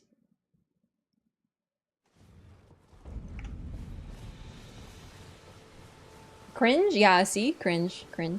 Same.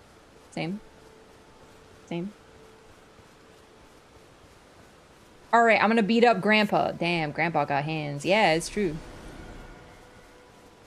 Under the Helmet, Isfan is actually pretty young. I'm not gonna lie, I've never died to him, so I never got to see his face. Isn't that kind of, like, romantic?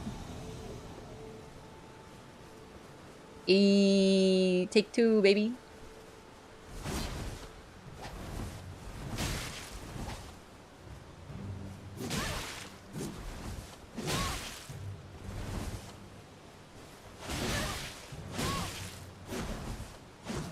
Freaking hate big weapons. Hazo's whips got buffed more than ours? Yeah, I've never hit anybody as hard as Hazo does. It's really funny.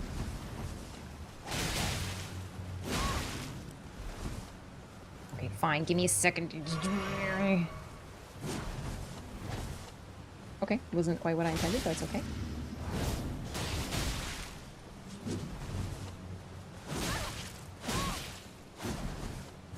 God, it's like Bloodhound Fang, dude. Okay, he's drinking. He's drinking.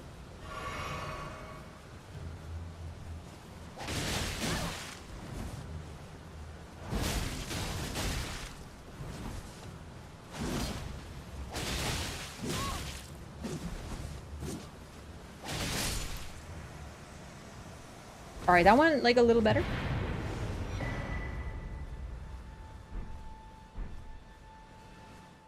Old magic card, Uncle Istvan, and he was the only creature with creature type? Dismounter is no joke? Yeah, no, great curve swords. I'm pretty sure it's a great curve sword, right? Like, Bloodhound Fang? Pretty savage.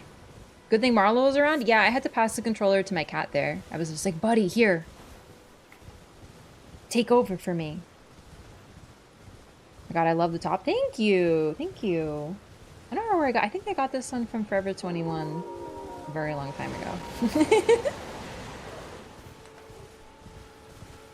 Get the body language nerds in chat? Yeah, I can tell. I'm a streamer and I can tell that she's not playing the game because you can't hear her button presses or her mouse clicks for sure. So Kite where? I'm joking. He's actually not here. I don't know where he is. He normally comes to visit, but he's like not interested today.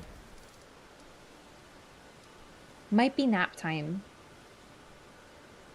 All NPC only have 1 HP flask. At the start, we already had 4. Allocated all the flasks to FP. No, it's just the thing they do. So, alright, it's been a while since I've done invasions, but when we invade in this game, and I think Dark Souls 3, your healing flasks get halved. They just do. So you notice that when we invade them there, we have half flasks. And in 2, I think invaders don't get flasks, and in 1, I'm not sure, but I also think they simply do not get flasks again. Can someone confirm from Dark Souls 1 for invasions? So invaders can't, like, they get 0 Estus. Or maybe 1. They might get 1. So I think just NPCs having 1 Estus is sort of like a holdover from that. They are allowed to heal once, but that's it. Stream tomorrow? No, Tuesday. Tuesday, Monday's day off. I'm gonna get some other stuff done. Take it easy, Andy. Alright, I really would like to get my weapon, like, leveled more. So let's go to Volcano Manor. I need to take out, that guy. Godskin Noble. It's not the most promising thing, but I think I can get it done. Humanity heals were the way. They changed it for the remaster of the current system, though. Ah, I see. NPCs having a lot of flasks would just be a slog. Yeah, it makes them feel more like phantoms, even though you're the one invading technically. I don't know, it's just what they did. But when I see enemies heal only once, it just reminds me of that, you know, just not having healing or having limited healing. All right, give me 1 second, just gonna use the restroom. Be right back, okay? I'm gonna see if Marlo's around.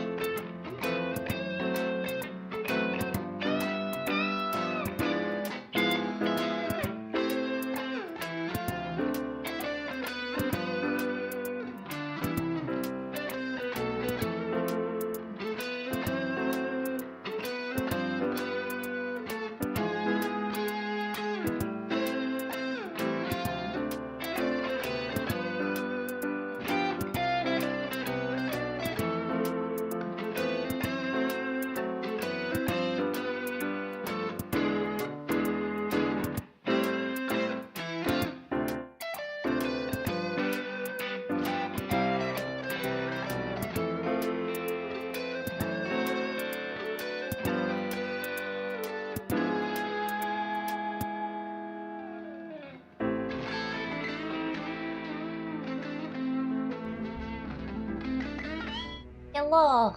I'm returned. Marlo is indeed sleeping, as I figured. You know what? Honestly, I kind of talk shit about him sometimes. Well, I don't talk shit. I'm teasing my beloved cat child. But he will, like, sleep all day. But then I show up, and it's, like yesterday I ended stream. And I was like, okay, Marlo's probably sleeping. It's like 4 a.m. He's probably sleeping.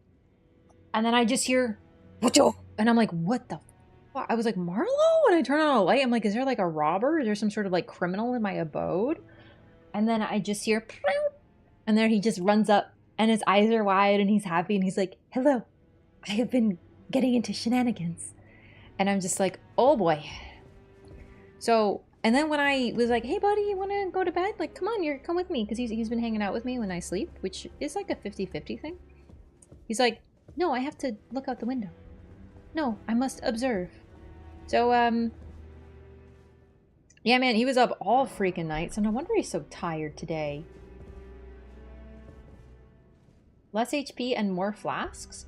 I have to be honest with you, like, healing is... Alright, so in Dark Souls 3, healing was not punishable. Because there was like a little Estus skip or whatever. You basically couldn't punish people healing, and it kind of made PvP a nightmare. I did not PvP too much in Dark Souls 3, so I'm not like super familiar with it. I just dabbled. But on like a sweaty level, that game was rough. So I think giving them more flasks would just turn it into annoying DS3, so I prefer this.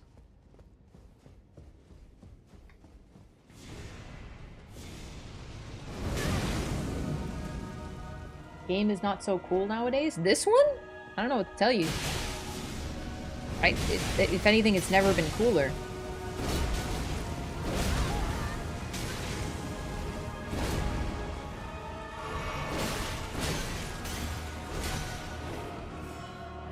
A lot of people who swear by DS3 PvP? Yeah, some people love it, but, you know, I think if you ask them, yo, what about Estus canceling, though? They'd probably be like, ugh. You know?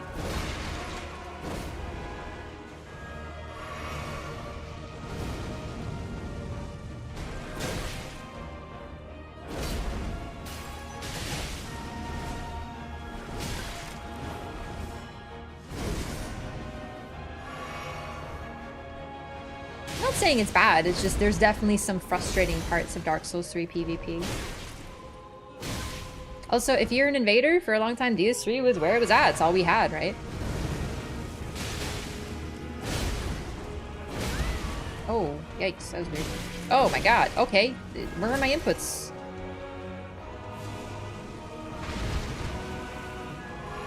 I don't think I will ever be good at like 90% of these fights. I'm just like, whatever, dude.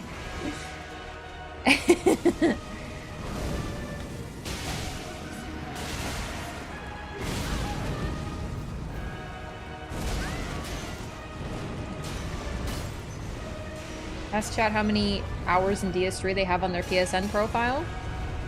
Oh, dang, that's a good one. I should do that. Mine is when I see them do a build that I've seen before, I ask which YouTuber popularized it.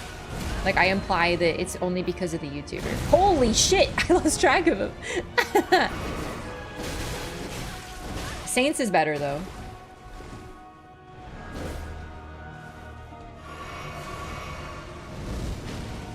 Maybe like, Raph, you almost died. I'm actually like genuinely not concerned. Like, what's the worst that happens? I die. Who cares? It's okay, I'm learning. I have 1,000 hours in the game, but I'm still learning. We're all still learning on this glorious day. It's okay. Oh! And it's Cowboy. I don't think Cowboy, not for PvP. Maybe though, I don't know. He doesn't do PvP though, I didn't think. He does like PvE guides. Like he does guides for that. But no, it's always like, who is it? What was the, I don't remember what it was anymore. Kids are getting their builds from TikTok now? Aw, dang, missing out. Top 10 PvP builds from Saint Riot on YouTube? Exactly. Saint. So one of these days I'm just gonna like DM Saint and be like, so it's your fault. Bull Goat armor builds? I mean, Bull Goat's really good. It's true. And keep in mind, I'm not roasting the, you know, the YouTuber. Like, literally, those are my friends, a lot of them, right? But it's just, it's kind of like my joke. It's like, okay, which YouTuber did you take your build from? It's okay. In ESO, I made lots of YouTube builds, and then I realized they all fucking suck, and I made my own in ESO. Well, they didn't suck, they just weren't what I wanted, or they were like old patch, you know, stuff like that, and I was like, I'm making my own. What kind of fighting tactics skills should I learn? Waiting to make an attack, responding to what the boss does, and learning when it's safe to attack. I don't do that. I just go, it's my turn, and then I get bopped in the face. But it's whatever, dude. I don't care.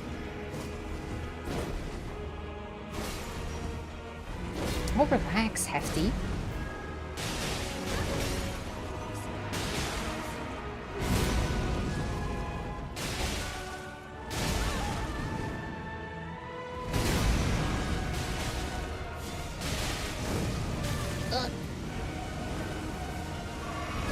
I didn't see it.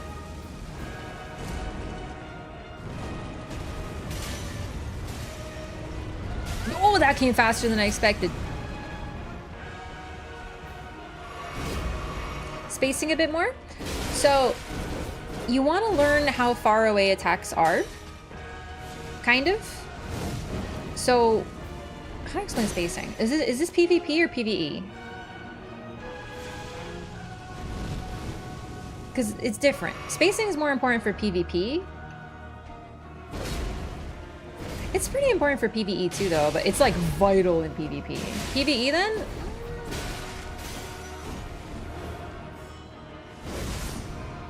So that attack has a lot of forward momentum. So no matter how far away you are from him, he'll probably catch you with that. But see, that was spacing. I'm like, okay, I'm far enough away, I don't need to do anything.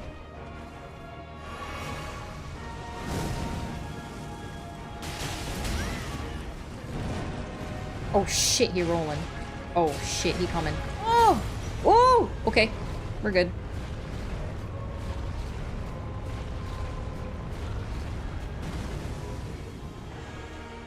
Oh, he's done.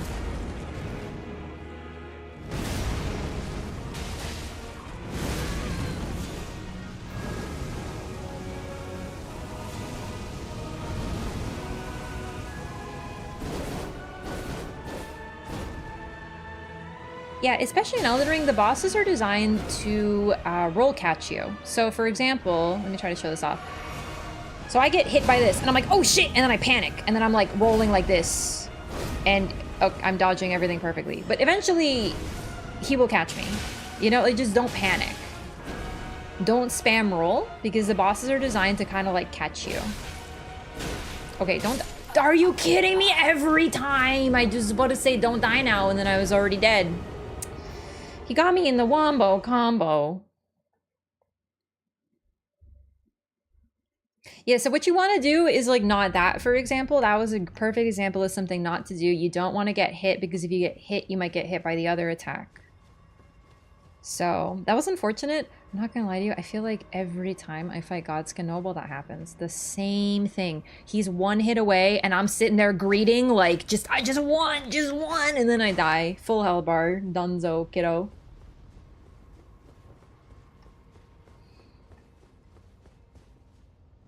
Almost never uses meta. I'm gonna be honest with you, a lot of the time too, like, I'm not saying meta tends to be really strong, but meta also tends to be really easy to use. That's one reason it's meta. So Moonveil is really strong and popular, but it's also like fucking easy as shit to use.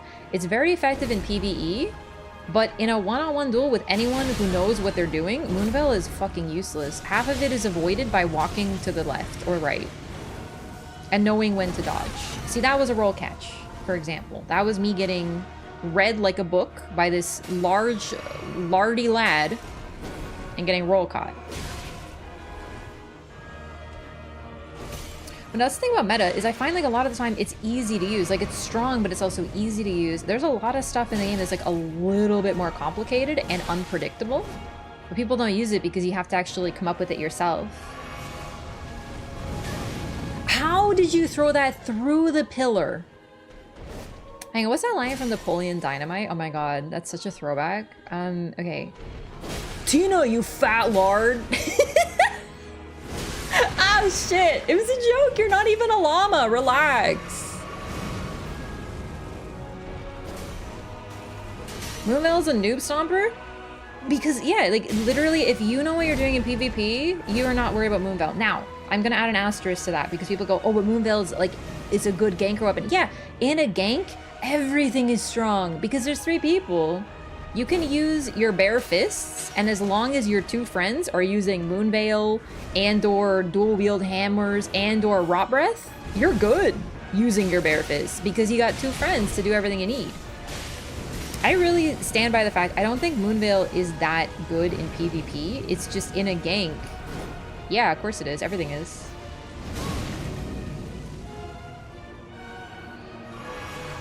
Not sure about new game level. Sorry, was there a question about new game? My bad, I missed it. Use Moonveil because the L2 is very pretty. I use Moonveil because it's the only dex int weapon that I found for a very long time, and I didn't really like it, but it's just what I had, you know?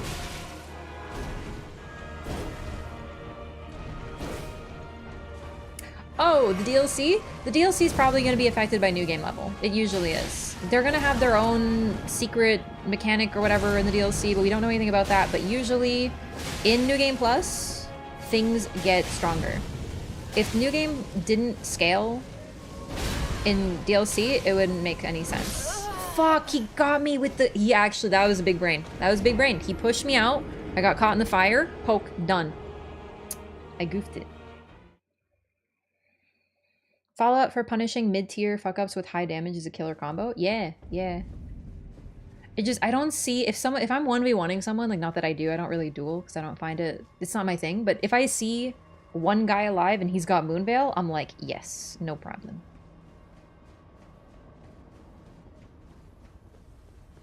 It's still great, I just don't think it's on another level with other things. You're not a noob? Oh, excuse me, I'll have you know that according to YouTube commenter 5140, I'm a noob. So take that. Take that.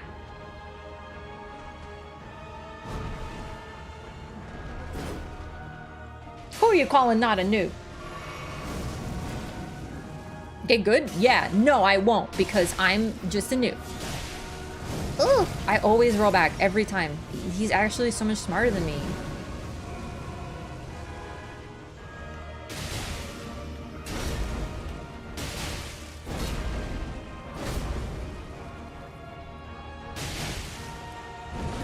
Ow! Oh, I thought that was the slam down. My bad. World-renowned, respected comments. Oh my god, can you imagine someone on YouTube being like, oh my god, I will have you know I'm a very well-respected YouTube commenter. Oh, I want to invent a pasta so bad.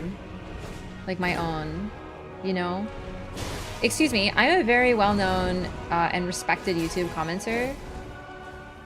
You should definitely listen to my thoughts over anyone else's. I will have you know that I have the top comment in a Mr. Beast video. I am the most upvoted. What do you call it? I am the most high voted top comment on a Mr. Beast video.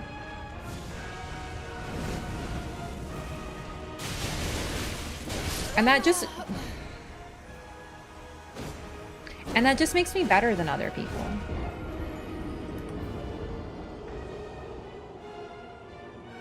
Godskin Noble has a tail? I understand why you didn't notice before. There's a lot going on with his whole thing. Raph is such a devoted creative writer, she can't stop herself inventing guys to get mad at. I do. Okay, listen. This is gonna sound like genuinely like a bit odd, but I don't think it's that weird. When I was writing a lot, and I mean a lot, it almost was like I had my characters just like in my head and they were like there. Pretty much all of them, especially my favorites, the ones that I like knew the most. Because making a character is a lot like getting to know someone, you know, you fill in the blanks with them. And it got to the point where if I sort of like envisioned it, I could imagine them all in a room at the same time and imagine what they were doing at any given point in time.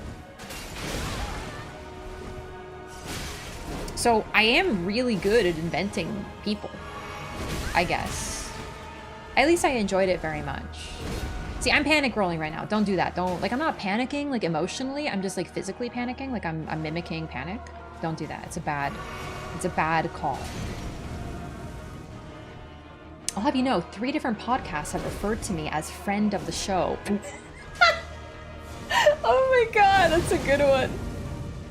I will have you know, I was personally thanked by Northern Lion at the end of his stream for resubbing. None of this is true, by the way. I don't have any of this.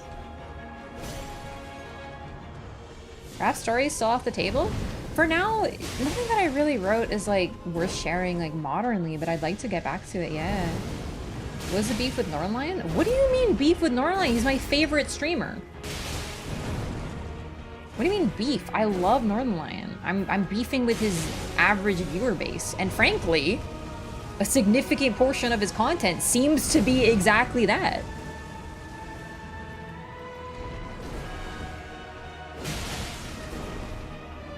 Like, have you seen the man? Half of it is just like creating a straw man and just turning it into an hour of content. The man's a genuine content genius.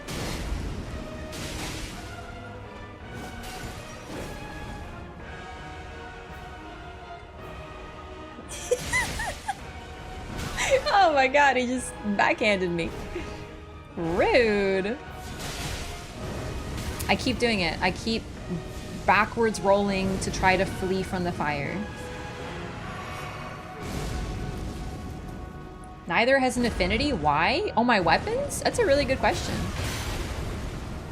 That's a very excellent question that you're asking. I forgot, actually. But then again, I have, like, nothing. Like, I don't think the scaling is going to help much. You know what I mean? Old XCOM playthroughs I used to do? Oh my god, the tale of Roll Fizzle Beef. One of the greatest playthroughs he's ever done. Genuinely.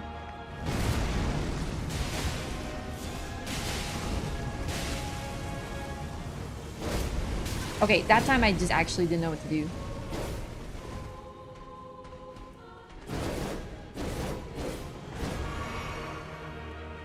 Whee! I'm telling you, I got him this time. Just you wait.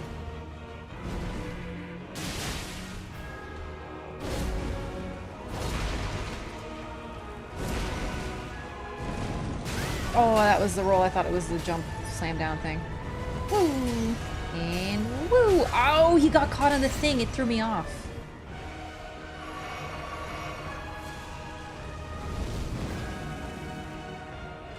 Making the circle of fire around him reminds me of a sumo circle. Neato. Can you explain? Sumo circle? Nani? He is very sumo. Holy fuck, brother. Are you joking me? I swear I rolled that one. That last one I rolled. I'm telling you, this guy is a troublesome individual. Am I going crazy? Has it always been that red in this arena? It's always been that red. Yeah, it's just... yeah, Just the one poke. Literally the entire health bar just gone. Who you're talking to. I am one of the most widely respected commenters on YouTube. I literally have the most upvoted comment on multiple Mr. Beast videos. I was personally thanked for resubbing by multiple top streamers. Several podcasts have called me a friend of the show. I have had more than a year of Reddit gold paid for by other people. My takes are art, which you are clearly too stupid to appreciate. Nothing personnel kid, nice try. I think the nothing personnel kid needs to be cut. Like, if I were to edit that, I would take that off and just leave it at nice try. I am losing my shit at, like, it's multiple top streamers. I don't know why top streamers got me. It just reminds me of top guys. That was close. It was really close, except for, you know, when it wasn't, but it's okay. God, I sure do love fighting Godskin Noble. It's a really great experience. Thank you so much, FromSoft, for adding him into the game like 18 distinct times.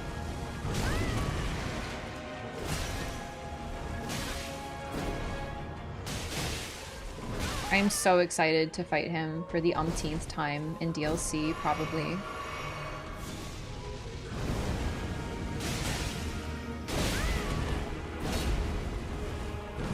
Probably too cliche, fair point. No, like it was art. Like I respect your art, and I'm just saying, like if I were like your writing teacher, I'd be like, hey, this boss is great, but please, I think the nice try stands on its own because it's just that level of snark that I feel like they would think is absolutely devastating. Godskin Queen. Mikola, Godskin Queen.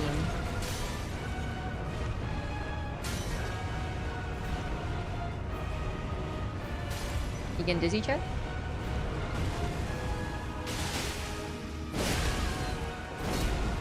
Sleep and bleed arrow spam always works for me. I don't want to have to use my brain to fight him. Like, I don't want to have to craft and, like, plan ahead. Like, I just want to clap his large little cheekies.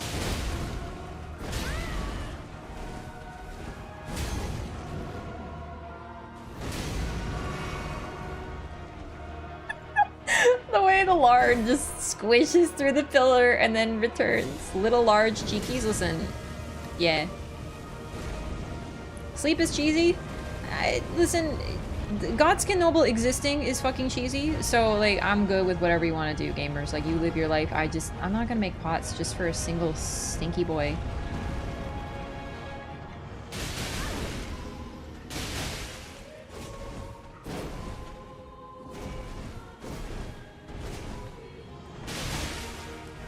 See, I do so many flawless dodges, and then I fuck up everything. Do you know what I mean? That's what's so annoying about Godskin, is I feel like I'm doing so good, and then I just get absolutely fucking ass blasted.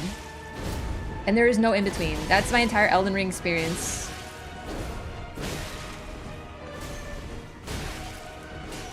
Leave me alone. Leave me alone.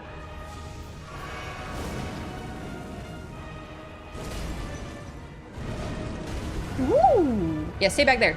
You're not allowed. No, no, no, no, no. You stay back there. No, young man, you stay back there, sir. Okay. Oh my god! Hello? He does not give a shit about walls. I hope you love this soundtrack, by the way, because we're gonna be hearing it for an extended length of time. Fuck. Not today. Not today. No, not. It's not happening. No. No. Stay away. Yeah, do that. Keep doing that. Yeah. Oh my god, she's done it. Rather fight these godskins than dragons? Yeah, you know what? Dragons are a big Control-C, Control-V, but oh, the magical elevator. And before RIP, finally, we snatched victory from the jaws of defeat. Easy clap, first try. Yes, thank you. Now I can get the thing. The only reason I came here was for a somber +7. Like, at this point, I probably could have found an easier one. Oh my god.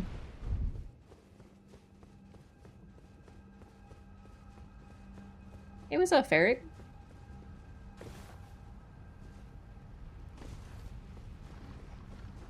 You came in right on time. I just first tried Godskin Noble. Thank you, Miss Meechunks, for the applause. I really appreciate the applause timing while I was blatantly lying to a new viewer. Hey, everyone who just tuned into the stream. I just beat Godskin Noble without dying a single time. That's very real and true. And not a lie. Are you going for Rykard next? Not yet. I just want to get that somber +7.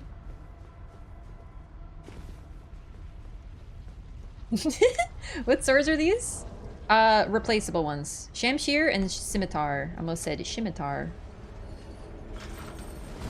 Shamshir and Scimitar. Lying? You? Never?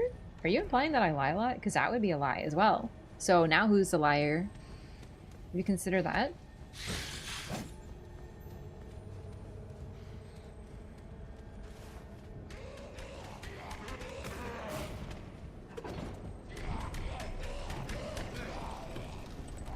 Oh no! Oh, he's okay.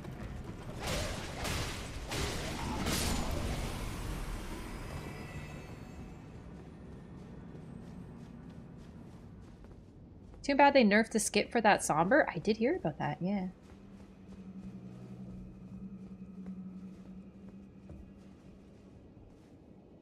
Alright, we're gonna get some levels. And I think some of that is gonna be faith, so that we can use the magma blades.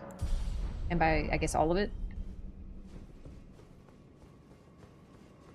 FromSoft sure loves their big-headed enemies. Big heads are genuinely like a fantastic body horror thing.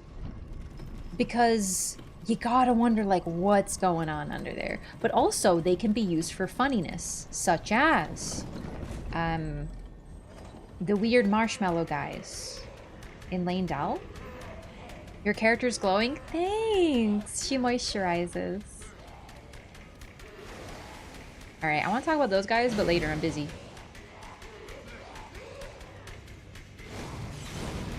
Yes, queen! Slay! There's a lizard with a giant orb in this area. It's not an orb, it's an egg. And that's what I mean by comedy.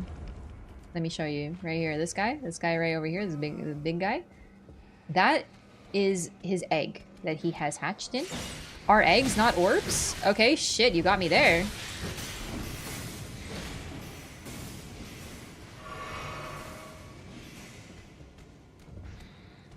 Are eggs orbs? Anyway, that's an egg that he is partially hatched from, but his head is still in it. And he just looks like a big old... Look at him go!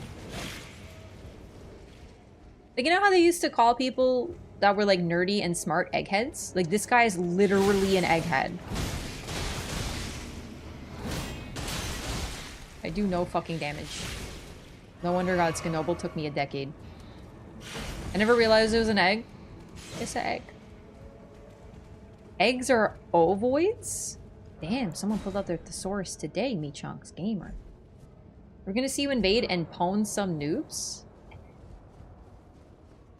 I love pwn some noobs. It felt like we're back in an earlier, simpler era when all I played was Call of Duty. Not today. No invasions today. No particular plans to pwn any noobs. Except for all them bad bosses like Moog. Oh shit. Like Moog. Oh my god, don't launch on my whole face. Quit it. Wow, they're very eager.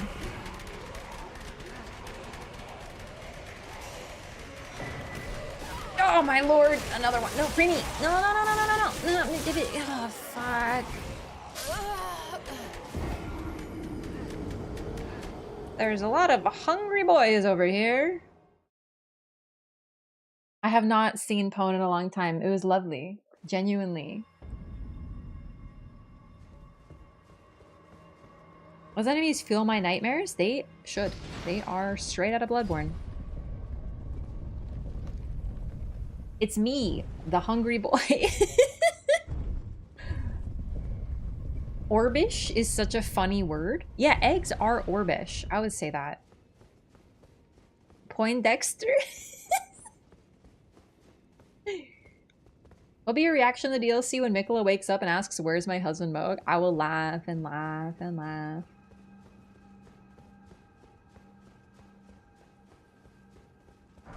You know what's really funny about that? I actually was thinking about that the other day. I was wondering if there was a way that they could ruin Mikola for like the community who is like obsessed with him.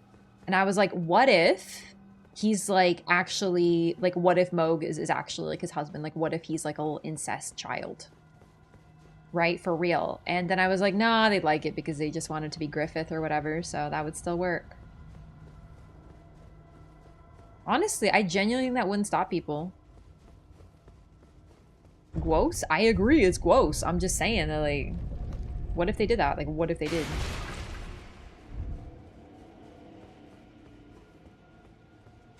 Like, what if Mikola pops out of the egg and he's just like, ew, who are you? Where's my husband Moog?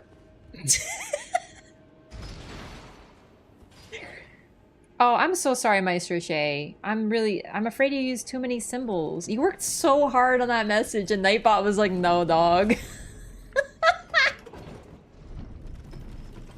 I'm so sorry, it was too many symbols. It's a 15 limit.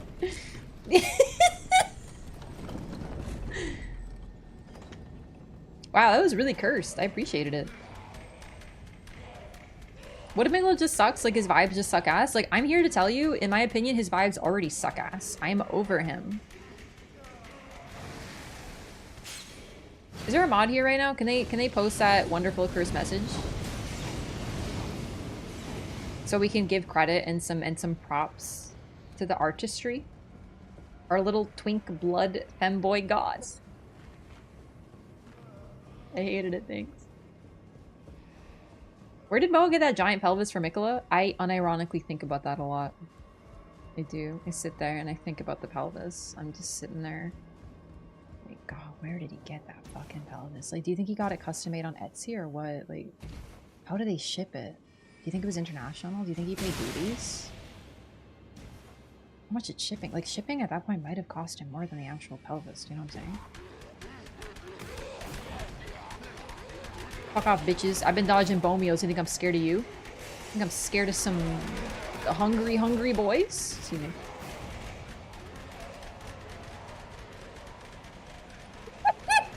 Oh, it's so cursed.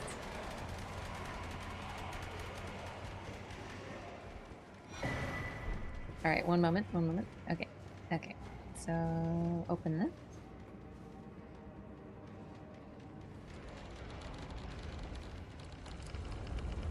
Implying they expected a bot command? Salami facts? That's a good one. Excuse me. Okay.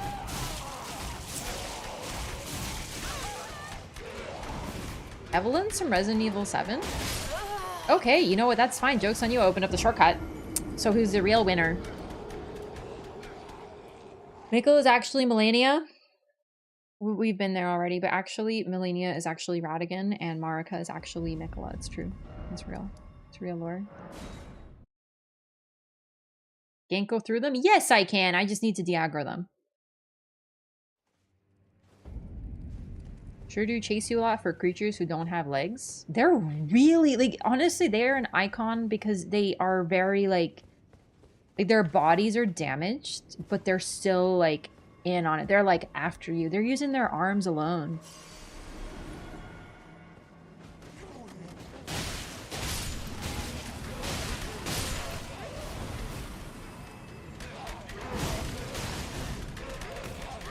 Oh my god, that grab hitbox was glorious. Does feel authentic to George R. R. Martin stuff, even unintentional? The thing is, like, I know that the whole, like, Mikola is this character and everything is sort of a thing, but the reason that Marika is Radahn is kind of like a separate thing. And unless they want to add something else, we kind of understand vaguely why that works, like in an alchemical sense with Erebus. Even Trina Mikola makes sense in that context. Considering that the reason that Mikola is likely so fearsome is his comparison to Marika, who succeeded in creating another self.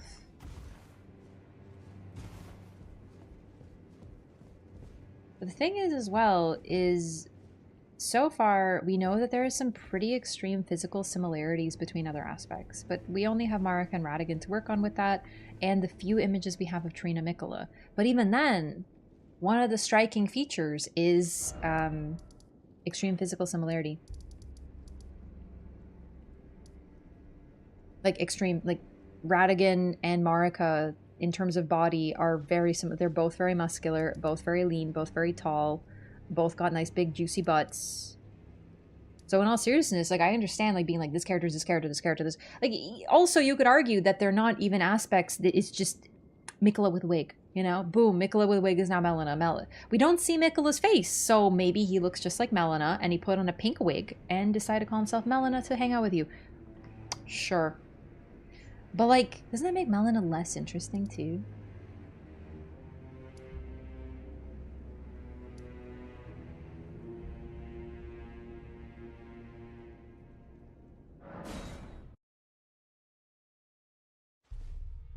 Like the torture gave them a buff compared to the untortured Albies. It reminds me of, like, in Bloodborne, there are enemies who their heads got swollen and bulbous because of really creepy experimentation. And it's a super cool body horror thing they were doing. And I feel like those enemies are straight out of Bloodborne with that. So it's pretty interesting. Gotta have that juicy butt. They do have a big juicy butt, both of them. It's very important, yep. Like, you could just show me any butt in the lands between, and I'd be able to tell you if that was Marika, Radahn, or another aspect.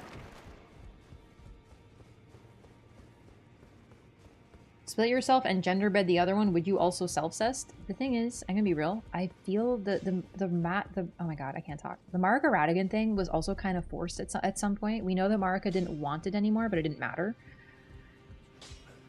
I don't know. It's weird. Well, where have you been hiding? Hoping Melon is a Glowmite queen or connected to her. No matter how your arms then.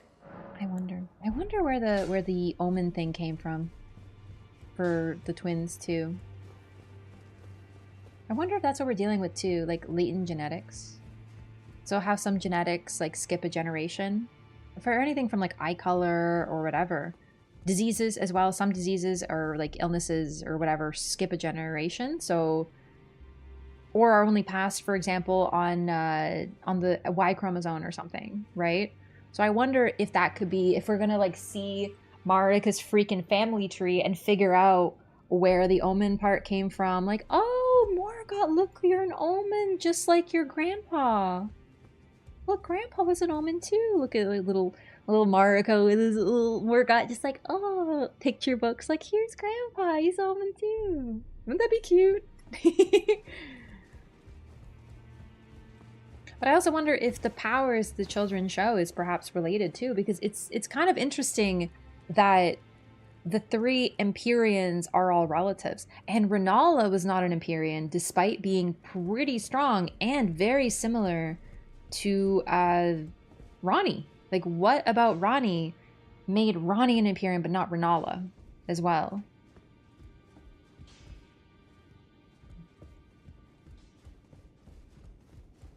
I don't think we're gonna get that sort of information super blatantly, but I'd just be curious to see more, I guess, is what I'm trying to say.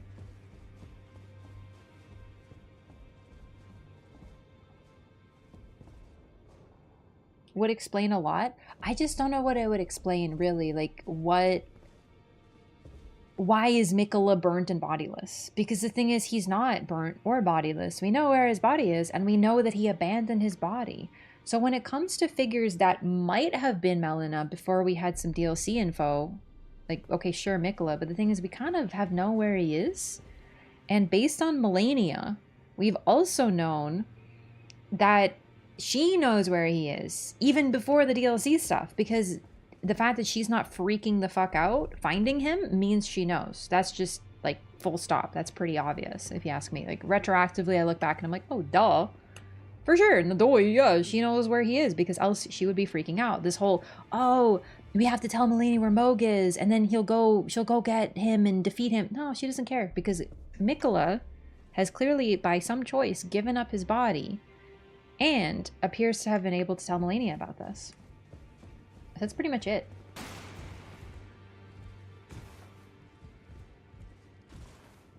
And hope to bypass the will of the greater will? It's possible. I think that, I don't know, I guess we might find out more about the nature of this stuff. The thing is, the questions that we're likely to get answered in DLC are probably ones that are going to be easier. We're gonna be like, okay, that's a great answer, and then we're gonna find we have more questions, is what I'm trying to say.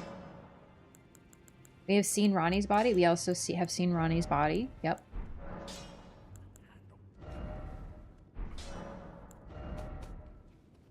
Oh, right.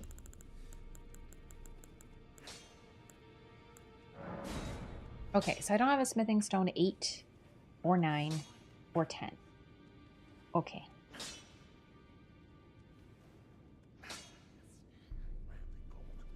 Like, imagine if Fextra was still embedded and I had Fextra open that whole time. Do you know what I mean? Like, I literally had that tab open forever.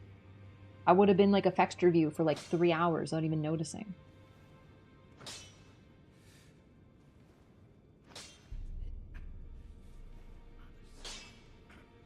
Hang on.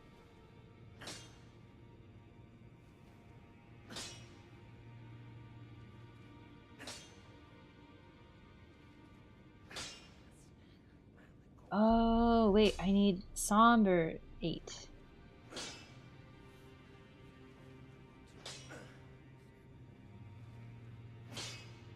Ranni was also canonically thick, just like her mother. Oh wait, there's one in Caelid. There is one in Caelid. 8? I don't remember though. Oh wait! No! Oh my god! Yeah! Holy, yeah, no, I know this. I know this. This one I know. They're both in Caelid. Yeah. Ranni was a giant. Her body's significantly bigger than the body we see her in.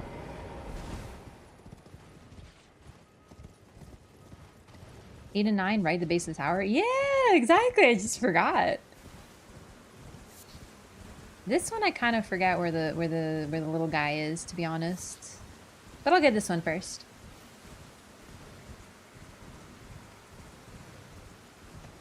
Body on top of the tower? Oh, yeah.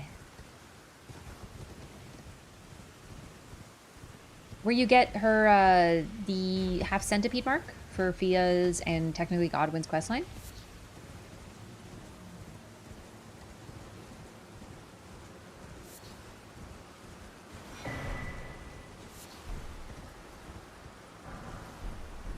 There we go. I think it's more over here.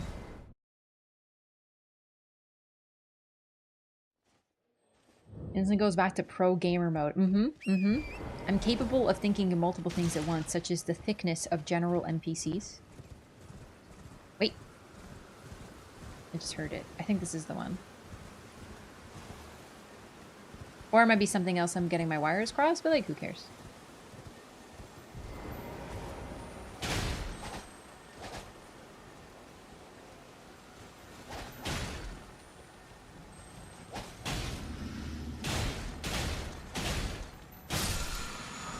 Nope.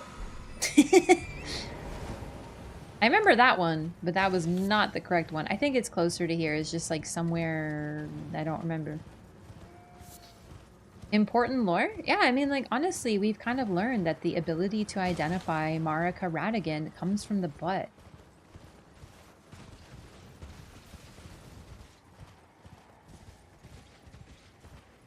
Also, their muscles. Like, seriously?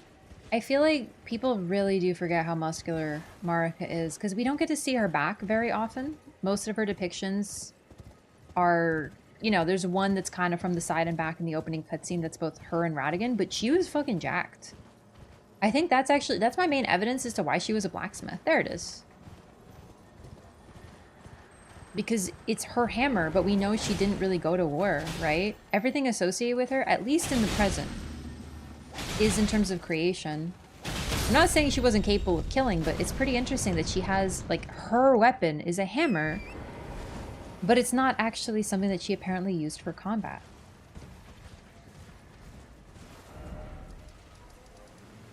So if you get muscular, but has hammer, but does not fight, you get a blacksmith.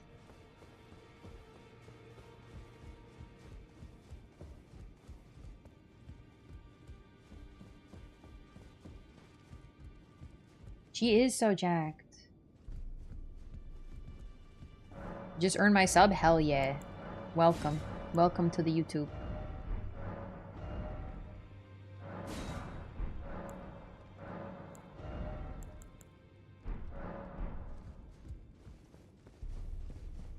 Didn't Godfrey do most of the fighting on her behalf? Godfrey and Malekith. It's actually really another interesting comparison between Miquella and Marika is that they don't seem to do combat themselves. Marika, we don't really know why, but Mikla likely because of his child body, right? But it could have something to do with their temperament. They don't fight themselves. They are not warriors. Neither of them. Oh, I need more money. All right, so next step. Next step. I have a plan, actually.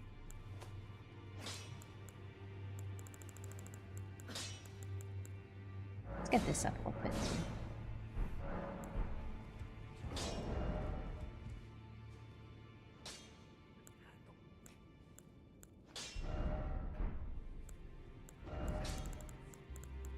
Will this be better? This seems better for now. Unless, I guess, it's resistant to fire or whatever, but still. And let's go do the Vare questline. So, rather than do 3 invasions, I just don't feel like getting online doing invasions right now. We are gonna go invade that one dude.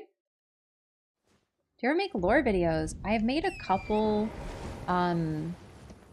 general topic lore videos that were basically, I talked about lore on stream and then I turned it into a video. I think it works pretty well, but it's not scripted. It's just sort of like basically what you're seeing here, just me talking on the fly. I'm pretty happy with them, but I would like to make dedicated scripted videos. It's actually really interesting. It's just kind of the way that like the lore works in like YouTube versus Twitch. Like people don't really know just Twitch lore people because like if you're looking for lore, are you going to come to a stream that has lore in the title or are you going to just like look up lore on YouTube and find a video? Do you know what I mean? Oh, not this one. Hang on. Where is it?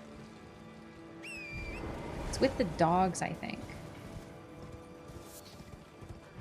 So I'd like to make some lore videos just for that. And also, because, you know, I like making scripts and stuff. I just haven't done it. Mikola's strength doesn't seem very strong, but that's the thing. There's different types of strength, and that's basically what they're going into, I think. Mikola is terrifying, but it's not for physical strength. Just like Marika was frightening in her majesty. Despite, as far as we can tell, not fighting anyone directly. It does say she defeated the fell god, but other than that, there's no, like, victory that's credited with her.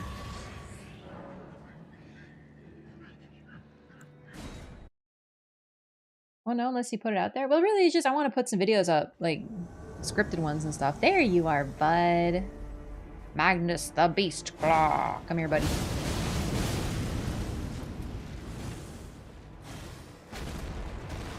Oh, that came up faster than I thought.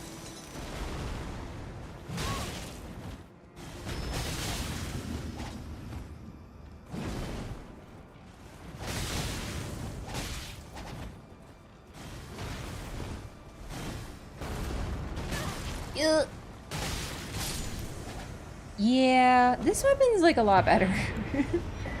Damage is pretty good. That helped a bit. Defeated the god through trickery. Yeah, I mean, we also don't know the nature of it. It could also be that she defeated the giants and she was a leader of the army. Like, we don't really know what's meant by that.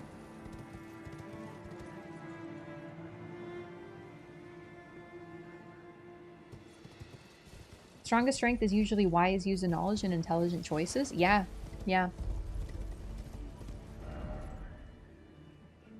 So basically just talking about how this is not physical strength that we're worried about, but physical strength is clearly less terrifying than what Marika and Mikola were capable of. Video on that connection between Elden Ring and tarot cards? I mean, I don't think I was going to make that video because I don't really, like, I like tarot, but I don't know everything about it.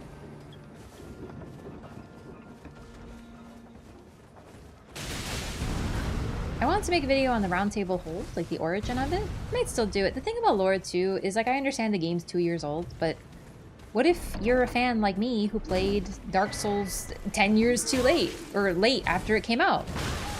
There's always more room for content, you know? So I don't care if it's late or whatever. If I want to make something, I will. I just have to get around to it. And the main thing that worries me is editing it. I've talked about that, but like I don't really do a lot of video editing, so it's kind of daunting to me. It's new. Blacksmith in the round table was like Marika's apprentice slash student. Now this is his fate. It's a fate that, as far as we can tell, he's chosen. But, and then we get into the fun part. Because if Marika is like Miquella, or, you know, Miquella gets his ability from Marika, then did Hugh choose that fate? Because if you can force people to love you, are they choosing it anymore? Really?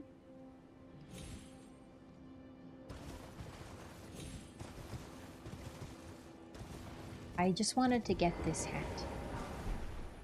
It's not even this. I already have it in my inventory, but I just wanted it.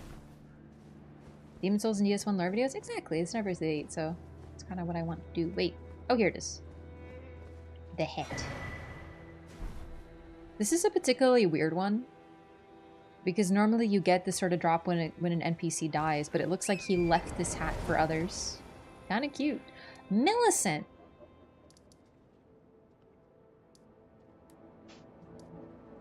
Which tarot card is Miquella, guys? Scorpio.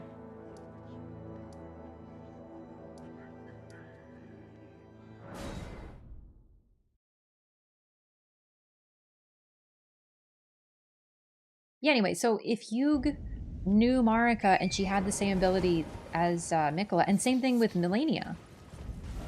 Does Melania choose to follow Miquella, or is, you know, he doing his charisma magic on her?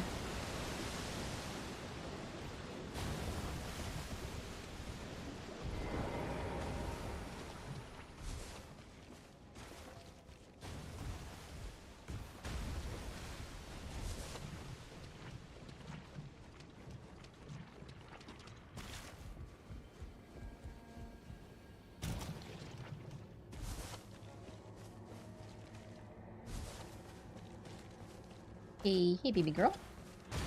Walking like Mesmer in a statue, huh?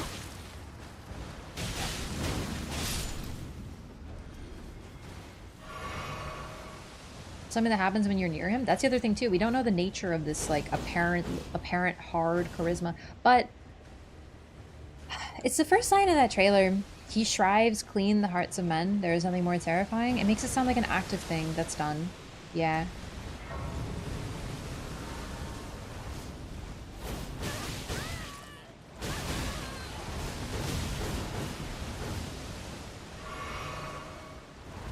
Okay. Okay. Okay. Yep.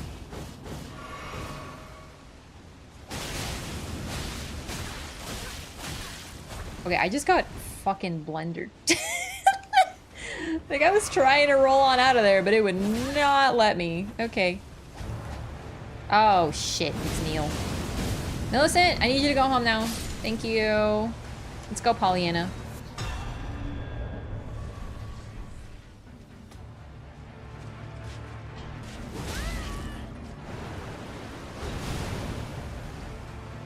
Anyway, we don't know the nature of it. I just think there's going to be something a lot more interesting going on in DLC 2, right? Because the fact that Miquella's been part of the advertising and Mesmer has suggests that they are only a part of the story and not going to be the core. FromSoft DLCs, without consciously trying to do like a twist. They don't sit there being like, what's the twist we can do? They just surprise people. Simple as that. They do something new every time, and that's what I'm waiting for, because if I say the word Miquella one more time, I might lose my mind.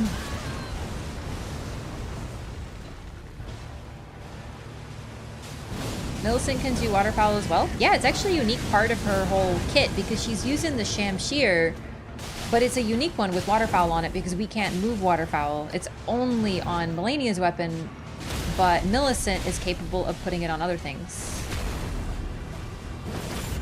You know, you can summon NPC for this. Yeah, it's really helpful just because, like, it's an ad fight, so she helps, like, draw aggro a bit. So she's actually one of Milicent's sisters, Pollyanna in particular. Because the one who sent you to do this is, of course, Gowri.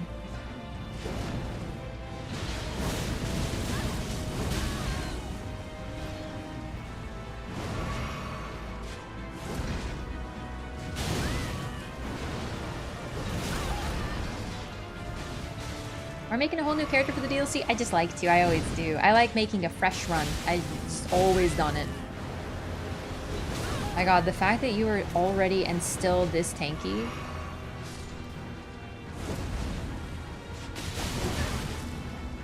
And frankly annoying is wild.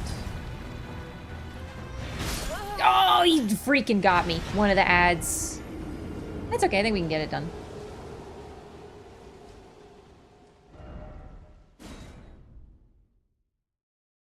Mikkel equals kindness. I think it's very telling that the only people who talk about how kind Mikkola are and always say things like kind Mikkola, Mikkola the kind, are people who seem to follow him. And we once again know that he has a way of manipulating people to follow him. So I'm just saying, like, you know, I actually also saw someone talking like how, what if the Night Lady is Mikkola? And I'm like, yeah, Mikkola walking around telling people that he's kind? That tracks. Like, seriously. Hey, have you heard about Mikkola the Kind? He's very kind.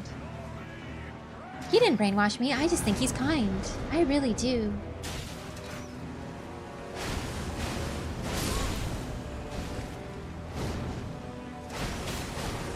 Georgia, hello, what's up? Oh shit.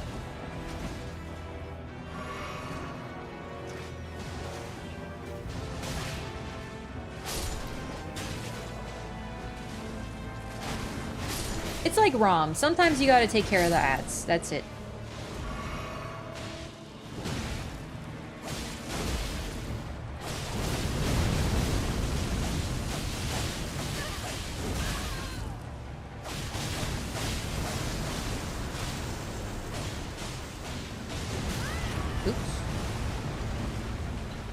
One of those ironic nicknames, like Tiny? Yeah, that's a good call. Maybe it is. Mikkola's using a fake hype account. Yeah, Mikkola's like botting and sending like bots to other streams.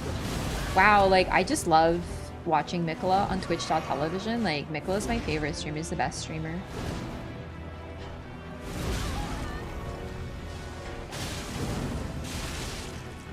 We meet him and he's just a total son of a bitch. I mean, ironic considering who his mother is. Everyone's like, wow, Marika's such a bitch.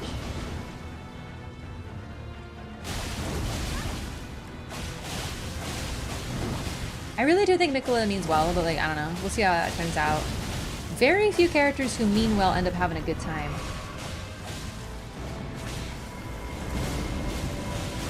God, he is such a tanky bitch. Just fucking die, dude.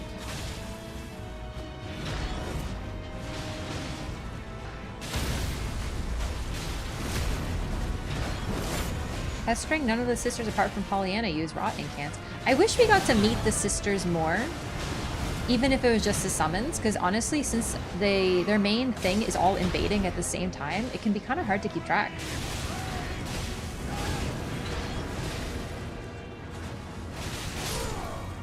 Dude, look at her meat shielding back there, doing great.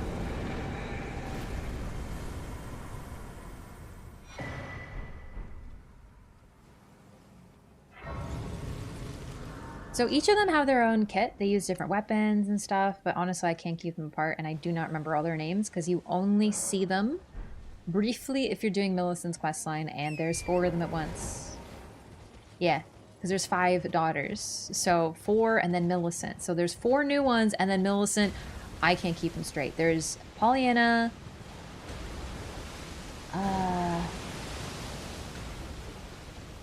and that's what I remember.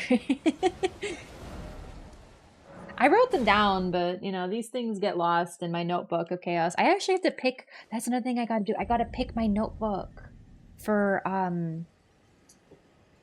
lore. For writing down DLC lore. I have my notebook for first playthrough. I might use the same one. Or I might use a different one. Plot twist, Mikkola is actually kind. Yeah, maybe he's kind, but I don't think we'll meet him, though. Like, I don't know if we're actually gonna get to talk to him.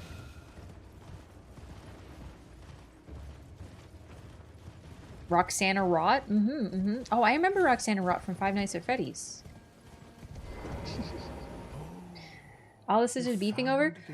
These ones... This one controls the other sisters, and they listen to him. So, Milicent needs to be betrayed by the people who care about her in order to bloom into the most amazing bloom, apparently. But the thing is, she doesn't really remember her sisters from what we can tell. Like, she doesn't remember anyone because of the memory loss also associated with the Scarlet Rot. Can you give me as well, mate? Can you give me as oh, well, right. mate?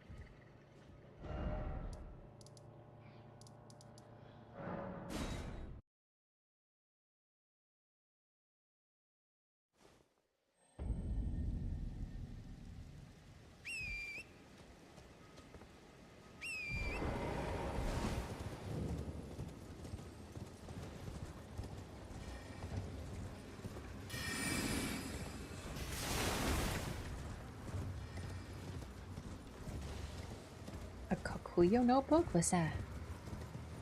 I have too many notebooks. I definitely just get a notebook I've already used, though. I have so many notebooks.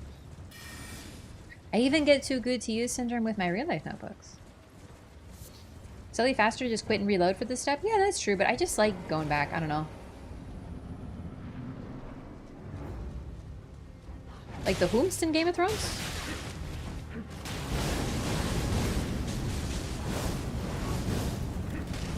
Game of Thrones has ladies that were born from mushrooms? Sick, dude. I just want you to know that if you're like, hey, ladies born from mushrooms, that's a Martin thing. Excuse me, in Dark Souls 1, there is a whole ass mushroom lady. So take that.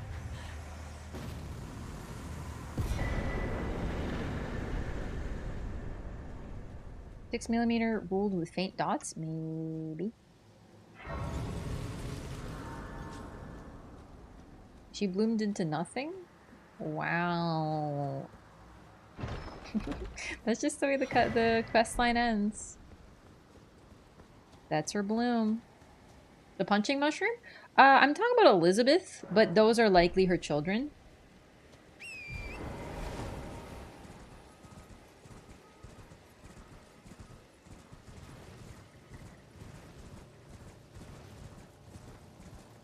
Considering she's not really around.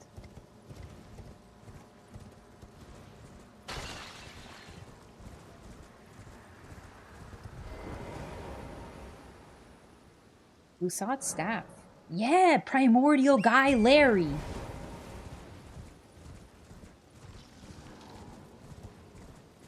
I love primordial guy Larry.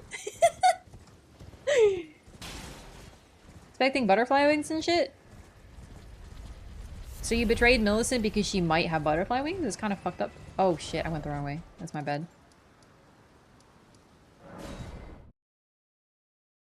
Sad how our descendants lose the ability to talk, though. Maybe they just don't care to talk to you. You know, what if they have rich, glorious conversations? Maybe you're just not interesting enough to talk to.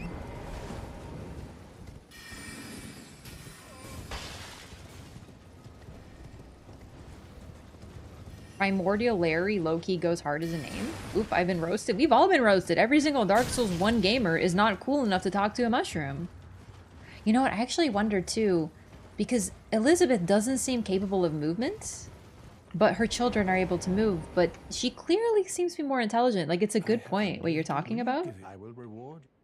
They lost something, but they gained something. It's a form of evolution that seems to be sort of kind of ubiquitous. They've evolved in a way, but they're able to move. So they've replaced their mental capacity with movement. Like trade-off. Do so.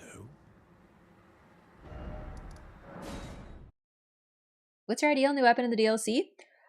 Probably something like the reverse grip dual blades that we saw in the trailer. I don't know what's going on with those, but like I'm in. If you are wise, you will leave immediately. My flesh. You to quell. But never mind. I would rather than simply. Would you mind? Well. She's EP. EP time.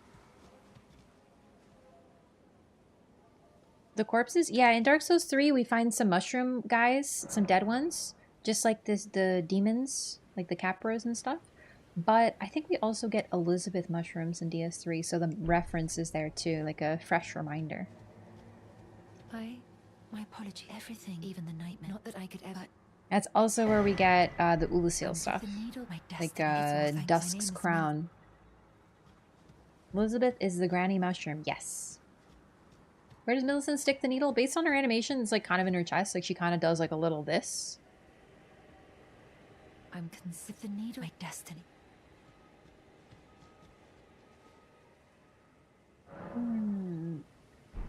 Oh, my neck's been sore. I think I slept badly or something. Chair Crypt of Celia. Chair Crypt. So this is the only one of these that's labeled. I just actually thought about this because we see these other things, these weird chairs with big dudes in them, but I think this is the only one that's labeled. Chair Crypt. It doesn't tell us much, but I mean, it confirms a couple things, I guess. Alright, so next is just right here. We'll talk to her again. Gowry will come back, and then we can go do Shaded Castle. Now I think about it, it's not really required to do her questline or anything, but it's fun. I don't think we'll do the full thing, not in this playthrough, but I just like to know where NPCs are and where their questlines are, in case I want to continue this and play in oh my god, I went the wrong way again. In base game upon concluding DLC. I think the really daunting thing with DLC is going to see if anything in DLC changes anything in base game.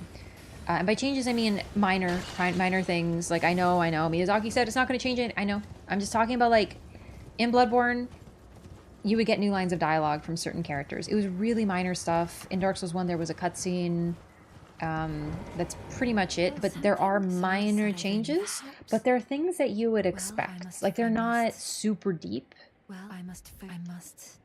For example, two characters who look eerily similar, one might have something to say about it, that sort of thing. But it is interesting to note, because like in this game there isn't too much change in terms of dialogue. Unfortunately, right? Like it's kind of a limited thing. The hidden cave? Yeah. Where Lusat is.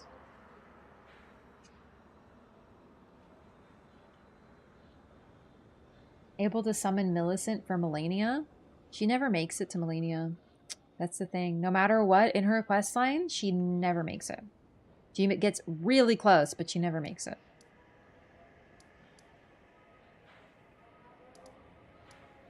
She blooms in that garden. Okay, hang on. Let's think about that place where she blooms, where she ends up, the place above Melania's. That is specifically where Gowry is trying to manipulate her to bloom. That's pretty interesting. Like location-wise, why there? Considering that place has a bunch of rot, a bunch of the rot guys, the rot dinguses, and then even baby rot dinguses. It looks like there's like a cycle of life for them there outside of Caelid and outside the Lake of Rot. And there's also flowers and pink butterflies that we see nowhere else. I don't know. There's something going on there. Maybe I actually kind of overlooked why there. I thought it was the point was not to make it to Melania, but what if the reason he sends the sisters to attack her specifically there is because that's her garden?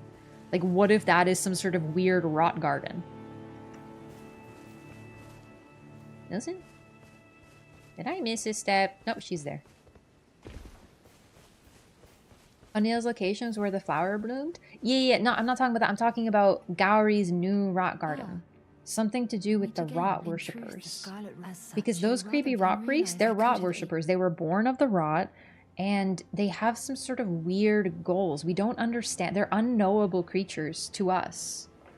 But maybe that's some sort of goal of theirs, is to bloom specifically there, because there's unique stuff we only find there. Right? The butterflies, the enemies, we see them in other places, but the only place we see the shrimp guys spawning is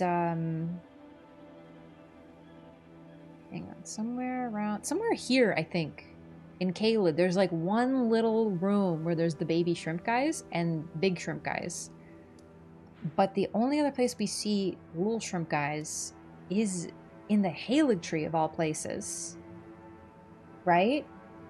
And considering there's unique stuff there that is only seen there, I think there might be something to that location that maybe we overlooked. Like maybe we just didn't think about it. We didn't think about significance. Now, she's passed.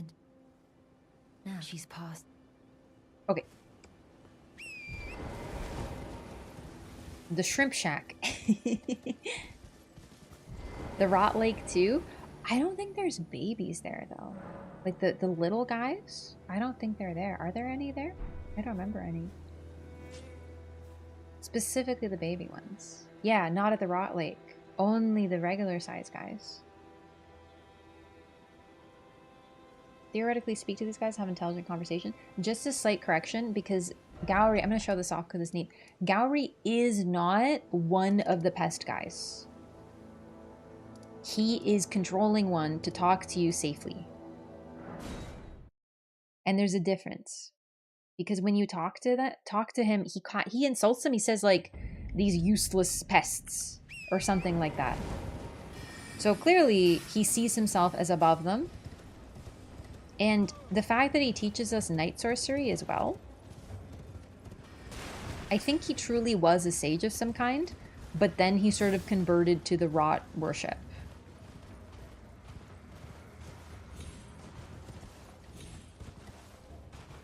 But anyway, he's better than the average guy. But yeah, just to show up what I'm talking about. We shall meet again, you and I. There are countless pests to choose from. Yeah. So he is not a pest, he is just controlling them. That's sort of what he's implying by there are countless pests to choose from. And if you... Actually, let's try reloading. That's a good question. Let's see if this works.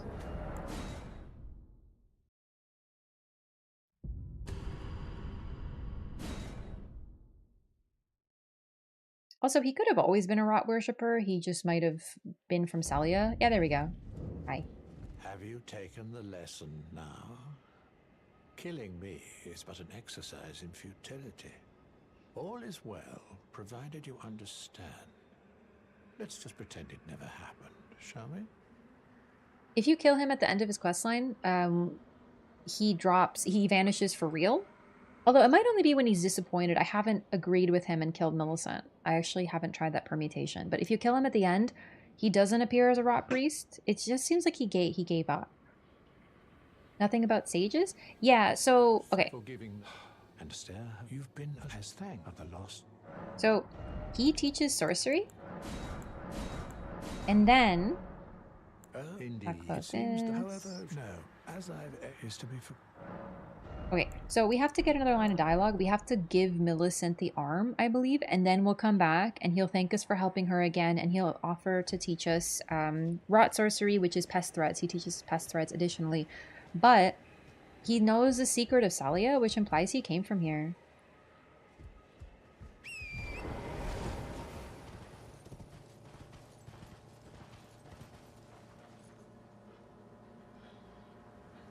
Got a rat to escape. The whole Celia is gonna be destroyed by a star, I swear, is like, okay, if you say so. I think that's Radahn propaganda. And by that I mean not... I think Radahn was told that and believed it. I do not think it's true. Because if it was, then Celia probably would have been destroyed. It didn't. It didn't happen. Maybe it's cut content or something. Maybe there was initially a meteor that was going to crash here. I don't know. I really don't know. But the point is, as far as we can tell, whoever told Radahn and us that there was going to be a meteor that destroyed Celia was not for real.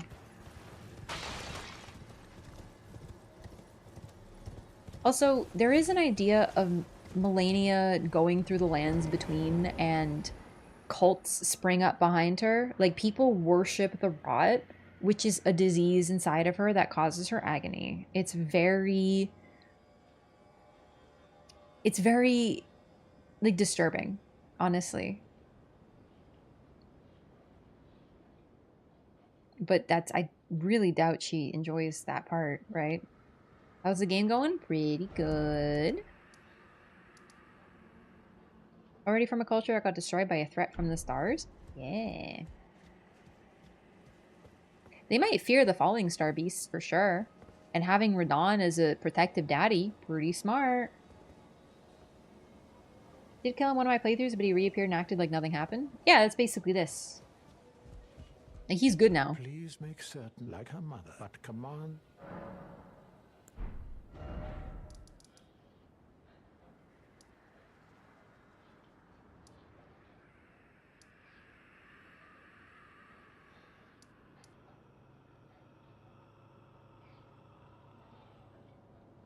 Just trying to think what to do now. Hang on. Okay, so we have the Somber Smithing Stone 8 and 9. Oh, Vari's quest. Right. Okay. So we defeated that guy. The reason I defeated that guy earlier in Altus was because that counts as invasions for Vari's quest. They added that in as a patch so that you can, what do you call it? Like, do this offline. So, my Nocron is under Limgrave. I think it should have been below Celia. The thing is, there's a lot... Oh, I don't have the map. The underground area that we visit might not be the entire underground area. There might have been something below Celia, too. Also, if we're dealing with underground, it looks like these locations, these caves, are natural. Right? Oh, Lambkin, I'm glad. You have a... I wish to anoint you a knight. What you mean, Greg? So, Bogun is below Celia? So there is stuff under there. But, like, imagine you were forced underground and to build a civilization and we don't have, like, OP technology or whatever. You build in the caves that are there. Not to mention, these caves are huge, right? Barry didn't even acknowledge that I attacked him? That is weird. Now.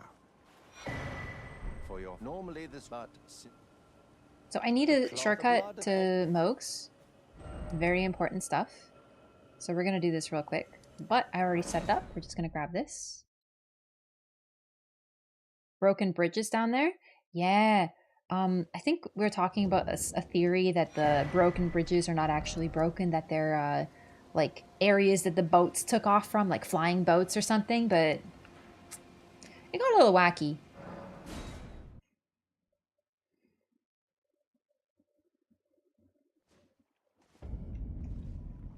Flying boats.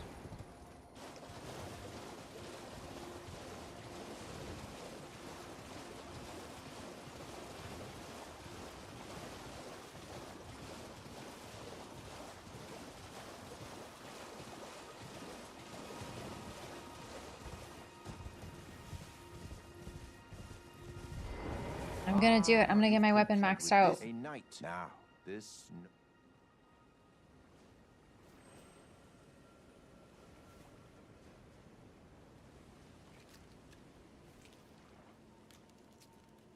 And also fix my creepy blood eyes. Oh, heavens. Clench your teeth or something.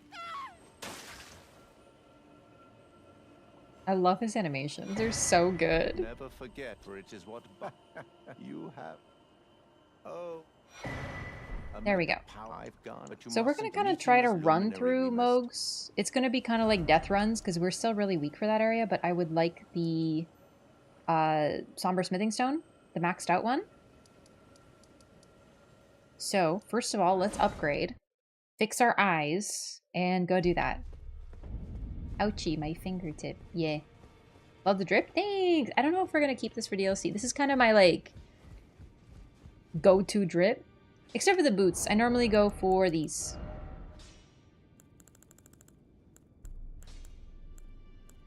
God, I have so many boots now. Here we go. Alberich's trousers. They are the sickest boots in the game. He got them thigh-high boots. Well, I took you no matter. Lay out your own. Okay, +9. Now we just need Ancient Dragon. All things considered, it's crazy how quick it is to upgrade a weapon. I really should, like, make a mental path for this. For follow-up playthroughs. How to quickly max out a weapon for easier muling. Tarnish hates paper cuts. I'm gonna not lie to you. This is apparently what your finger looks like now. This is supposed to be our finger. If you notice, the recusant finger, the festering bloody fingers, the taunter's tongue, and the tarnished wizened finger are all severed. They are someone else's finger that has been given to you. This one implied is Reichard's, but this is your finger. It's not severed. It's in shade. So this is not just like, oh, ow, my finger. This is like this is what your finger looks like now. It's like in the Fallout show. You know when she loses her finger and then they give her a goofed up one? Sorry, kind of like slight spoilers, I guess, but like, you don't know what I'm talking about. She's got the creepy gray finger. It's just like that, for real.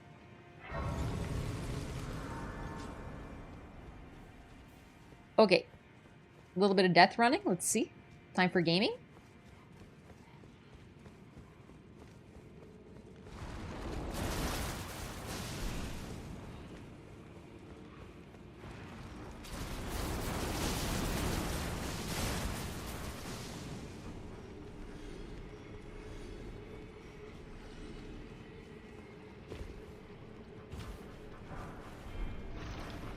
I actually wasn't even sure if it was possible to jump past that guy, but we're finding out today, gamers.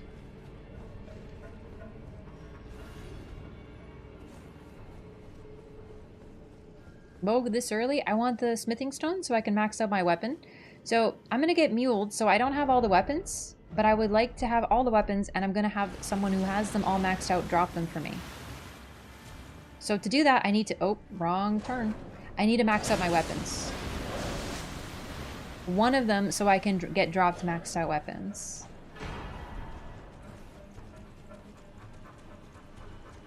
So if I get one max, then we're all set.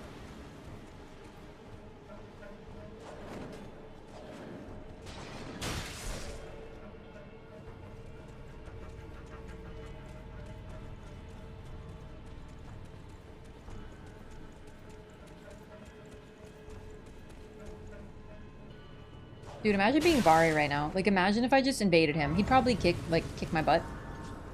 But just imagine being him. What? Oh my god, they vanished. Did you see that? I didn't know they did that. That's really cool. Got something on your back? That's my new tail. It's a Reduvia tail. Don't judge me.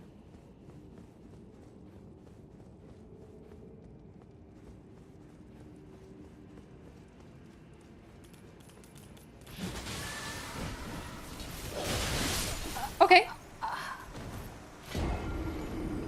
Fair enough. Maybe we don't attract all the attention. You know, there was a plan. Wasn't necessarily the best plan. Maybe we'll try a little bit more of like a stealth hunter approach, you know? Like, what if we actually like fully roleplay this? Boom, Assassin's approach. I'm Assassin's Creeding. Put away my shiny sword. Okay. Assassin's Creeding. Oh, shit. I'm Assassin's Creeding right now. Fuck, dude. How did he see me? Don't you know I'm using Assassin's Approach? My roleplay, but my rich roleplay. Again. Damn, they're really ready. They're fucking on it.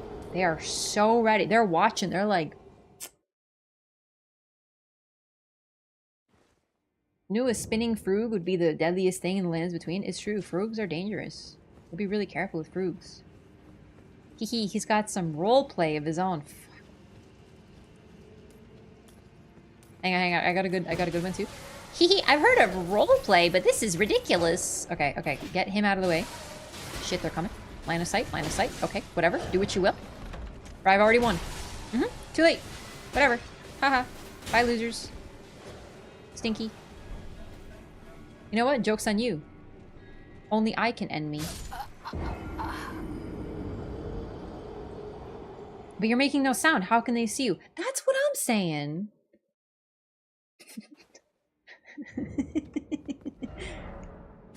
Excuse me, I went into crouch. The eye symbol says that I'm hidden. Yeah, lie to me. I played Sekiro. I mean, Oblivion. I don't know where Sekiro came from, but I have also played Oblivion. I have also played Sekiro, I guess. Okay, boom. We're gonna crush just a little, like a little Solarino over here. Just maybe like this one. Gimme max. Gimme. No matter, lay out your arm. Beautiful. Oh boy, we're maxed out. Oh my god. Okay, so this was a major goal of the run. Now I can get whatever weapons I want at max. And yeah, that's a huge one. So this is pretty much what I wanted to do today. It took a little longer than I thought, but to be fair, we did other things too. We fought Radahn. So that's one part of what we need to do for DLC done. The other thing is Moog, and we are at Moog. So we can max out weapons, we can pick whatever we want. There's still stuff I need to do, so like golden seeds. I still need to acquire enough golden seeds to have more healing. You have to max out a non-sober weapon too? No, because it counts as one category. So there's like a matchmaking. I don't have it fully mapped out. Oro probably does. Ouroboros, I think, has a video about weapon stuff because it relates to matchmaking for PvP and invasions. But there's like an equivalent. So a maxed out somber weapon puts you in the same category for smithing. So basically, I can get any maxed out weapon now. But I still, like I said, not fully done yet. I still need to get Sacred Tears, which I don't know how many of those we're going to get, but obviously I need more. And we want to get enough golden seeds so I can have mass flasks as well. Did I miss hat again? No hat this time. That was a stream bonus. So, yeah, I think we're going to call it here for today. I didn't get this character fully done, but we'll see. I'm going to start going back to the Dark Souls 1 Lorathon as well. I'm still really excited to do it. It's really fun to play Dark Souls 1. The game holds up so well. If you're curious about previous FromSoft games and you haven't seen them, definitely check out that. We're getting into the lore. We're having like a really thorough playthrough, so we're going to explore everything. I think it's pretty good for folks who are like, because, you know, I'm actually watching a Persona 1 playthrough right now, and it's kind of like relevant. I don't want to play Persona 1, but I love Persona, so I'm curious, and I want to see it for myself, and I want to watch it, but I'm not going to play it. So that's kind of thing. If you want to check out older From games, but you don't want to play them yourself, check out the Lorathon. Continuing, it's some unforeseen time in the future, depending on what I feel like doing, day of. This feels calculated? Me? Calculating anything? I probably get it wrong. Get it? Aha, self-effacing bad at math joke. Still doing Dragon's Dogma 2? Not for the time being. I liked it, I'm just not getting back to it yet. Fun video game.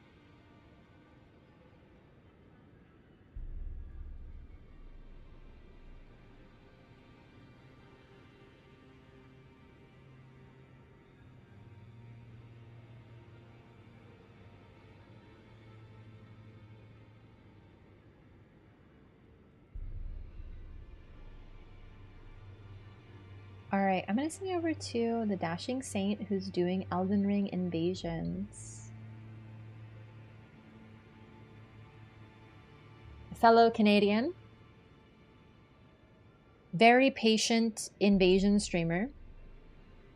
I know you folks are here for PvE, but you better be nice to my PvP friends or they'll think I'm not cool.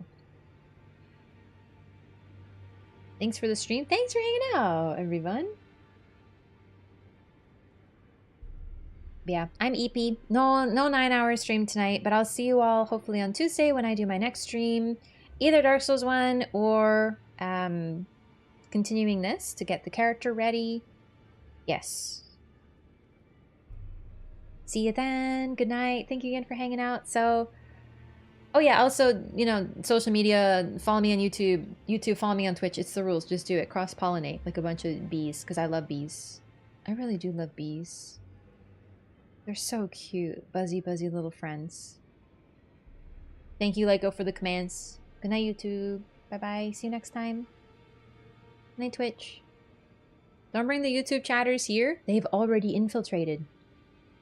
We got any YouTube frogs in the Twitch chat or what? Stay hydrated. I didn't drink any water this entire stream. I am going to die. I have a full water. I fucked up. Okay, I'm drinking water now. Bye.